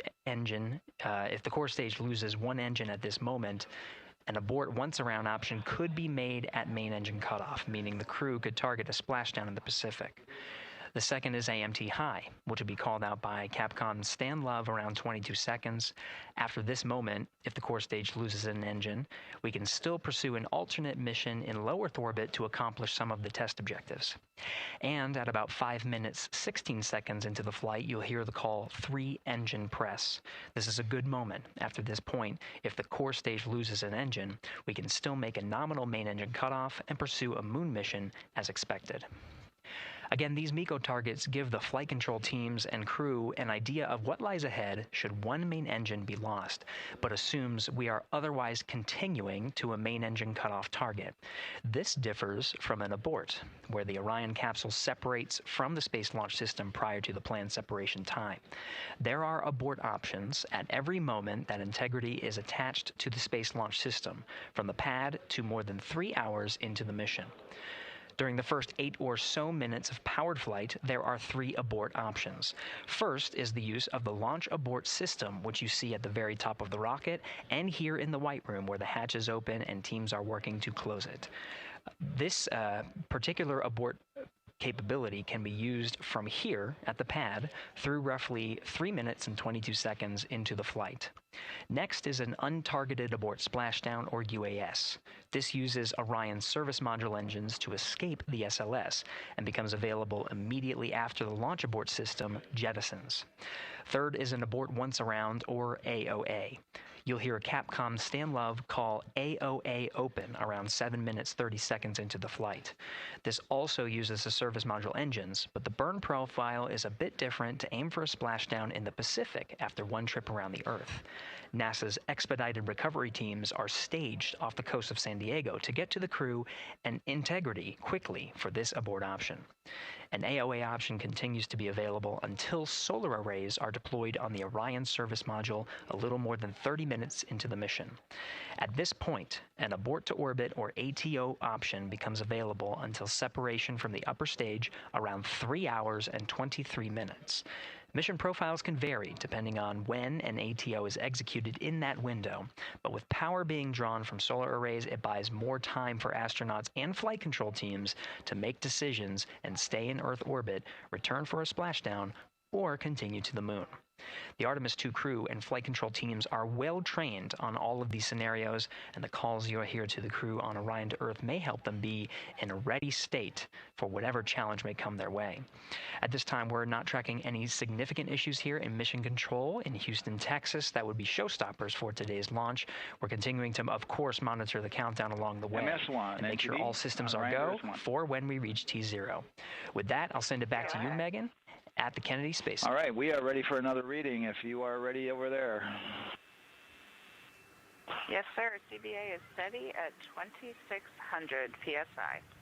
All right, copy that. And you know, the more times we ask you to do that, the closer we get to launch, so that's a good thing.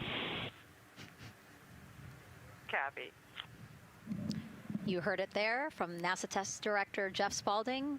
The more that they keep on asking her how the pressure is holding in the counterbalance assembly mechanism is a good thing, because it means we are getting closer to launch. So that's amazing news over the loops that we just heard on Orion to Earth 1. Again, that communication channel with the crew. But now I want to get back over to Daryl with the launch team. He has an update now on the flight termination system that the team was tracking. All right. Thank you very much, Megan. And we're getting an update now from the launch team as we speak.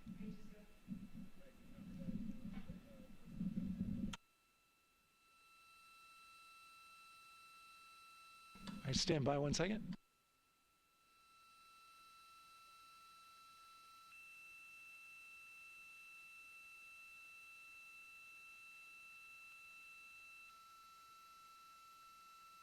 Okay. Sorry about that. We're just getting an update, in fact, about what I was about to report out on the range. And the good news is the range is go. So we reported that they were working to verify their equipment regarding the FTS system. And they asked for a little of that verification work to be done by one of the FTS engineers here in the firing room. He went out to the VAB to get some legacy hardware to help out with it.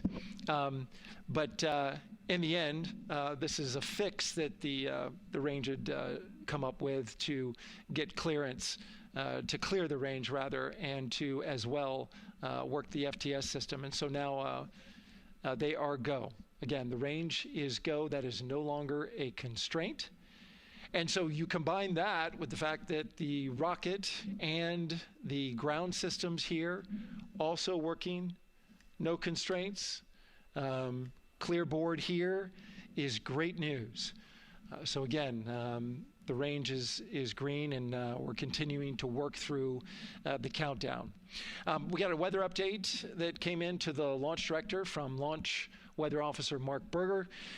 He reported out that there's still a little bit of feisty weather activity that's happening up in the Titusville area. That's the city neighboring the Kennedy Space Center. Those showers had passed over Kennedy, and then now they're currently over in Titusville, currently still within that mile kind of constraint of flight through precipitation rule. But we're still far enough from the window that it looks like it won't be an issue. And in fact, we're seeing some good sunlight now breaking through onto the launch pad. As you can see, it's actually shining on the other side of the rocket here. But to the west, we're starting to see some of that clearing that was forecast. And so the launch weather officer held his forecast for 80% go for flight during our launch window tonight, which, as a reminder, is 6:24 p.m. Eastern Time until 8:24 p.m. Eastern Time.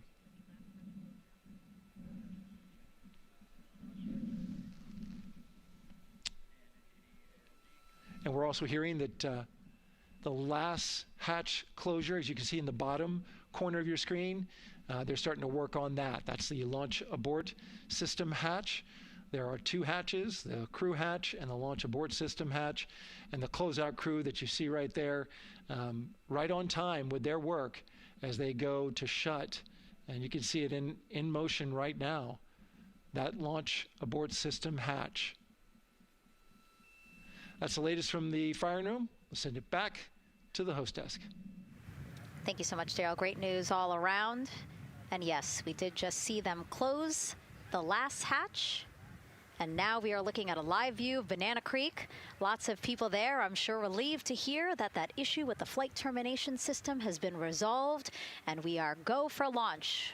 Go for launch from the range, go for weather, and go from all of them, I would imagine.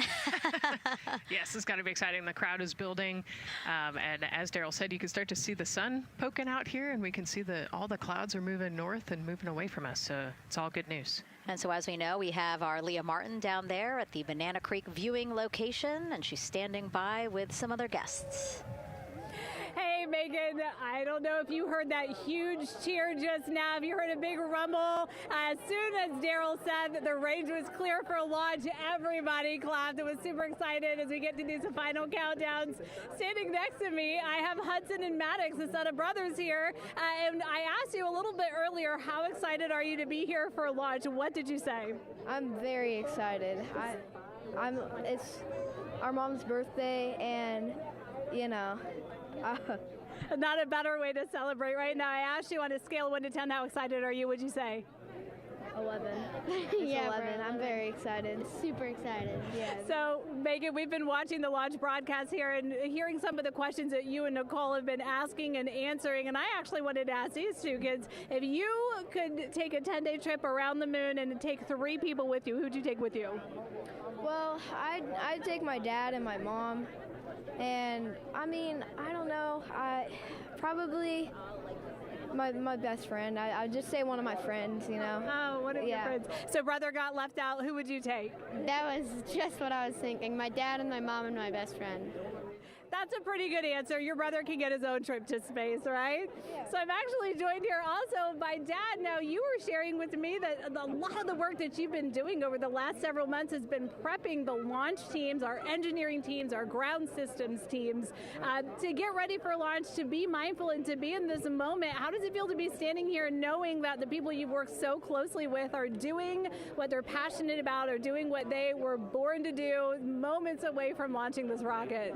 I mean, this is an exceptionally happy moment for us and all of us and the people that are, you know, about to take off on this historic trip here. And I'm grateful to know that we've helped in some way, shape, or form to help them stay steady and calm, you know, in such an exciting time within the agency. And so to just be here and witness it and know that, you know, they've got some tools to help them stay calm and steady is everything to us. So. Fantastic. Well, Megan, we are standing by ready to go, and we're ready to cheer this team on. Thanks so much, guys. And yes, Leo, we did hear that cheer. That was very exciting. I think the vibe over there is they're celebrating, they're having fun. And here, once they heard that we're go for launch, everybody had to run back to the camera and work. It's a little bit of a different vibe, but I definitely think that people are excited, especially as we see now live inside of the White Room at the launch pad. The closeout crew has closed the launch abort system hatch. You saw there, we took it live. Took a lot of them, I think all of them, except for one. I think it took all 3 or 4 of them to push that hatch door close. And then they felt around the perimeter of the door to make sure that everything was sitting just right. Right, yeah, we talked about how heavy the crew module hatch is. This hatch is just as heavy probably. And so, you know, they're working the closure here. And working those connections, and you can see, yeah, there's still 3, 4, 5 people that we can see in the White Room. It takes a lot of people to get this these hatches closed and this rocket ready to launch. And so the next step in the countdown is that this team will start closing out the White Room. So basically disconnecting things, stowing things, making sure that when they leave, there is nothing that isn't supposed to be there. And really, then at that point, it's just all 4 of the crew member, Victor, Reed, Christina, and Jeremy by themselves at the top of the launch pad. Yeah, and then eventually that crew access arm will move away, and then it'll really just be them up on top of that rocket. Yeah, your eyes lit up when I said that. That's exciting. It is. It is. Yeah, we had a moment, we talked a little bit about my fear of heights, but most of our crew is afraid of heights. And so there was a moment where I realized that it was just us, you know, 100 and some odd feet up and no crew access arm, and may or may not have said something that made everybody go, huh. Were you wondering to yourself, how did I get here? We're pretty far up. That crew, again, bringing that drag-on camera.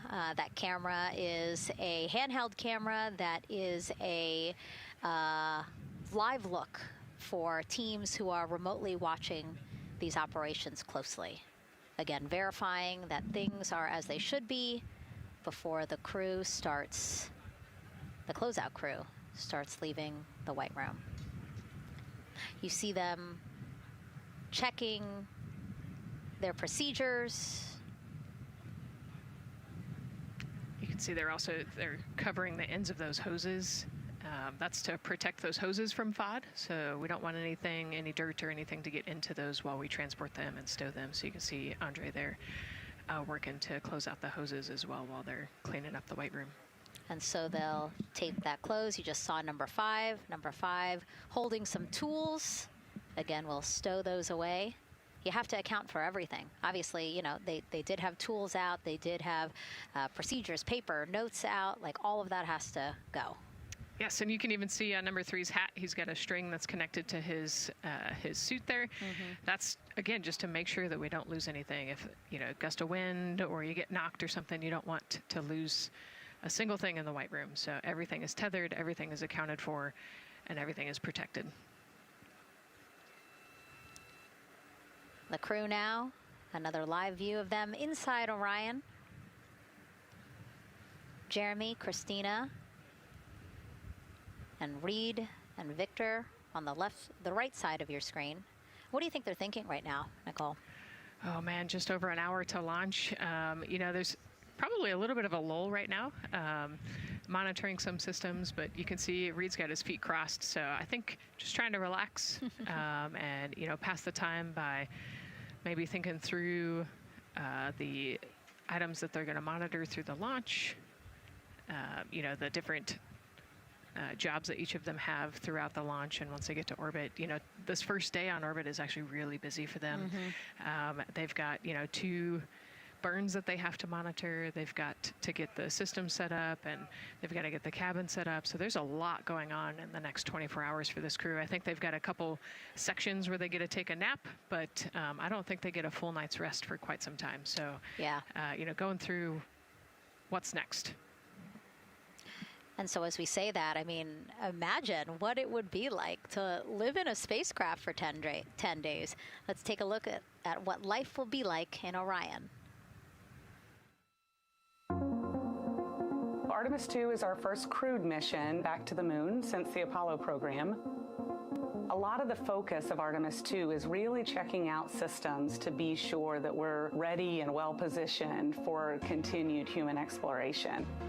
My name is Susan Baggerman, and I'm the Chief Health and Performance Officer for the Orion program and the Artemis II mission. And this is 10 Days in Orion.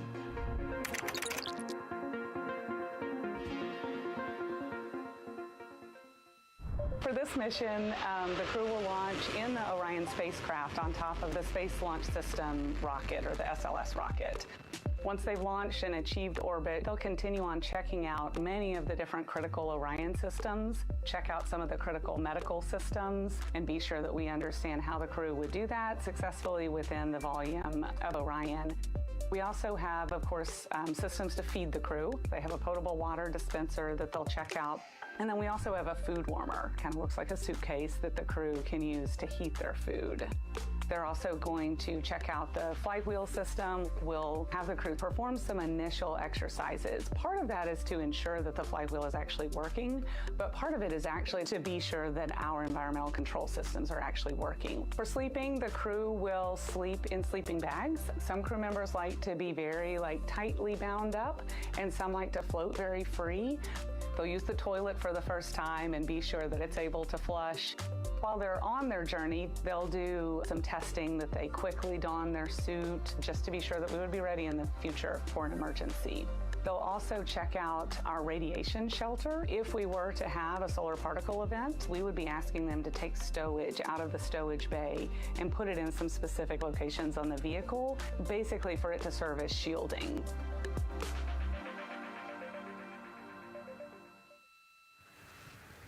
And so I want to talk a little bit more about what we just heard in that package. I am interested in the space food. So Reed, Victor, Christina, and Jeremy have a pretty big menu to choose from, so that's really cool. We're actually going to pull up a graphic now that kind of shows you some of the food that they're going to have with them on their 10-day journey around the moon. We know of more than 10 types of beverages. There's coffee, a mango peach smoothie, apple cider, lemonade. So those all sound delicious. And now I've just remembered I haven't eaten lunch. They're actually not too bad. I actually have a mango peach smoothie with me today. No way. Yeah. So you can see they come in these little packets here, but it's just kind of a dried powder that you add water to. So this would actually, you'd add 175 milliliters of water and let it sit for 2 to 5 minutes, and then you can stick a straw in it. You saw in that package they put a straw on the top septum portion there, and then you can drink it. And so this is the packaging. This is food that you brought up with you, or that you had while you were at the ISS. Yes. Yeah. Actually, this is all food that we have available to us on the standard, what we call the standard menu on the space station. And so, actually, the graphic there showed quite a bit of the standard menu that they're going to take with them. So, yeah, let's pull space it back food up, is space actually. food. Yeah, we can use the food that we have been using. You know, our food lab at Johnson Space Center actually creates that food, and then they stabilize it and they package it for us and everything. So they do a really wonderful job out there. We've got different types of food. You know, you can see I've got this is a soup, tomato basil soup, so thermal stabilized. It's already hydrated, so you just throw it in that food warmer that we talked about, and then you can eat it. But then we also I have some shrimp cocktail here that's, you know, irradiated, so it's in a package that protects it. I'll show you. I've got a brownie too. That's probably my favorite one. But are we eating it? We might, if you're. Yes. Look, see, they want us to eat. I don't know what happened, but it worked out with what we were saying here. So it's in an outer package to help protect it against, you know, radiation, and then it's in this inner package. And so this cosmic brownie, actually the trick, Ann McLean, my crewmate, taught me. The trick is you got to put this in the food warmer and get it nice and warm, and then you can get it. But so what we do is we just take scissors and you open it up, and then it comes right out. So these brownies are nice because they don't have a ton of crumbs, and so you can actually just eat it pretty easily in space. You know, if you imagine, that would not happen in space. It would not fall. But yeah, so we've got all sorts of things that you can actually eat. The menu's pretty good and pretty diverse on the space station, and then as you saw, pretty diverse for Orion. Nice. Yeah, that's amazing. And again, here's a look at the crowd that's starting to continue to grow here as we get closer and closer to launch. We are now under an hour from the opening of our 2-hour launch window at 6:24 p.m. Eastern Time. And so let's take some questions from social media. We haven't taken some of those for a while. You put that brownie away, Nicole, or I'm going to steal it. Nicole, we have another celebrity who submitted a question. Let's take a look. Okay. A quick question for the Artemis crew. What food from Earth would you bring with you into space? And why would it be lasagna? Because that's the greatest food. Again, not really a question. Yeah. Because he was like, it's lasagna. It's got to be lasagna. You know, there is lasagna on Space Station, and it wasn't too bad. Probably not my favorite food of all, but yeah, lasagna's not a bad option. It's a high-calorie meal. If you're trying to, carb load for a spacewalk or something, it's a great option. Yeah, I remember Christina saying that her favorite food on the menu, and actually, she was saying that she was getting in trouble because people kept on saying, you can't eat mac and cheese every day, Christina. We mentioned the mac and cheese and brisket earlier. Man, I would put those two on a tortilla. That would be great. That sounds delicious, delicious. Well, thank you so much, everyone, for sending in those questions. For everyone from a 5-year-old that we got a question from to all the way to Roy Woods Jr. there, a comedian. So thank you so much. And if you're just joining us, welcome to the Space Coast of Florida, where we are counting down to liftoff of Artemis II. You see a beautiful aerial shot there of our rocket on the pad. For the first time in more than 50 years, we are sending humans to fly around the moon and back, and we're taking you all of you with us on this next chapter of human spaceflight. I'm NASA's Megan Cruz, and this is NASA astronaut Nicole Ayers. Great to have you here, Nicole. Yes, this has been a beautiful day. Excited. We're continuing to march towards this launch. Yeah, and if all goes as planned, this crew could travel farther from Earth than any other humans before them and see parts of the moon no one has ever laid eyes on. How exciting. Yes. Exciting is an understatement, I think. That's true. We're going to see the far side of the moon for the first time by humans in a long time. It's important. And as the crowd again builds behind us, more activity that you're seeing here at the Kennedy Space Center press site. We also have a ton of people gathering around the world to watch this history-making moment. So let's take a look at those watch parties now. Oh. That crowd has grown. We checked with them probably like 30 minutes ago, and it was half that. But again, as we get closer and closer to launch, we are seeing more and more people gather together, wanting to experience this together and not just in a vacuum at home, Yes, this is so exciting. Look at all of those people. Man. And now here we are back in Seattle, the Museum of Flight. Again, people gathered there to show their kid. We see someone walking in the second row there. His first crewed launch to the moon. How exciting. That is exciting. Hello, everyone. Woo. Oh, that's so great. And now let's get you up to speed on what's happened so far. Again, we are now within an hour of the opening of our launch window. So what has been happening so far today? Well, a lot. After waking up and grabbing a bite to eat, our Artemis II crew suited up inside the historic crew quarters, a tradition that dates back decades. Teams helped them into their custom Orion crew survival suits, and just like other crews before them, they gathered around a table for a card game to pass the time, but to also burn off any lingering bad luck before they walked in the footsteps of every NASA astronaut launching from Kennedy Space Center since Apollo 7 in 1968. They walked outside the Neil Armstrong Operations and Checkout Building to greet a crowd of family, friends, supporters before getting into their Astrovan for their security-escorted ride out to historic Launch Complex 39B. They got a close-up look at the SLS rocket, then walked across the crew access arm and climbed one by one inside their Orion spacecraft. After that, teams conducted final checks with the crew before closing both hatches, the crew module hatch, as well as what you're seeing there, the launch abort system hatch. And now we are back live at the pad where the closeout crew is getting ready to leave the White Room. They are now tethered, Nicole, because they are about to move some pieces that connect the Orion spacecraft to the White Room, correct? Yes, there's kind of what I would call a shroud. You can see them working that there. So it is actually connected, so that way the gap between the crew access arm and the crew module, and well, I guess that's the LAS there, is covered. but they're about to remove that so that the crew access arm is not connected to the rocket in any way, so that it can retract here in the next few minutes. And for how we're looking with the launch countdown milestones, let's go to Daryl Nail in the Launch Control Center. All right, thank you very much, Megan. And as you can see there, the finishing touches, as you've been talking about, to the LAS, which brings me to that subject, because we currently are hearing the launch team is working an issue that was reported out with the LAS. At least there's an issue apparently with a battery on the LAS. The engineer who is in charge of the launch abort system sits on console here, reported that a temperature for one of the two LAS batteries is out of range. And although it's not a constraint for launch right now, it would be when that temperature is checked inside of T-minus 6 minutes, which is inside of terminal count. So right now, the team is working some troubleshooting on this issue. Going to follow, of course, along closely with what they learn. But again, a battery temp for one of the two batteries on the LAS is out of spec, and the team is working to understand, first of all, whether or not this may be a sensor issue, or is there an issue with the battery itself. So again, looking into it, troubleshooting and researching as we speak.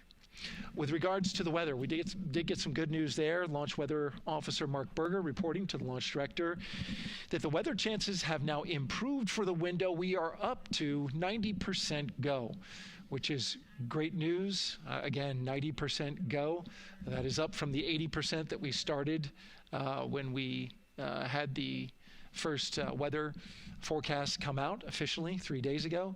And so that is great. And for anybody who's here in the launch area knows that is certainly viewable. They can see that by just looking up. So we're getting some good clearing as forecast. And then just a reminder for those people who are watching the launch from the nearby area that if you're watching on an internet-enabled device, just remember that there may be a little bit of a delay. Can't tell you how much of a delay, but since it's on an internet device, sometimes this broadcast might be a little behind what you're actually seeing. So just keep that in mind as you are watching. Don't wait till the last second to run outside if you're inside your RV or your camper or your house. That's the latest here from the firing room. Of course, we'll keep track of that last battery issue. We'll send it back now to Megan and Nicole at the host desk. Two of them there had to be tethered to the inside of the white room, because obviously now we have detached the white room from the Orion spacecraft. Yes, that view is quite something. Yeah, spectacular. Yep. Oh, no, I'm sorry. I forgot. Nicole's scared of heights. An astronaut afraid of heights is actually not uncommon, as we've learned today. But yes, so obviously, again, things proceeding as we march closer to the opening of our 2-hour launch window at 6:24 p.m. Eastern Time. Again, the closeout crew just finishing up those last couple of things they have to do before leaving the white room and then leaving the pad, leaving only the 4 Artemis II crew members inside the spacecraft by themselves at the pad. Yeah, and then we'll be curious to follow the battery issue on the LAS as well. I think sometimes it's just a sensor issue, sometimes it's a battery issue. So hopefully they figure that out quickly. Mm-hmm. And so if we can take a shot of the crew inside the capsule, if one's available, why don't we talk a little bit more about each of them? So we have Artemis II Commander Reed Wiseman, Baltimore native, and he's actually, you see his feet in that shot there from inside Orion. He's been in space once before as flight engineer for Expedition 41 aboard the International Space Station from May through November 2014. During the 165-day mission, Reed and his crewmates completed more than 300 science experiments in areas like human physiology, medicine, physical science, earth science, as well as astrophysics. They actually set a milestone for station science by completing a record 82 research hours in a single week. He also served as chief of NASA's astronaut office from December 2020 to December 2022.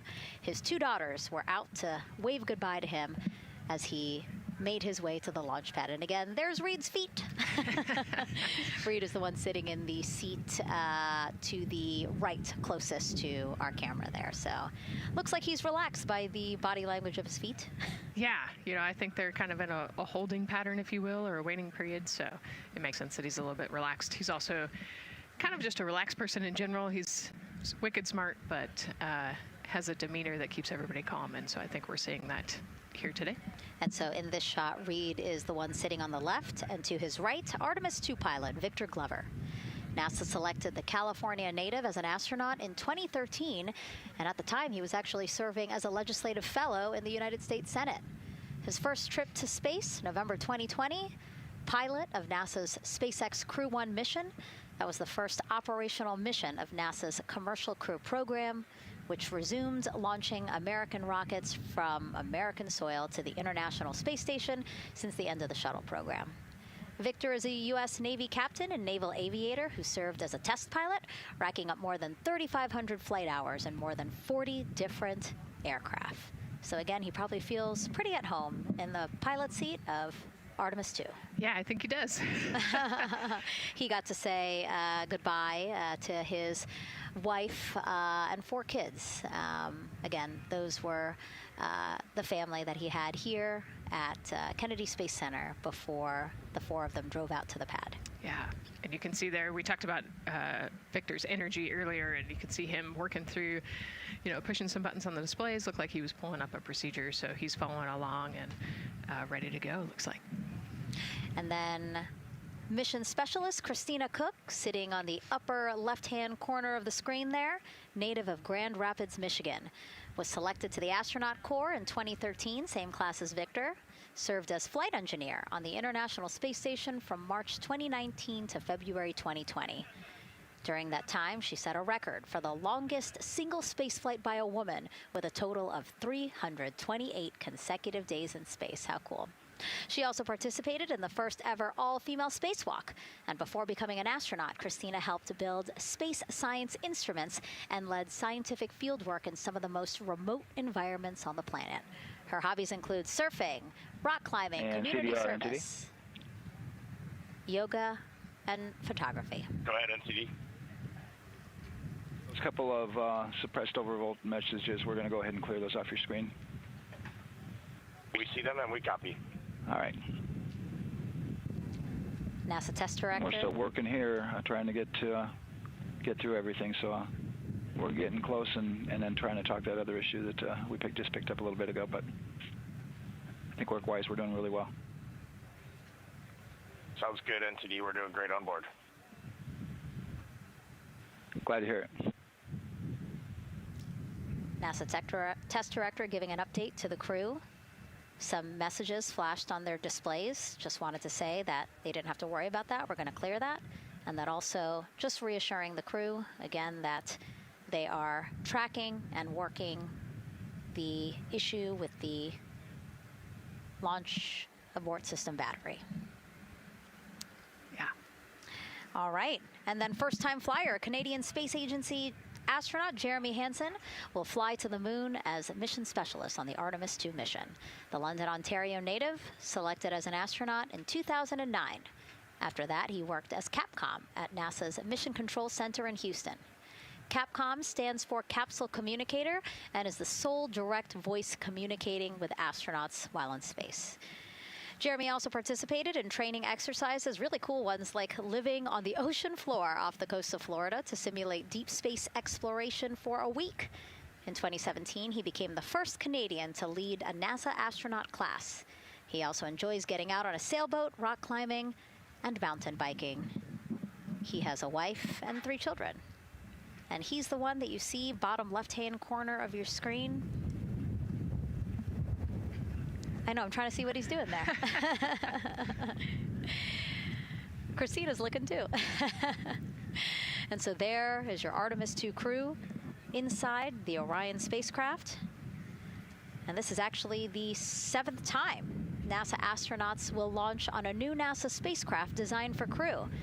And if you're wondering about the first 6 crewed test flights, here they are.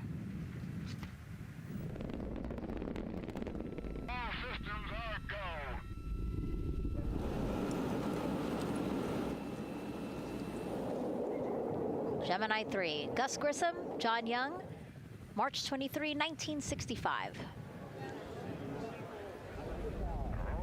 Apollo 7, Wally Schirra, Don Isley, Walt Cunningham, October 11, 1968. Space Transportation System, or STS-1, John Young, Robert Crippen, April 12, 1981. Then NASA SpaceX Demo 2, Doug Hurley, Bob Behnken, May 30th, 2020, followed by NASA's Boeing crew flight tests. Butch Wilmore, Sonny Williams, June 5th, 2024. And now, Artemis II with Reed, Victor, Christina, and Jeremy. It is really surprising, honestly, to hear that through all these decades, through all these launches we've had, this is only our 7th new vehicle that we're testing for crew. Yeah, you know, we have so many different missions that we think about and we talk about, but really 7 vehicles that we've tested and that we're flying. You know, I like to think of spaceflight really as a permanent test, right? We have, you know, hundreds of missions or so. You know, an airplane that gets tested and then flown has thousands of data points. And so really spaceflight is always going to be in the test field.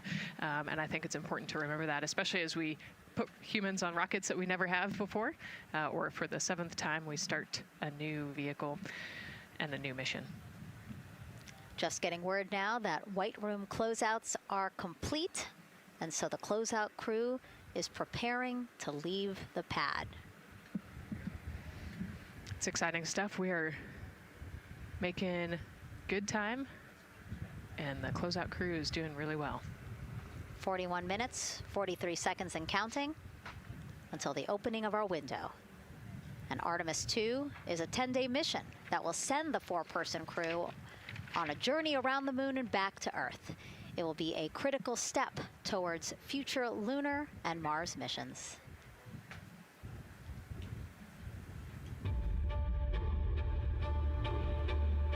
We're going back to the moon because it's the next step in our journey to Mars.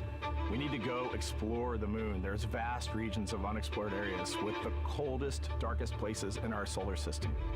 This is a test mission, and when we get off the planet, we might come right back home. We might spend 3 or 4 days around Earth. We might go to the moon. That's where we want to go, but it is a test mission, and we are ready for every scenario as we ride this amazing space launch system in the Orion spacecraft. But another reason we're going back to the moon is to fulfill NASA's mission, which is to explore the unknown in air and space, to innovate for the benefit of humanity, and to inspire the world through discovery. And when we succeed and when we accomplish the things that we set out to accomplish, that inspiration not only can set up new things to happen, but it also is a reminder in tough times that we're capable of doing great things when we work together.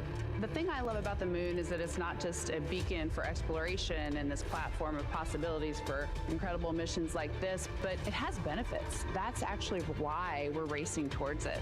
Those benefits are really wide in nature. You have everything from innovation, technology development, not only for future missions going deeper into the solar system, but technologies that come back to Earth. You have inspiration, a whole generation of people starting this pipeline of STEM workers and manufacturers and operators that are excited to see what you can do when you work hard and you come together as a team.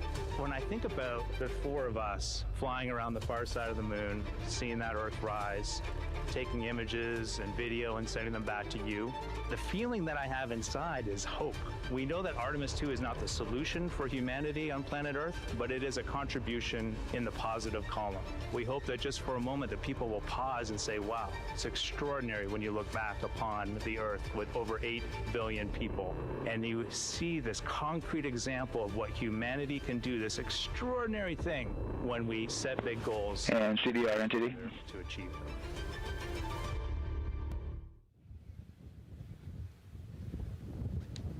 And so Mission Control Houston will control the flight of Orion after a liftoff here at Kennedy Space Center. Here's Gary Jordan, who's embedded with that team. Gary, you might have to pause because we did just hear a call out to the commander in Orion. Will do, Megan. I think that was Commander Reed Wiseman responding to prepare for some of the next steps. We are now holding at the T-minus 10-minute hold. Expected a 30-minute hold. So we are well on the countdown.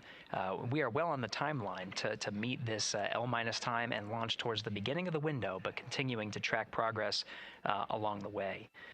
Again, I'm here with the Artemis II flight control teams in Mission Control Houston. The team in the room behind me has been monitoring the countdown and verifying their own mission-specific launch criteria of the Space Launch System, the Orion spacecraft integrity, and its crew.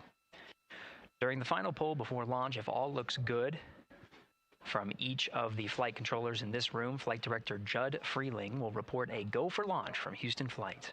Upon liftoff, teams here take control of the mission and communicate with the crew while they fly on the Space Launch System.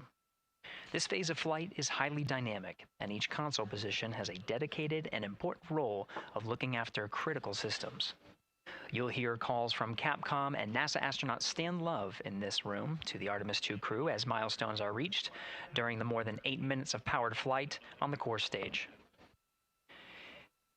Liftoff and ascent are just the beginning. This room will be staffed around the clock over the next 10 days to oversee every moment of the mission through splashdown. Here from the Johnson Space Center, we'll be streaming the mission live 24/7 so anyone can follow the crew's journey, take peeks inside the spacecraft, and share the experience of a lunar flyby with astronauts looking down at the moon's surface. Teams here have been rehearsing tirelessly in simulations to throw every conceivable and inconceivable scenario their way. We are ready and eager to begin the Artemis II mission. Still milestones to come as we continue the countdown, but we'll be right back with you during the ascent phase of today's flight. With that, Megan, I will send it back over to you at the Space Coast. Thanks so much, Gary. Under 37 minutes until the opening of our 2-hour launch window, 6:24 p.m. Eastern. I've never been more excited for a time. But why don't we send it back over to Megan Carter with the Moon Board to learn more about what happens after ascent. Absolutely. I am definitely also getting excited. Things feel like they're starting to pick up a little pace here. A lot is about to happen within the first 10 minutes of launch, but what happens after those first 10 minutes? Let me take you over here to my mission map so we can kind of jump ahead and let me explain a few things. So, our main engine cutoff is going to stand for MECO, and that is essentially where the rocket's job is done, and it is then going to turn the propulsion duties over to our ICPS. That stands for Interim Cryogenic Propulsion Stage. Don't try and say that too many times fast, but the ICPS is going to be right here, and that's our in-space propulsion.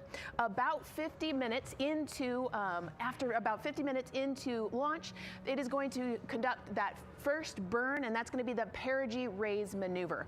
Essentially what that is going to do is going to raise the spacecraft from a lowest point of Earth just a little bit higher into space, and then they are going to conduct that nice path. It's going to set them on that nice circular path around the Earth. That's when they're going to start to be able to really check out the spacecraft. The Orion spacecraft is going to be able to, like we've talked about, be maneuvered by the crew. They're going to check out those life support systems, and communication checkout's going to be vital at that point as well, obviously.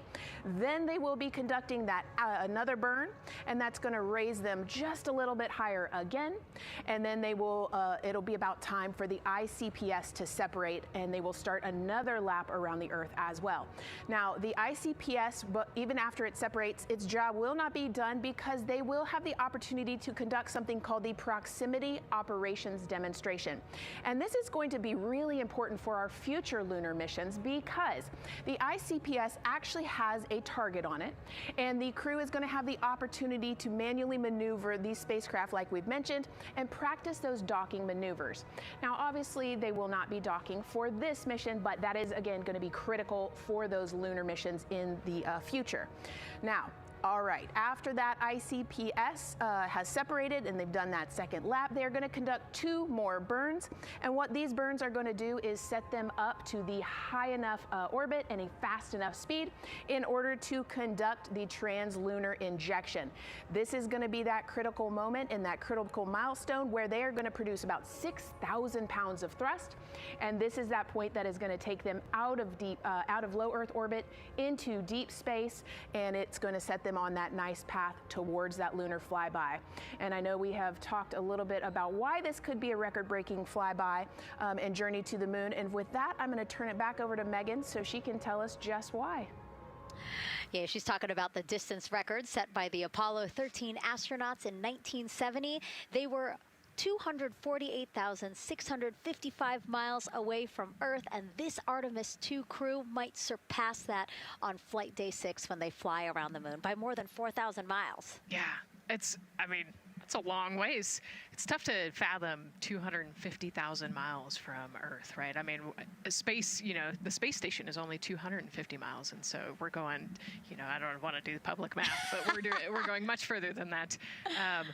But it's important, right? Because we want to get back to the moon. We want to see the surface. We want to see the far side of the moon. And the way we do that is by breaking distance records. Yeah, and the exact distance record depends on exactly when they launch, like the time, the day. So we'll learn more as we go into this 10-day mission with the Artemis II crew. But here we are, 32 minutes, 50 seconds and counting from the opening of our launch window. Feels really, really surreal here as more and more people come to gather on the press site lawn here at Kennedy Space Center. Why don't we take a look at this video that we have here? Some familiar faces who wanted to wish our Artemis II crew a safe journey. Reed, Victor, Christina, and Jeremy, you are the real deal. You're flying to the moon for all of us, and we are in awe. You're the true heroes. You are not just astronauts. You are pioneers, venturing deeper into the unknown. But you are not alone. We will be all cheering you on from planet Earth. Hey, I'm Victor Wembanyama, and I play basketball in the NBA. But I'm not only interested in shooting hoops. I'm also interested in shooting stars, dark matter, and all other types of astronomical phenomenon. And to the Artemis II astronauts who are shooting for the moon, I wish them good luck and Godspeed. Hi everybody, I'm Ryan Gosling, and I play a biologist who goes to space to save the planet in the film Project Hail Mary. But the Artemis II astronauts are going to space for real, and they will travel farther from Earth than any humans in history. Sending all our best wishes to the Artemis II crew. I just want to say how proud I am of each of you and how inspired you make me. But it's not just about me. Your mission is going to inspire future generations of scientists, engineers, athletes, and dreamers to do something that they never thought possible. Hey, it's Roy Wood Jr., and I want to wish the Artemis II crew a happy and safe journey to the moon, well, around the moon. To go around, I know what you're doing. You got to look for a parking space. This is to go around the moon, make sure somewhere to park, and then you park journey. Good luck. It's actually a really good way to explain what how this mission builds. Again, we are hoping to land astronauts on the surface of the moon in maybe 2 years. So yes, we are looking around the moon on this lunar flyby mission to see where we might park. Thank you, Roy Wood Jr. Okay, and as we look at this live view of the rocket on the pad, there is a spectacular place here at Kennedy Space Center to watch launch from, and that's the Banana Creek viewing area. Why don't we go back there where the crowd is excited, and Leah has the best assignment ever talking to people who are super excited about being here for Artemis II. Oh my gosh, Megan, you talk about the excitement being palpable. I'm telling you, everybody here on pins and needles as we get just about half an hour away from launch. I've been walking around talking to people, and I'm just struck again and again by how many people are here from across the agency. I want to introduce you to just a small portion of the people across NASA who have been supporting this mission. Patty Ortiz, NASA Armstrong Flight Research Center, Orion Program. Orion. Kathy Graves, Glenn Research Center, Office of STEM Engagement. David Alexander, NASA Glenn Research Center, Office of STEM Engagement. Jennifer Becerra, Johnson Space Center, the Office of STEM Engagement. Here we go, right back here. Where are you from? I'm from NASA Glenn Research Center, Joseph Panakitis. Joseph, here we go. Wes Furman from APL. Maria Arredondo from Headquarters, Next Gen STEM. Mark Robinson, Stennis Space Center, Commercial Space. Amira Flores, Armstrong, Office of the STEM Engagement. Molly Kearns, NASA Glenn, Space Communications and Navigation. Matthew Pierce, Goddard Institute for Space Studies in New York City. Here we go, and right over here. Lauren Ring, Ames Research Center, Data Integration. So we're coming together. We're one big NASA team, one big NASA family, and we have one major message before we launch tonight. Okay, guys, what are we going to say? 1, 2, 3, go!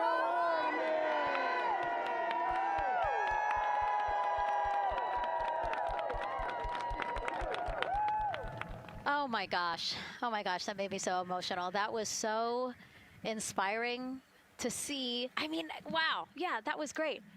I mean, just to hear everybody say their position, what they're doing to support this mission is amazing. And I'm sure this was something that really rang true and resonated with NASA's Administrator Jared Isaacman, again, to see the workforce come together to do the work and then to be here for launch. So why don't we actually go over to him now with our Jasmine Hopkins at one of our other viewing locations. All right, Megan, thank you so much. The energy here on the balcony is honestly becoming electric as we get so close to launch. And now we are thrilled to welcome NASA Administrator Jared Isaacman.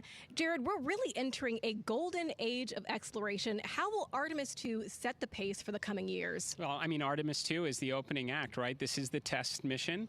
This is getting very comfortable with the SLS rocket, the Orion spacecraft. No humans have ever flown on this before, right? And we're going to put it through its paces. We'll go into Earth orbit for a little bit, make sure Orion's doing okay, and then we are sending them, right? We're going to send them farther into space than any humans might have gone before, 250,000 miles away, and it's going to set up for the subsequent missions. That's why we're going into the golden age of science and discovery right now, because you're going to see a moon rocket launch in 2027 when we do our testing with the lander. We're going to go for the landing on Artemis IV in 2028, and in parallel, we're going to build the moon base, right? And that is going to be filled with science discovery and tech demonstrations that's going to support the enduring presence we're trying to create on the surface. Absolutely. So honestly, history-making years ahead of us, you know, with Artemis 3 and 4. But first is Artemis 2. What will be our single greatest takeaway from this mission?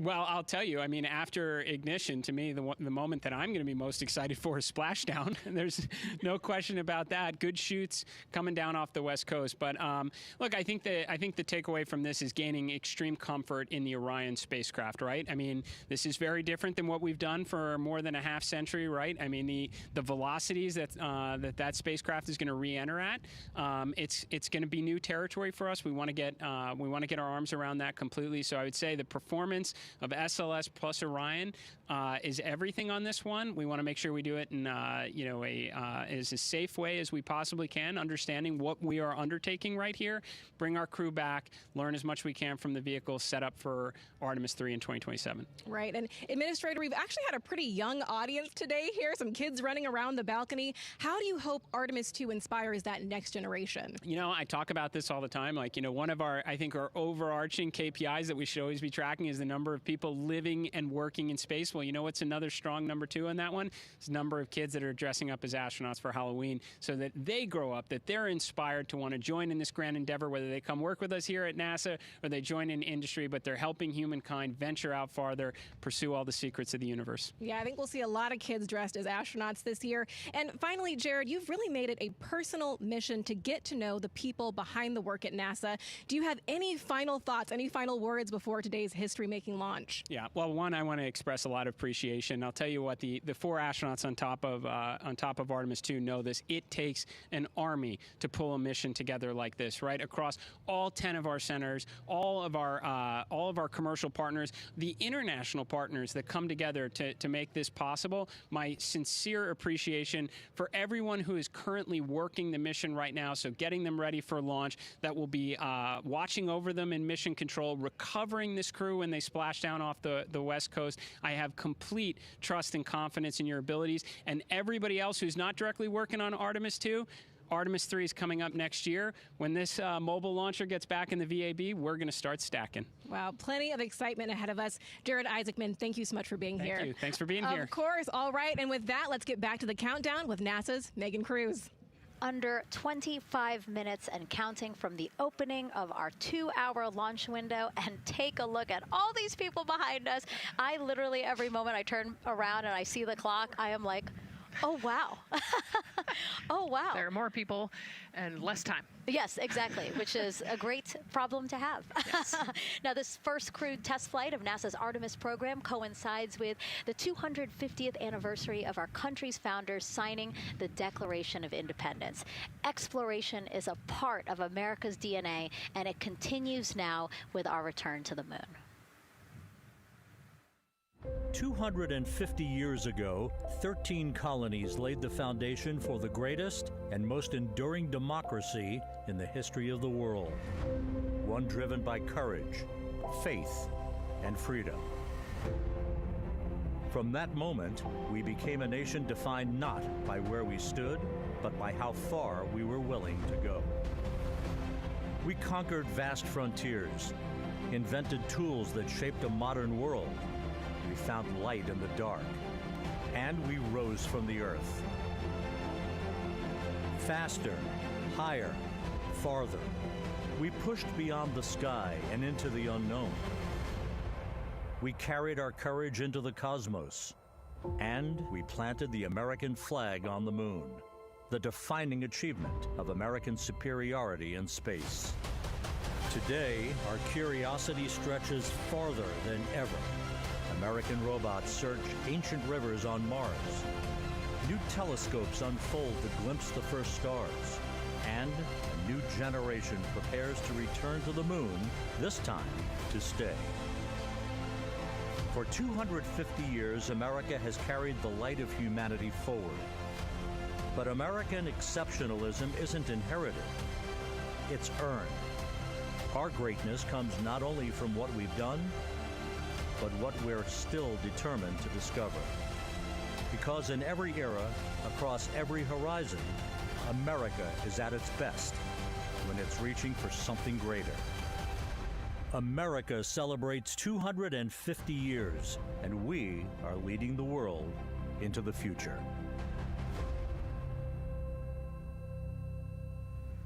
22 minutes, 15 seconds and counting from Artemis II, NASA's boldest test flight in a generation. The crew has said this often, that they hope it inspires children around the world. And recently, a group of kids here at Kennedy Space Center got a surprise of a lifetime while watching that rocket roll to the launch pad. So tell me what color it is. And who's going to be on that rocket? We're going to be on that rocket. I could make it a little bit longer. Did you see it? Okay, so everybody's looking at the rocket because it is kind of cool and impressive. One of the coolest things happening over there right now, though, is it's on top of a giant tractor. Doesn't all food come in like tubes? It's in these like little plastic bags. You have to like rehydrate it. Sushi. There's not. I haven't seen sushi in space. It's probably hard to keep that back. Sushi mashed together. My favorite part was this one little girl, she had a question. She had patiently held her hand for a long time, and Christina turns to her and says, okay, what's your question? She just goes, I forgot. It was like, that's a perfect little kid moment. I just love. Wait, are you my mother's cartoon astronauts? What? Say that again? Never mind. It's a little hard to say. Go Artemis! These two? Yeah. You can put it on your hand. Look at this one. Yeah. There you go. I like your dabbing astronaut back there. It's just so fun to see the enthusiasm, the energy, and a little bit of chaos. 3, 2, 1. Wasn't that so cute? I love kids and their excitement and, you know, even just being real. Like, I don't remember what I was I know, gonna he ask. goes, but I'm glad you're here. Now here we are, Space Center Houston. The crowd has exponentially grown throughout the day. We started showing you live shots from in there probably an hour ago, and now take a look at all the people there getting ready to witness history together. It's something really special to be able to witness something like this together. Yeah, you know, we've heard from celebrities and officials and kids, and, you know, it's amazing. People from all around the world came here today to Florida to watch, so it's something, it's hard to put into words, just how much support for this mission we're seeing today. And great news, too. Remember, the team was tracking an issue with the launch abort system battery. They appear to have cleared that issue, so we are go for launch. Yes, it's exciting.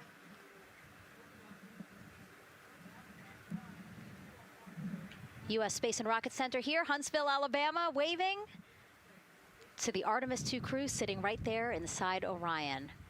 Inside of 20 minutes from the opening of our launch window, and right now we are targeting the top of that launch window, so we could be launching here in about 19 minutes, Nicole. Wow, I don't know if I expected this today. I'm excited, and, you know, I'm glad they were able to clear the problem with the battery on the LAS, and everything has gone really smoothly today. It's been great. The weather cleared up.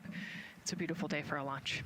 And so now, as we are so close to possibly launch now, just what are your final thoughts as we are about to embark on a mission back to the moon, the first time in more than 50 years? Yeah, you know, just so proud of the crew and all of the teams here on the ground that made this happen. You know, they are carrying the torch from the Apollo era into the Artemis era. And, you know, as the crew likes to say, they want to be the shoulders that the next generation. And let's see, GLS, can you help us with that, please?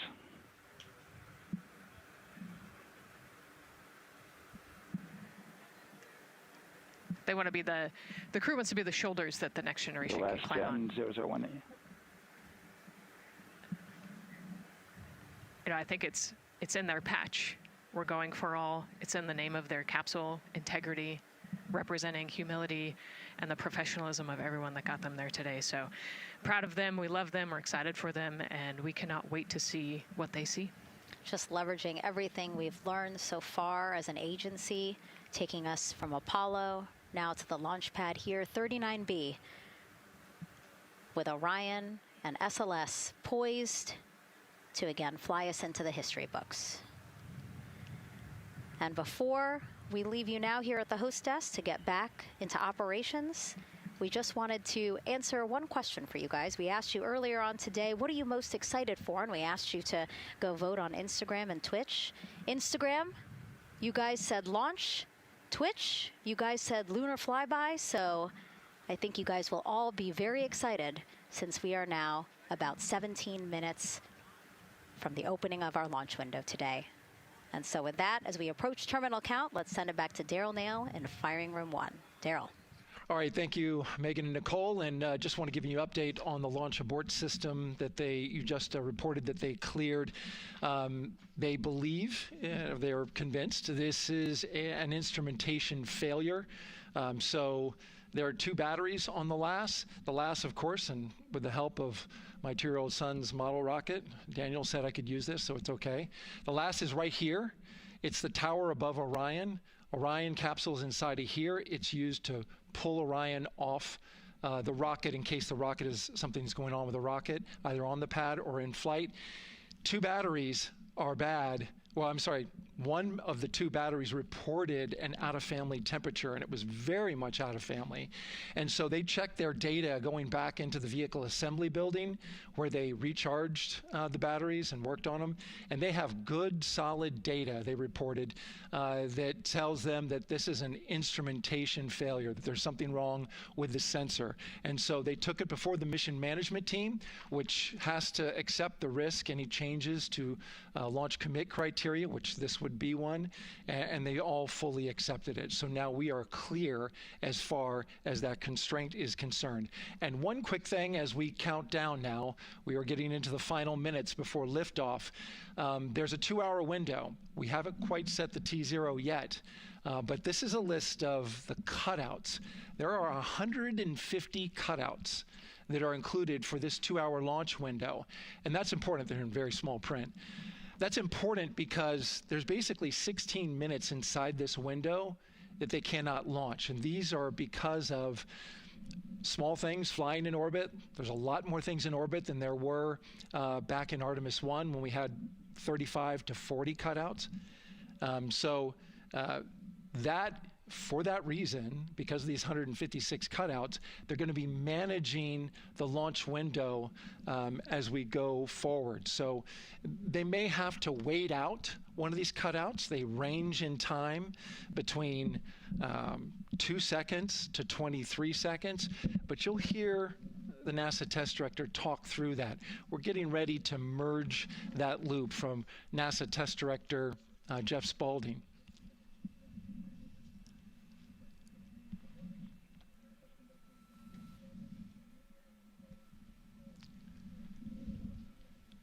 And so now I'm listening to the launch team get ready to merge their operational channel.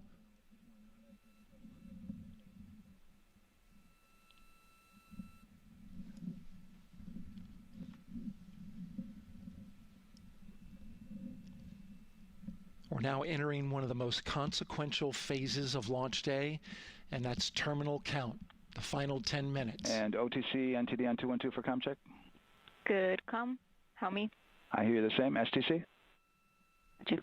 GTC? GTC is on 212. All right, copy that. NASA Test Director Jeff Spaulding confirming communications with his team.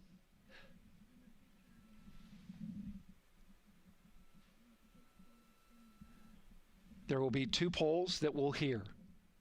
One from Spaulding, the NASA test director, confirming the ground systems and the launch team are ready to proceed. At this point, we have a clear board, no constraints, but we need confirmation from each individual on the NASA test director team. So we'll hear him poll his team. The other poll that we're waiting for is the poll from Launch Director Charlie Blackwell Thompson, who will take that final status from NASA management before giving the go to come out of a hold. And you're seeing the clock count down at L-12 minutes. CCL, OTC, Orion, RS1. CCL. Yes, sir. Reconfigure ARS primary loop ISO valves. Copy, that's in work. And CDR, OTC, Orion, RS1. Go. ARS loop ISO valves are being closed at this time. Integrity copies. NGDLP. Go. Yes, I had a discussion with CEIS and with MER manager regarding the observation the CEIS had a few minutes ago. They were able to confirm with BCI photos that the condition that they observed has been there since 2025. MER manager has had a chance to review the findings, and they do not have any constraints from either a CEIS or MER manager perspective. Okay. Copy all. And Launch Director, NTD, you copy? Yes, sir. I copy. That's good news. OTC, CCL 212. OTC. ARS primary loop isolation valve configuration is complete. Copy.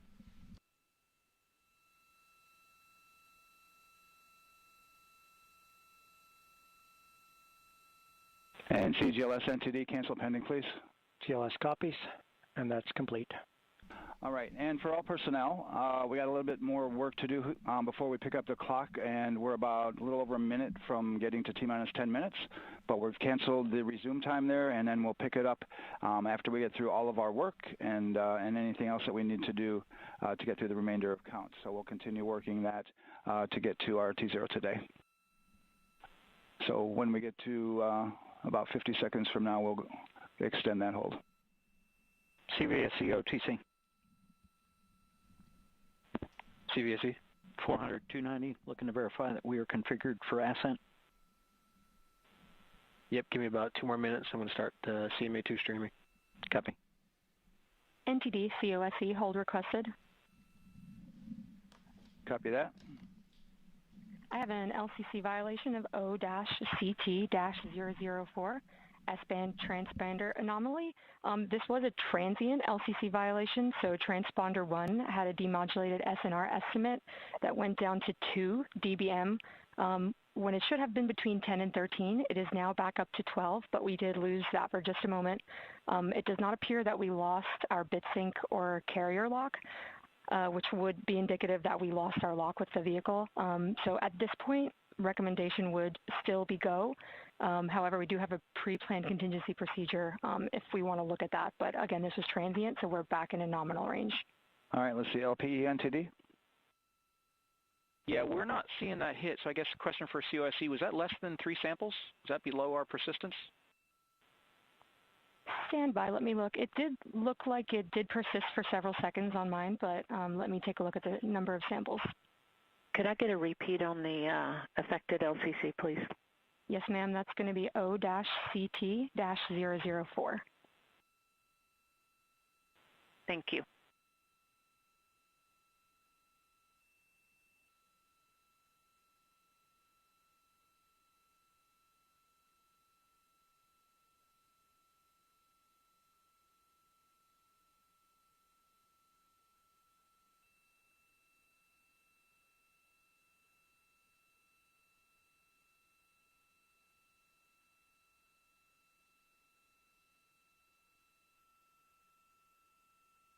Yeah, us taking a look at the data right here, looks like that was a single sample.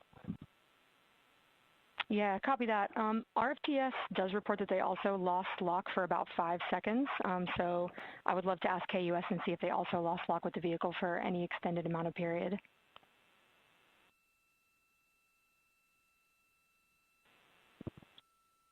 And COSE, while we're doing that, these are 1/10 hertz measurements, correct? So we would have had to lose it for over 10 seconds to get a second sample? Yes, sir, that's correct. It is 1/10 hertz. Yeah, so from our perspective, the allowance is effectively up to 30 seconds, up to 3 samples based on the 1/10 hertz. This is not an LCC violation, I believe. Yes, sir, I would agree with that at this point. Copy that. We're checking with KUS on 232. I don't think they have 212 access. We're trying to verify, but it sounds like they have a loss of lock as well. About 2 seconds. Okay. And I guess for both KUS and COSE, do we have lock now? That's affirmed. We do have lock for COSE.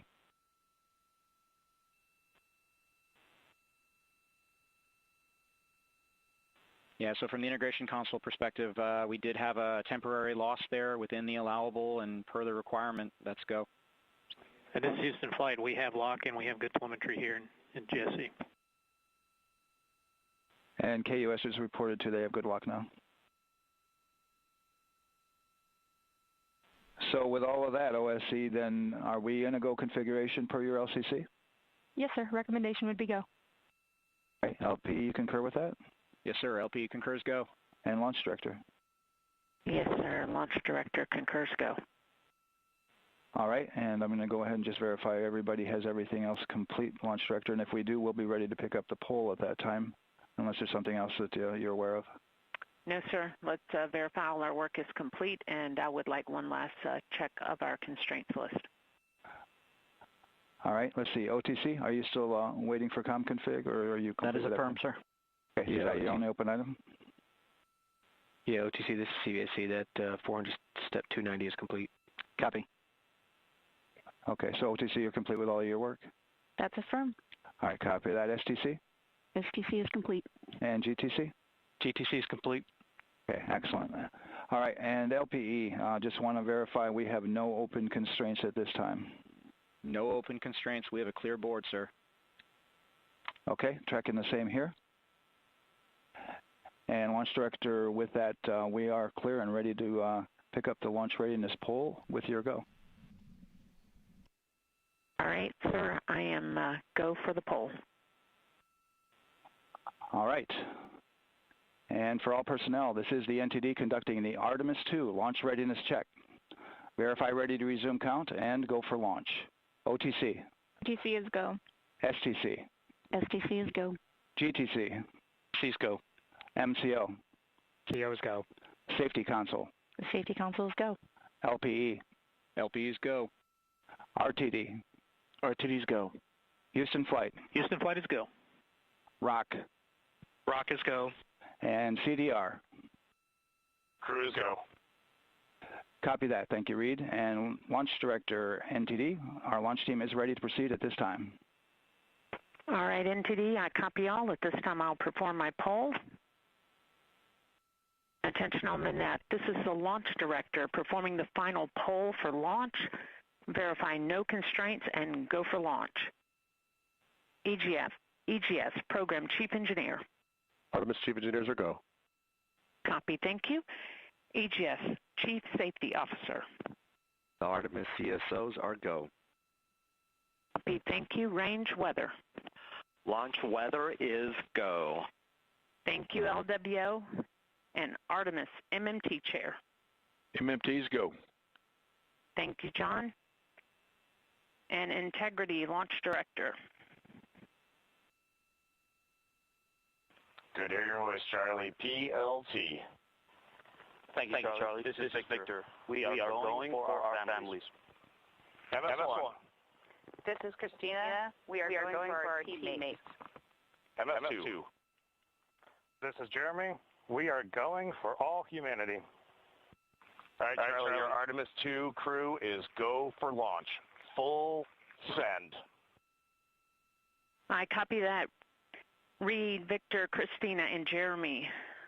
On this historic mission, you take with you the heart of this Artemis team, the daring spirit of the American people and our partners across the globe, and the hopes and dreams of a new generation. Good luck. Godspeed, Artemis II. Let's go.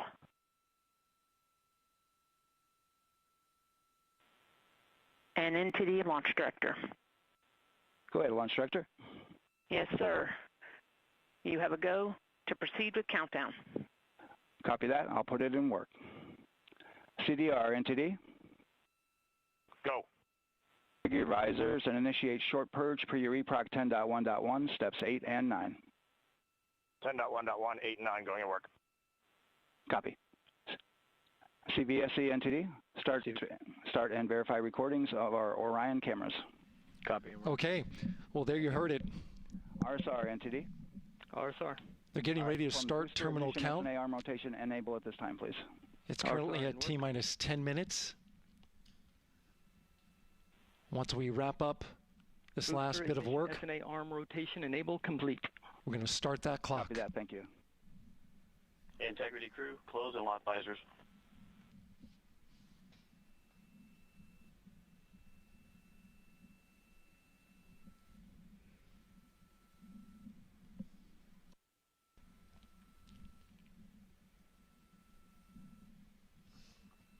You heard an issue, worked in real time with telemetry lock on the Orion. It was transitory. It was very short. They checked the data, confirmed that they had a good lock. This was with the S-band transmitter on the Orion. Worked through that issue, looked at the data, and cleared it. All with the world watching. Impressive work by the launch team. So we have a 2-hour window, which starts in just a few minutes at 6:24 p.m. Eastern Time and goes until 8:24 p.m. Eastern Time. And ECL NTD will be waiting for your verification on the short purge. ECL copies.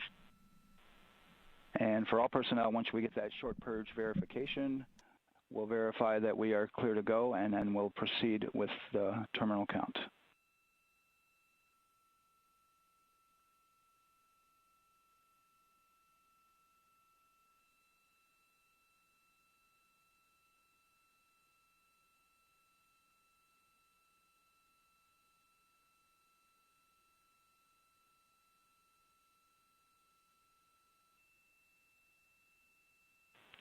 ECL time estimate? About a minute. Copy.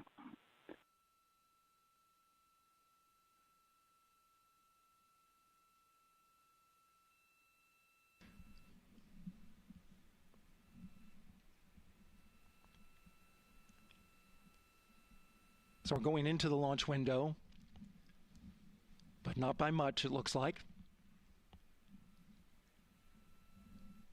Just wrapping up some final work. And once that's completed, you'll hear NASA Test Director Jeff Spaulding ask for the ground launch sequencer operator to go ahead and start the clock.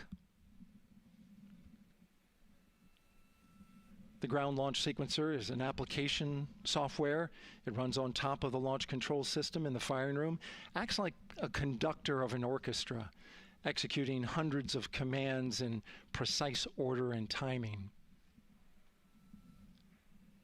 It's all autonomous. Entity CCL 212, short purge initiation is verified. All right, copy that, and we're verifying our constraints.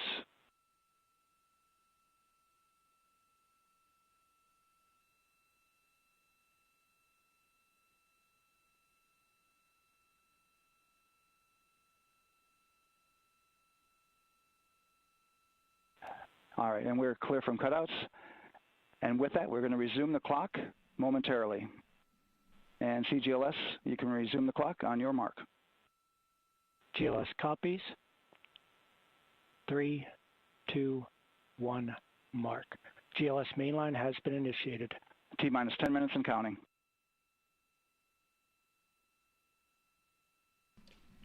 And that begins terminal count. Our new T0 is 6:35 p.m. Eastern Time. 6:35 p.m. Eastern Time. We are now counting down to liftoff of Artemis II.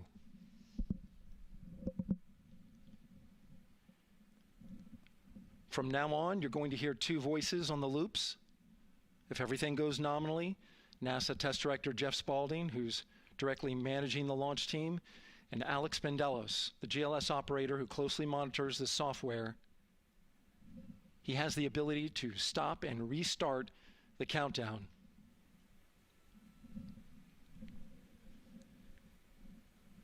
A lot of people ask about whether there's a launch button. There certainly is not. Flight and rock, our new T0 is 22:35:12. Houston flight copies. Rock copies.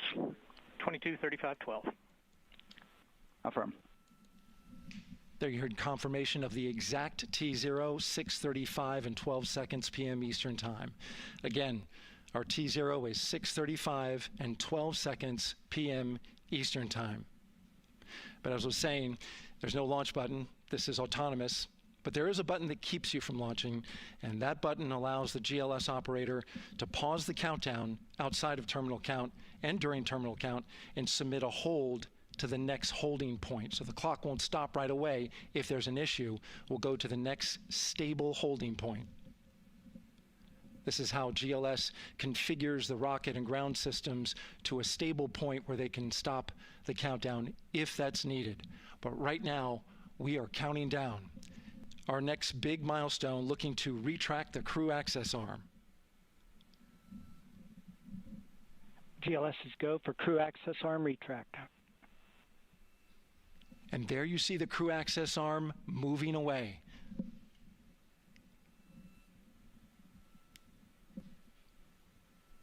That's the path that the astronauts took to ingress into the rocket.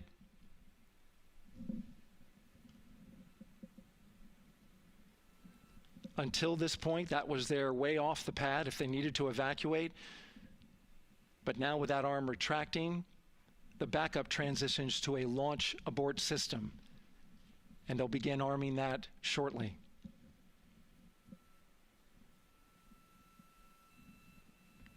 Of course, the launch abort system, great shot there of the crew access arm retracting away.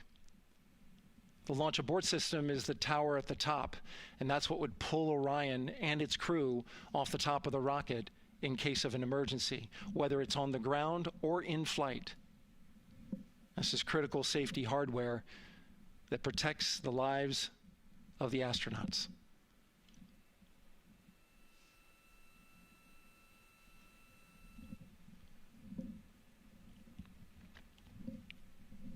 Starting at T-minus 6 minutes, the GLS will start bringing that and other high-energy systems online, starting with core stage pressurization.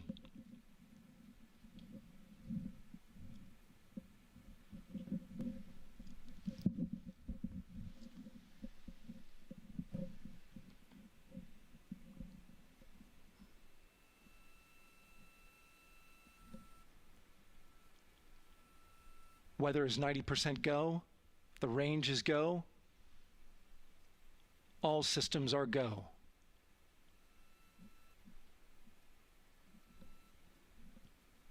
GLS is go for core stage tank pressurization.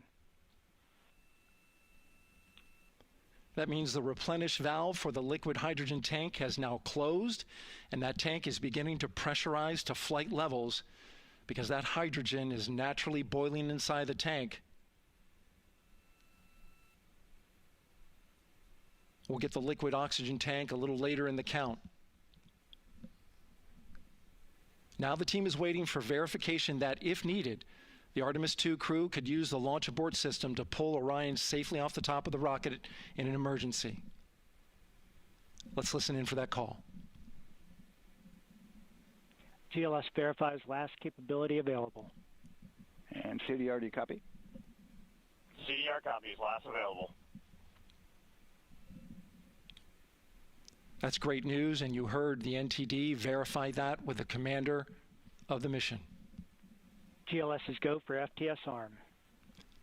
Now work is being done to arm the flight termination system. This is so the range safety can send a flight termination command if the rocket flies too far off track. There's a brief built-in delay, so the launch abort system has time to pull the astronauts to safety first. GLS is go for LH2 high flow bleed check. All right, the high flow bleed check. That's so the cryo team gets verification that the RS-25 engines, all 4 of them, are in the proper temperature range for launch.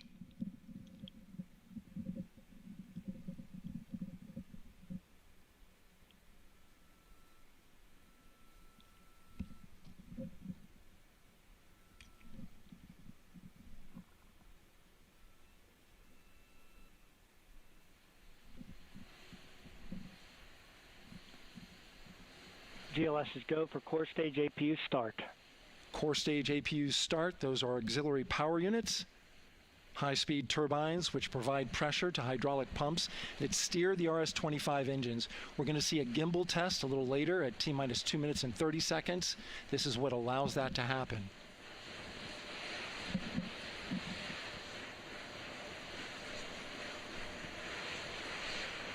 Coming up in about 20 seconds, we're listening for go for purge sequence 4. That's a helium purge of the 4 core stage engines downstream of the propellant valve. This gets all the air and moisture out of there.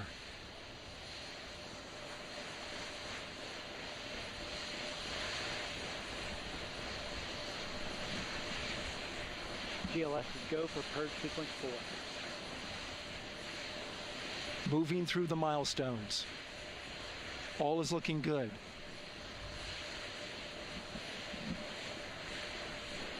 Coming up in just a few seconds, we're going to get that thrust vector control actuator test. This is a gimbaling of the engines.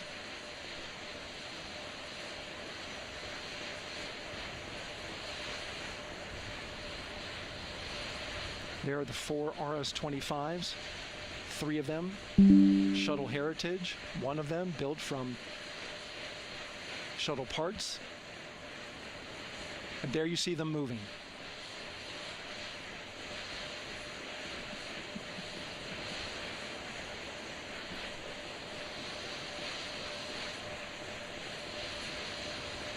Now we're going to start moving the power from both the upper stage and the lower stage of the rocket to internal, taking ground power away and now going to battery power.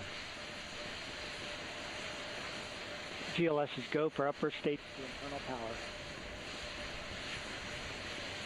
All right, power is removed from the rocket's upper stage, the ICPS, and it's been switched to battery. Same milestone for the lower core stage coming up at T-minus 1 minute and 30 seconds. Right now, The 4-person Artemis II crew is 248,000 miles away from the moon. And if all goes well, they will fly by it in 6 days. GLS is go for core stage to internal power. All right, there's the rocket's core stage, which houses 3 flight computers, is now on its own power.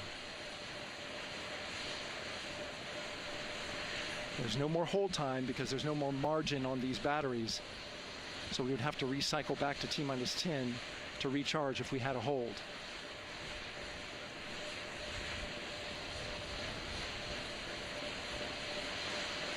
One minute. Right now, the rocket does not know what the T0 is, but coming up at T-minus 33 seconds, control shifts from the ground launch sequencer to the rocket's onboard autonomous launch sequencer, or ALS. The rocket will count itself down, but honor any holds that could come from the ground. Now, shortly after liftoff, Houston will take control of the rocket, and my colleague Gary Jordan will take over commentary. GLS is go for ALS.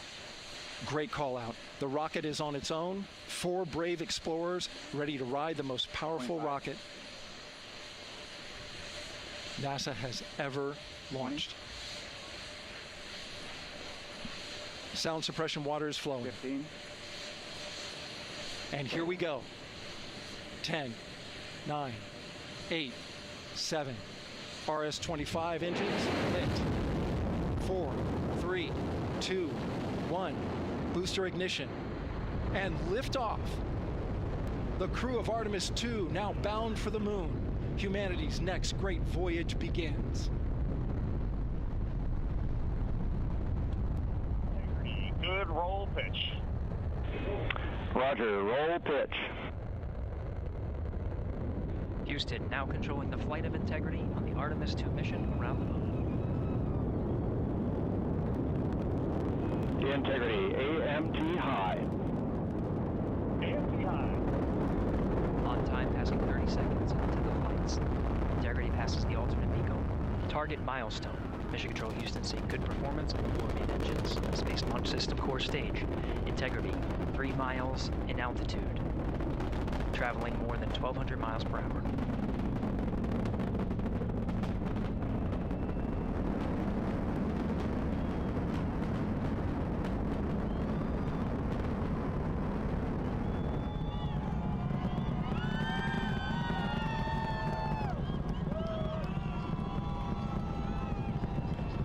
Mission elapsed time, passing 1 minute, approaching max Q. On, Ponce de Leon. Stan, we have you loud and clear on Ponce de Leon. Have you the same. Communication signal transfer confirmed as Integrity and its crew go supersonic. Approaching 90 seconds into the Artemis II mission. Integrity is 14 miles in altitude, 8 miles downrange, traveling more than 2,600 miles per hour.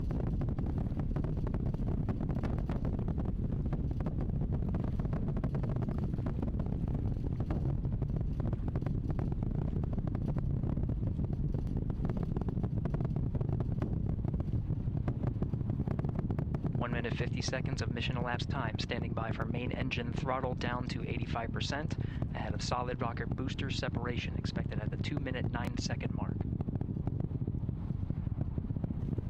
We see throttle down.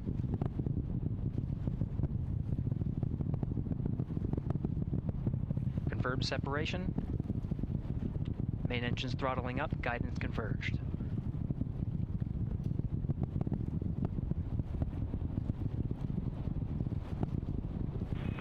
Integrity, guidance converged, performance nominal, upper stage RCS ready. Copy all, Stan. Integrity, SM priming complete. SM priming complete. 2 minutes 45 seconds of mission elapsed time into the Artemis II mission. Thrusters on Integrity and upper stage confirmed in a ready state ahead of service module fairing separation.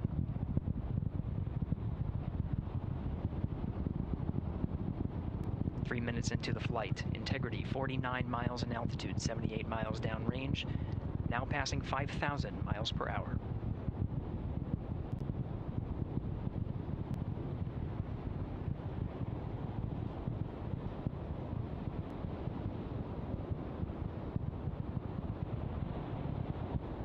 Standing by for launch abort system jettison. Houston integrity, good last jettison, great view. Copy jettison, Team Eco 8+02. We see the same on board, Stan. And Houston has you loud and clear on TDRS at the common line. Outstanding, Stan, we have you the same. 3 minutes 50 seconds into the flight of Artemis II, Wiseman, Glover, Cook, and Hansen cross the boundary to space with good comm checks. GPS signals acquired after last jettison now working on internal checks to verify accuracy. Flight Dynamics Officer analyzed the time of main engine cutoff, confirmed at 8 minutes 2 seconds, time of MECO.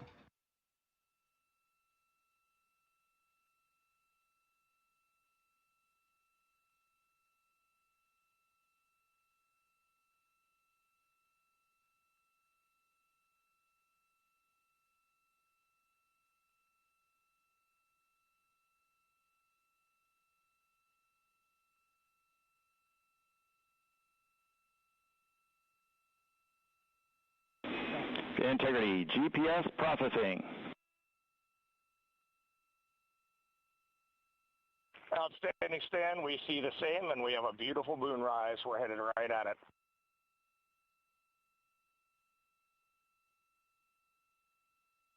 Approaching 5 minutes into the flight, Commander Reed Wiseman confirms he has visuals of his destination. GPS guidance, navigation, and control software finishes internal checks and sends to navigation channels.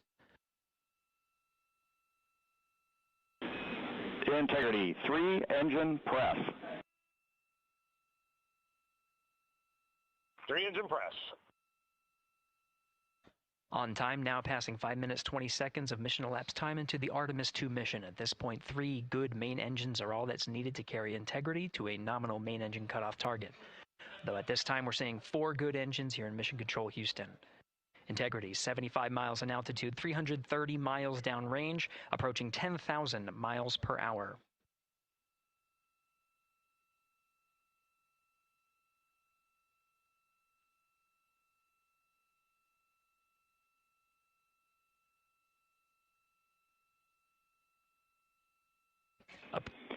Integrity, looking good at 6 minutes. Same on board, Stan. Good trajectory and engine performance. Booster officer will soon report the shutdown plan to Flight Director Judd Friedling, expected at the 7-minute mark. Integrity, 78 miles in altitude, 460 miles downrange. Integrity, expect nominal shutdown. Integrity copies nominal shutdown.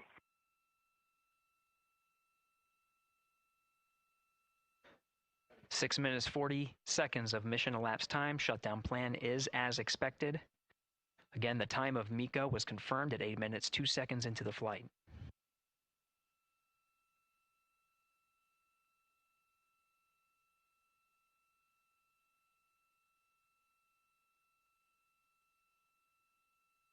Seven minutes of mission elapsed time. Throttling down as we approach the abort once around option. Milestone at the 7-minute 30-second mark. Now 84 miles in altitude, 650 miles downrange, traveling more than 15,000 miles per hour. Integrity, AOA open.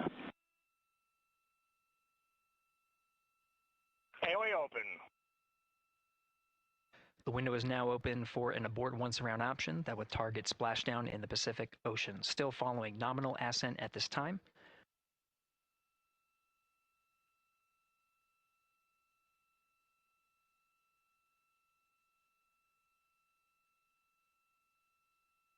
About 10 seconds remaining until the main engine cutoff of the Space Launch System core stage. Standing by for confirmation of MECO and core stage separation.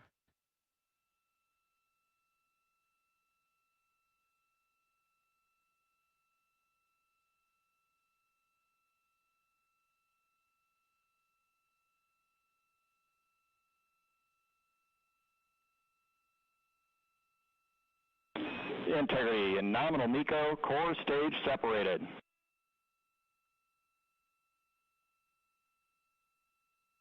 We see the same on board, Stan.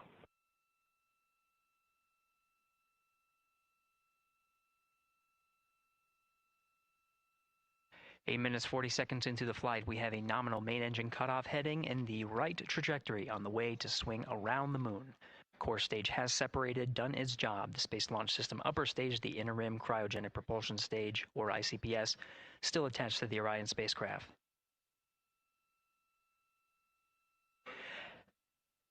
Nine minutes of mission elapsed time. Integrity crew of Reed Wiseman, Victor Glover, Christina Cook, and Jeremy Hansen now in orbit around the Earth at the beginning of their journey to the moon.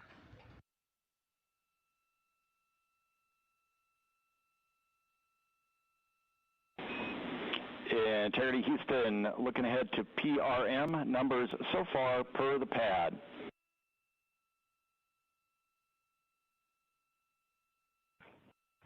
Copy that, Stan. Numbers for the pad.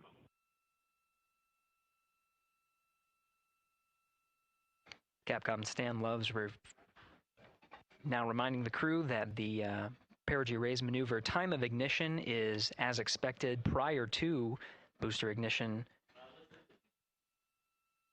That time being 49 minutes, 50 seconds of mission elapsed time.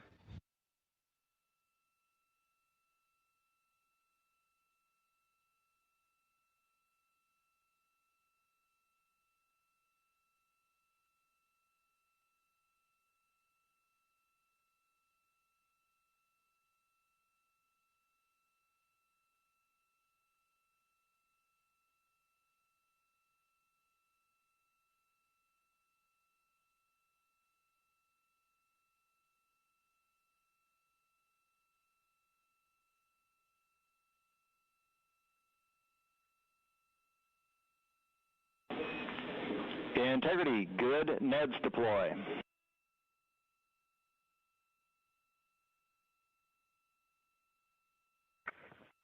Copy that, Stan. Good, NEDS.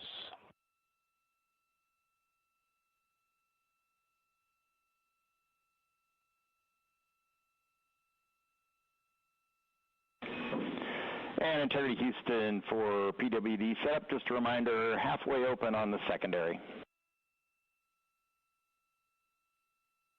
We copy that, Stan. Halfway open.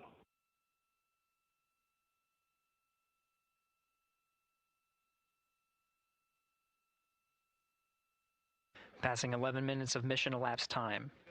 Here, overhearing the conversation between Capcom Stan Love and Commander Reed Wiseman, already passing some milestones. We have a good nozzle extension deployment system. That is confirmed. Complete. We also have the visors are confirmed up. Now past the dynamic phase of flight, that is ascent. Their launch and entry suits that provided them an extra layer of protection. Now not as needed. They're going to raise those visors. And later in today's mission, they will begin to egress or get out of the suits to begin some of their initial tasks of activating some of the systems aboard in the Integrity spacecraft. It's passing 12 minutes of mission elapsed time. Again, the perigee raise maneuver that's targeted near 50 minutes of mission elapsed time, 49 minutes, 50 seconds. That's what the crew is going to be working towards. The Commander Reed Wiseman, pilot Victor Glover will focus on preparing for that milestone. In the meantime, mission specialist Christina Cook and Jeremy Hansen will start some of the activation of environmental control life support systems. You may hear confirmation of their activation over the Orion to Earth communication network.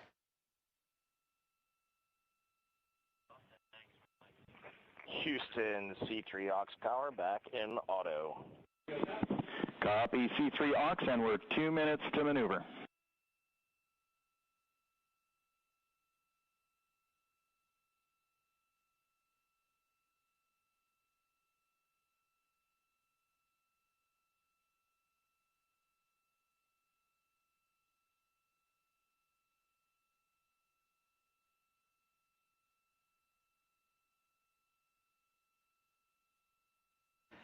13 minutes and 30 seconds of mission elapsed time. We're going to continue to follow the crew of the Artemis II mission.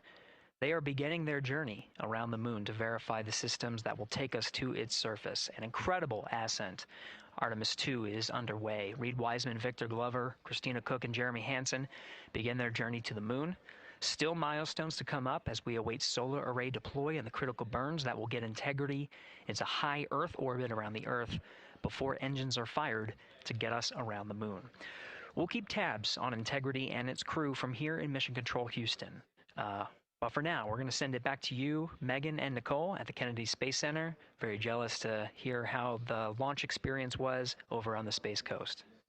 Yeah, Gary, if people are just joining us, welcome back to the Space Coast, where we just saw Artemis II lift off 14 minutes ago. And wow, what an amazing launch, and an emotional one, too. As soon as the rocket lifted off, Nicole, you had tears in your eyes, I had tears in my eyes, and we had all these people around us cheering. It was amazing. Yeah, the energy was wonderful. I mean, it was a beautiful launch.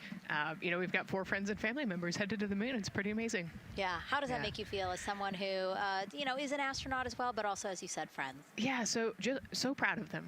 You know, man, we don't have the words in the English language to describe this kind of an event, and pride, love, so many emotions. You know, they are truly breaking some barriers, and hopefully, you know, as Gary just said, they've got a long day ahead of them, so wishing them well on everything. But so far, what a beautiful launch to watch. Yeah, to be returning to the lunar orbit in more than 50 years.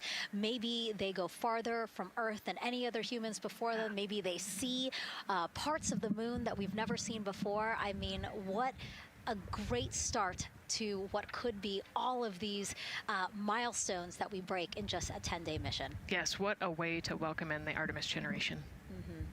Yeah, how do you feel? I mean, we saw some beautiful shots we were covering of course, the rocket, of course, the Earth falling away as we continued up into our ascents, but also some of those crowd shots where we saw young and old just emotional, overcome by this history-making moment. Man, we are going back to the moon for all, and we saw that today. We saw that in all the crowds. And yeah, you guys just saw that view, the sunrise or sunset, I guess. They just made it over the crest of the Earth, and you could see the sun peeking over. One of my favorite views from space. And I can't imagine what they're looking at now, and I can't wait to see what they're looking at in about 5 or 6 days. Yeah, and you know, I know a lot of people are like, you know what, I'm surprised this launched on the first try, because we know, like any little thing, we have to be keeping safety in mind, and we want to make sure we're ready to go. But we were ready to go, and I think it surprised a lot of people.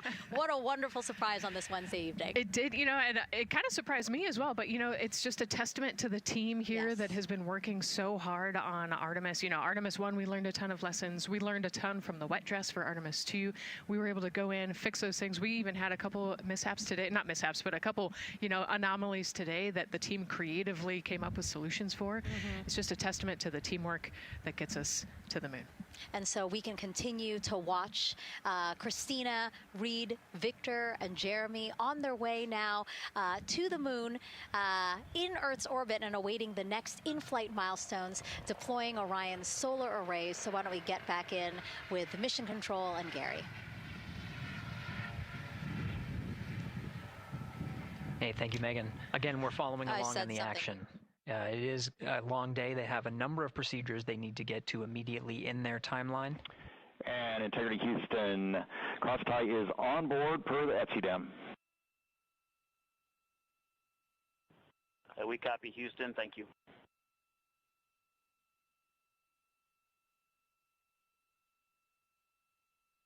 Cross-tie referring to flight controllers here initiating a connection between some of the batteries aboard the Orion spacecraft, allowing for an even distribution of power. This is the flight control teams that took us through ascent of the Artemis II mission today. Right now we're, as you see, passing 18 minutes of mission elapsed time. The Orion spacecraft Integrity and the interim cryogenic propulsion system are maneuvering tail to sun. It is in this orientation, this attitude. Integrity, any words on that momentary prop caution?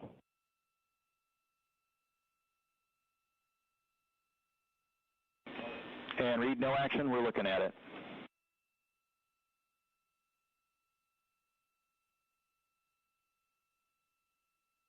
Commander Reed Wiseman verifying what is being routed to his displays aboard Integrity. Propulsion engineer confirming that no action is needed at this time. They're pressing through with their nominal procedures to prepare for the perigee raise maneuver. And of course, the solar array wing deploy ahead of that. The solar wing deploy is a critical milestone. We'll continue to have our coverage follow the mission until that deployment. A successful launch is just the beginning. The deployment of the solar arrays and successful confirmation that those solar array wings are drawing power is a significant milestone, and says to the flight control teams that we will continue on today's mission. Power needs to be drawn to continue through some of the next milestones. Until then, the AOA open option that was called up upon ascent, the aboard once around, is the current option, and aboard to orbit option ATO will be switched to a preferred mode at the time that the solar array wings are deployed and latched. It gives the flight control teams a little bit more flexibility. Yeah, Integrity Houston, update on TDRS handover for your pad.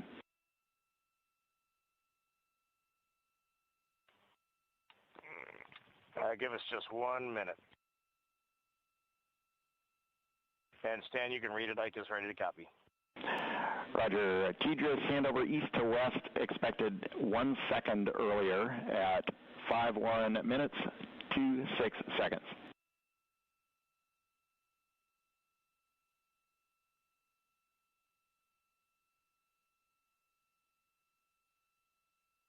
All right, Stan, we copy 1 second earlier for 5126 TDRS east to west, and saws are starting to deploy. Thermal knives are firing. We concur. Thanks for the report.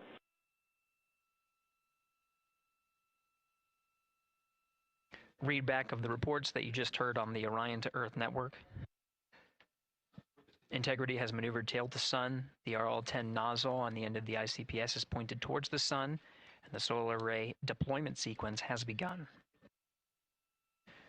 With the deployment confirmed, it'll be several minutes until they are what is called in a latched position. Once they are latched and confirmed to be drawing power, they can switch the mode to ATO and continue along the mission. The teacher's handover at the pad, that message meant the crew was provided some preliminary numbers of when to expect handovers between the tracking and data relay satellites. Currently orbiting Earth at an altitude of 545 statute miles above the Earth, they are in a near-Earth network communication system. The tracking and data relay satellites, geosynchronous satellites that are stationed about 23,000 miles above the Earth. After the apogee raise burn that occurs later today, the burn itself will put them in an altitude that surpasses the range of the tracking and data relay satellites, and they will transition to the deep space network today. And Integrity, for prop messages, we see 2 temperature measurements right near the line. It's that momentary message you saw earlier. We're going to suppress those. It's CM helium heater 2 T1 and heater 1 T1. They're going suppressed. Integrity, thank you. We see the same.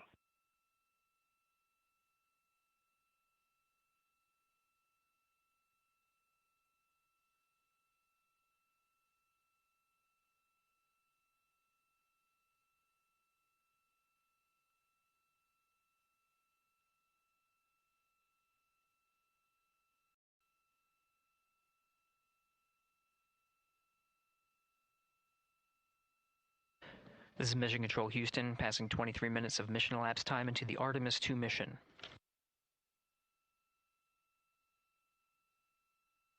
This is after a launch that began at 5:35 and 12 seconds Central Time, 6:35 and 12 seconds p.m. Eastern Time. Right now, the orientation you're seeing from our aero visualization that translates some of the telemetry that we're getting from the spacecraft and puts it into a model so you can follow along on some of the milestones that we are following here. The RL-10 nozzle that you see at the left end of your screen, though it is currently not firing, that nozzle is pointed towards the sun, and the solar arrays are currently deploying. From this visualization, they look fully stowed in a position. Integrity, we are happy to report that Jeremy has the O2 sensors on. Copy O2 sensors.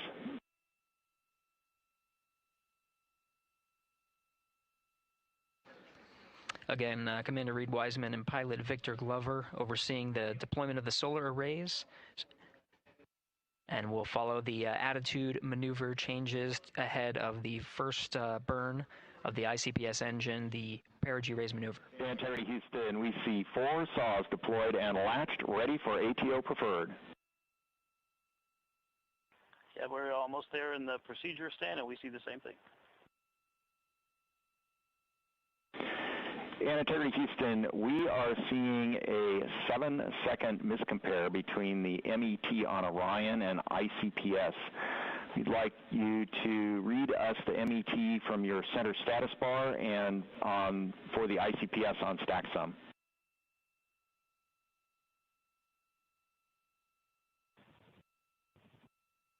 And Stan, we see a absolutely precise alignment. MET 25, 14, 15, 16, precisely aligned with ICPS MET.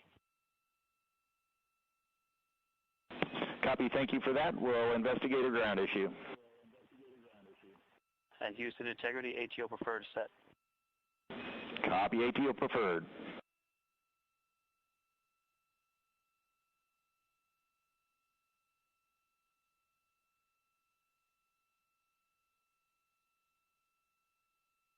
This is Mission Control Houston, 25 minutes, 45 seconds into the flight of Artemis II. We have confirmation that all 4 solar array wings are deployed and latched. This is the configuration needed to switch to ATO preferred, which you did hear confirmed from pilot Victor Glover. That mode has been switched.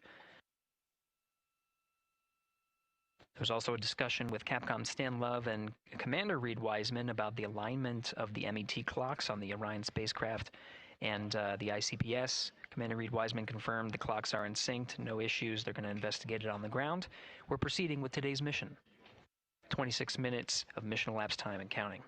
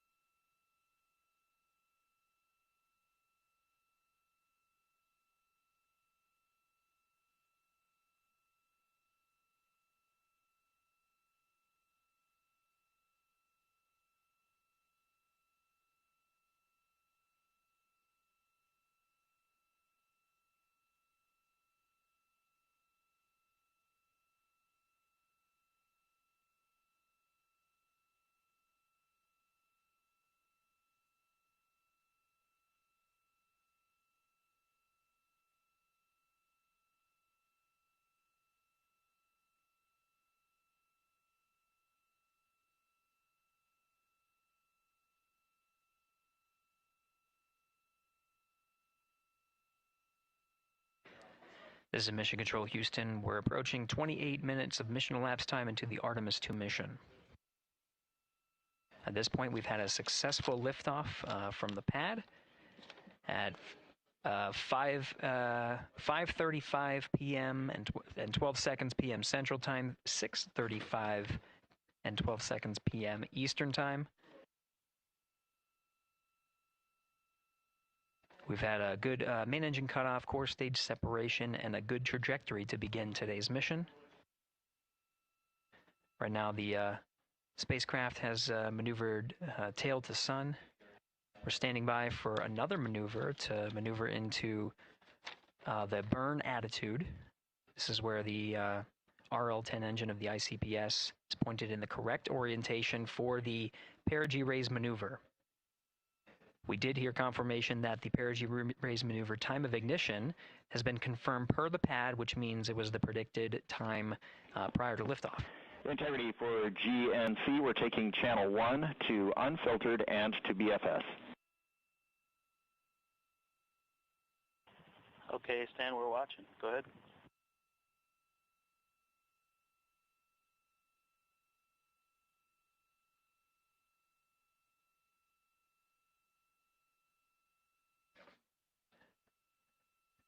Capcom Stan Love reading up to the crew of Integrity. They will switch the navigation source from channel 1, standing by for confirmation that that switch has occurred. Pilot Victor Glover will receive confirmation when, and as at least watching to confirm that that switch has occurred. Again, the perigee raise maneuver that we're heading towards, not too long from now, we're actually inside 20 minutes at this time from the time of ignition of the perigee raise maneuver. We did have a successful deployment and launched of all 4 solar array wings. This is the configuration needed to commit to the perigee raise maneuver. Of course, flight controllers here in Mission Control Houston will continue to evaluate that everything is good before committing to that burn.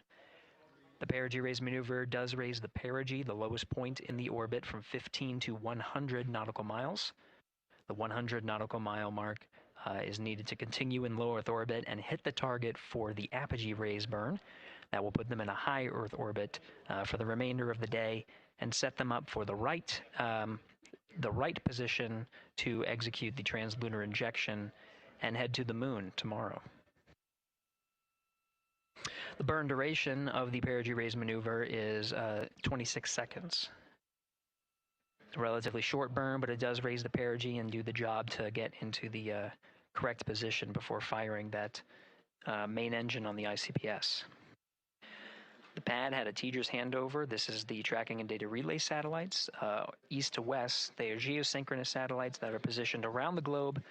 And as Orion makes its way around the Earth right now, above the west coast of Africa, at an altitude of about 923 statute miles, and counting.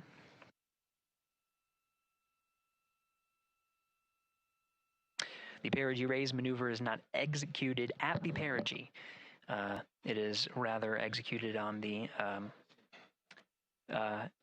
actually closer to the apogee. But what it does is it raises the perigee on the other end of the orbit to 100 nautical miles.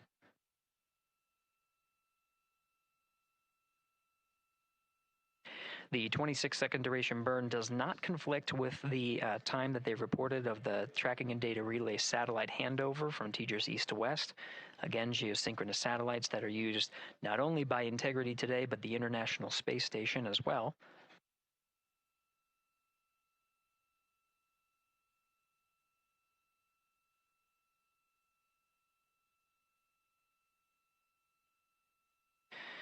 That time of handover is 51 minutes, 26 seconds.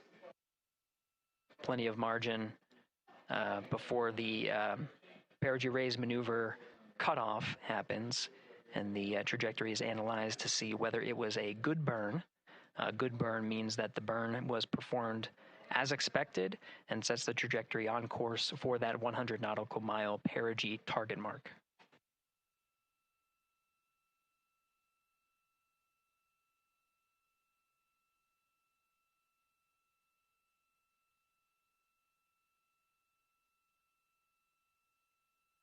Again, for those sticking with us on NASA Plus and following along on our coverage, we will continue to follow and to cover the mission until Well, actually, we'll continue to cover the mission 24/7.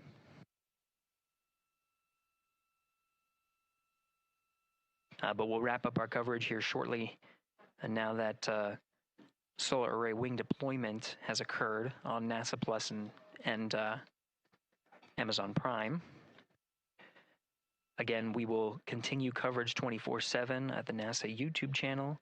For those that want to see all of the upcoming milestones, there are select times where we will be coming back to NASA Plus and other streaming platforms.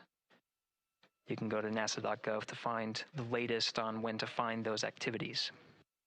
Given that this is an operational mission, we do want to make sure that we are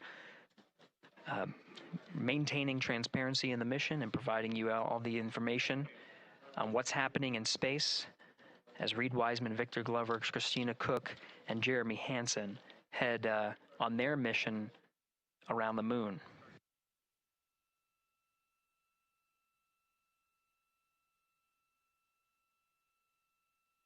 Inside Integrity at this time, again, the solar array wings have deployed. The Integrity is maneuvering to its burn attitude ahead of the execution of the perigee raise maneuver.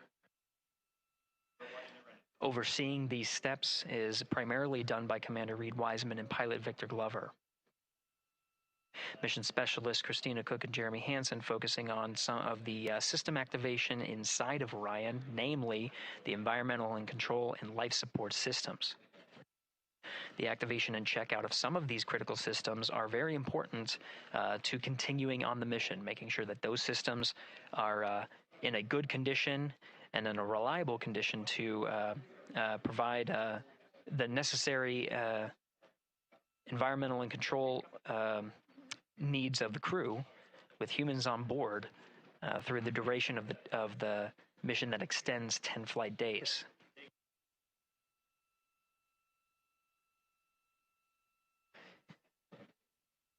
Standing by for an update to the perigee raise maneuver time of ignition. Should be read up to the crew very shortly. Integrity Houston, updated PRM numbers when you're ready to copy. All right, Houston, we are ready to copy. TIG is 2 seconds earlier at 4 minutes, 48 seconds. TIGO unchanged at 26 seconds. 49, 48, TIGO 26.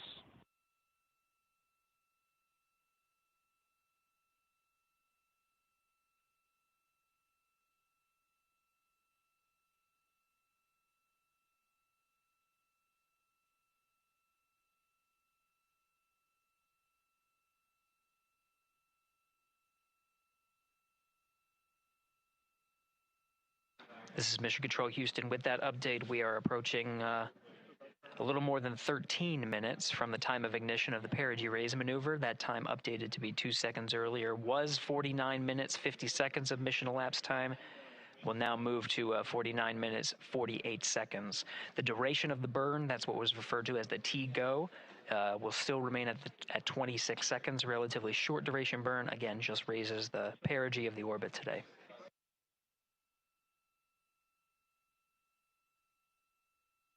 Making sure they hit the mark on that time of ignition is the primary concern of Commander Reed Wiseman and pilot Victor Glover.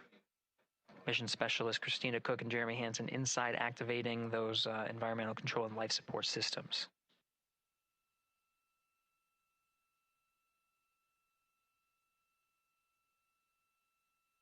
At this time, all 4 crew members are wearing the launch and entry suits. Integrity Houston, for Optimus on the PCD, we have time update instructions when you're ready.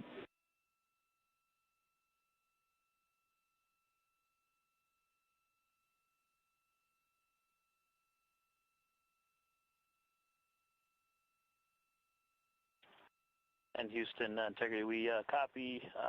Hands are pretty busy at this time. I think we will call you back when we're ready for that. All right, that one is not urgent. 2 minutes to maneuver to PRM attitude. We are watching and concurred. 90 seconds maybe. Pilot Victor Glover confirming that that maneuver less than 2 minutes. Again, that the point of that maneuver is to point the main engine of the ICPS, the RL-10 engine, in the proper orientation to execute that 26-second burn. It needs to point in the correct position to achieve the goal of raising the perigee to 100 nautical miles.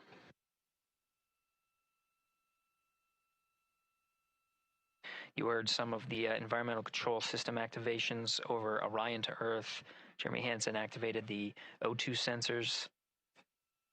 They'll be measuring the cabin of Orion.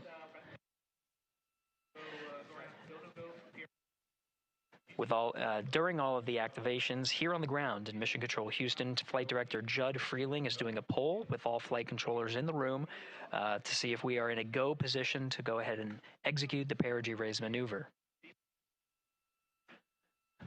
Once concluded, Stan Love will report it back up to the crew, and we'll stand by for that.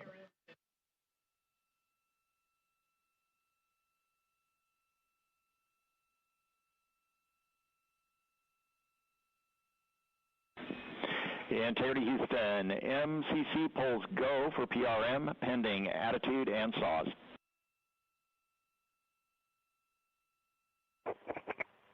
Hey, we copy. MCC is go. Maneuver starting.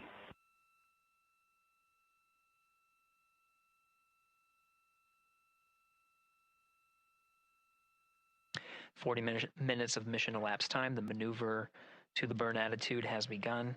The maneuver also is paired with reorientation of the solar array wings that have been deployed. They will have various positions throughout the duration of the flight. Of course, solar array is meant to maximize the draw of power from the sun. So when deployed, we're in a biased solar array wing configuration that was called solar normal. This allows for the greatest surface area of the solar array wings to be drawing power and powering up those batteries of integrity, of which a cross-tie was enabled between the four batteries, the four battery buses that are inside of Orion. However, for the perigee raise maneuver, the solar array wings will be put into a position to take on the loads imparted by the ICPS main engine when they execute the 26-second burn. You can see in the animation here, the solar array wings are in motion, and the attitude is being reconfigured to point the engine in the correct direction, those solar array wings being pointed forward.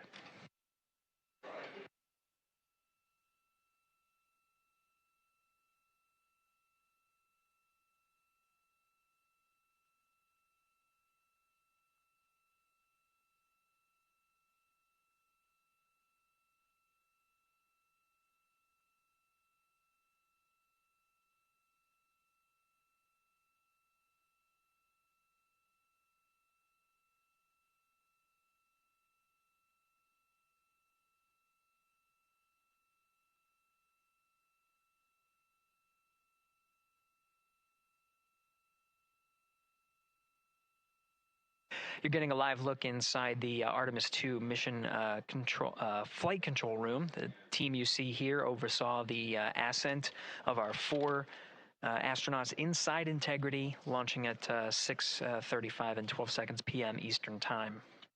Now again, this room will be occupied 24 hours a day, 7 days a week, with flight controllers shifting on 3 shifts to oversee 24/7 operations of Artemis II while in flight.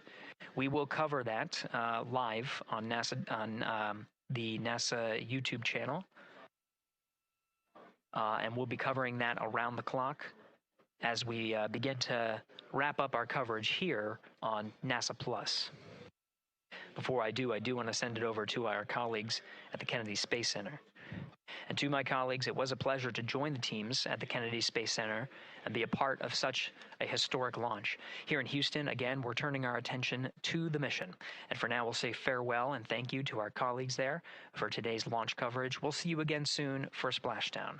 This is Mission Control Houston, sending it back over to Megan and Nicole at the host desk.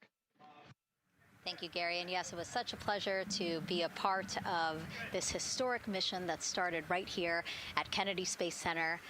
It was such an amazing sight to be a part of.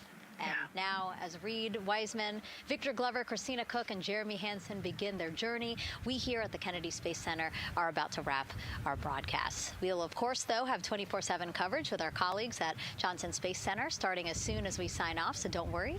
You can follow along our 4 astronauts every minute of their nearly 10-day journey to the moon and back. Nicole, I'll definitely be watching it, and I'm sure you will, too. Yes, of course. You know, they just started, right?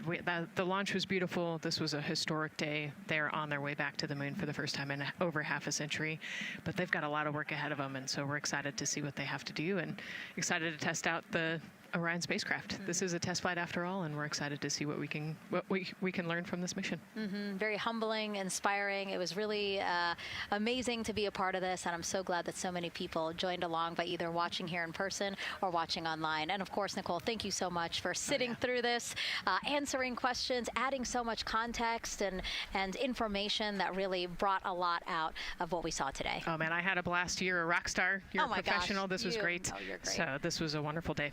Well, again, thank you so much, and thank you to you for watching at home. You know, tonight we didn't just launch a rocket, we launched the next chapter of human exploration. Our Artemis II crew now on their way back to the moon, and we're taking you with us. So thank you again for watching, and go Artemis II.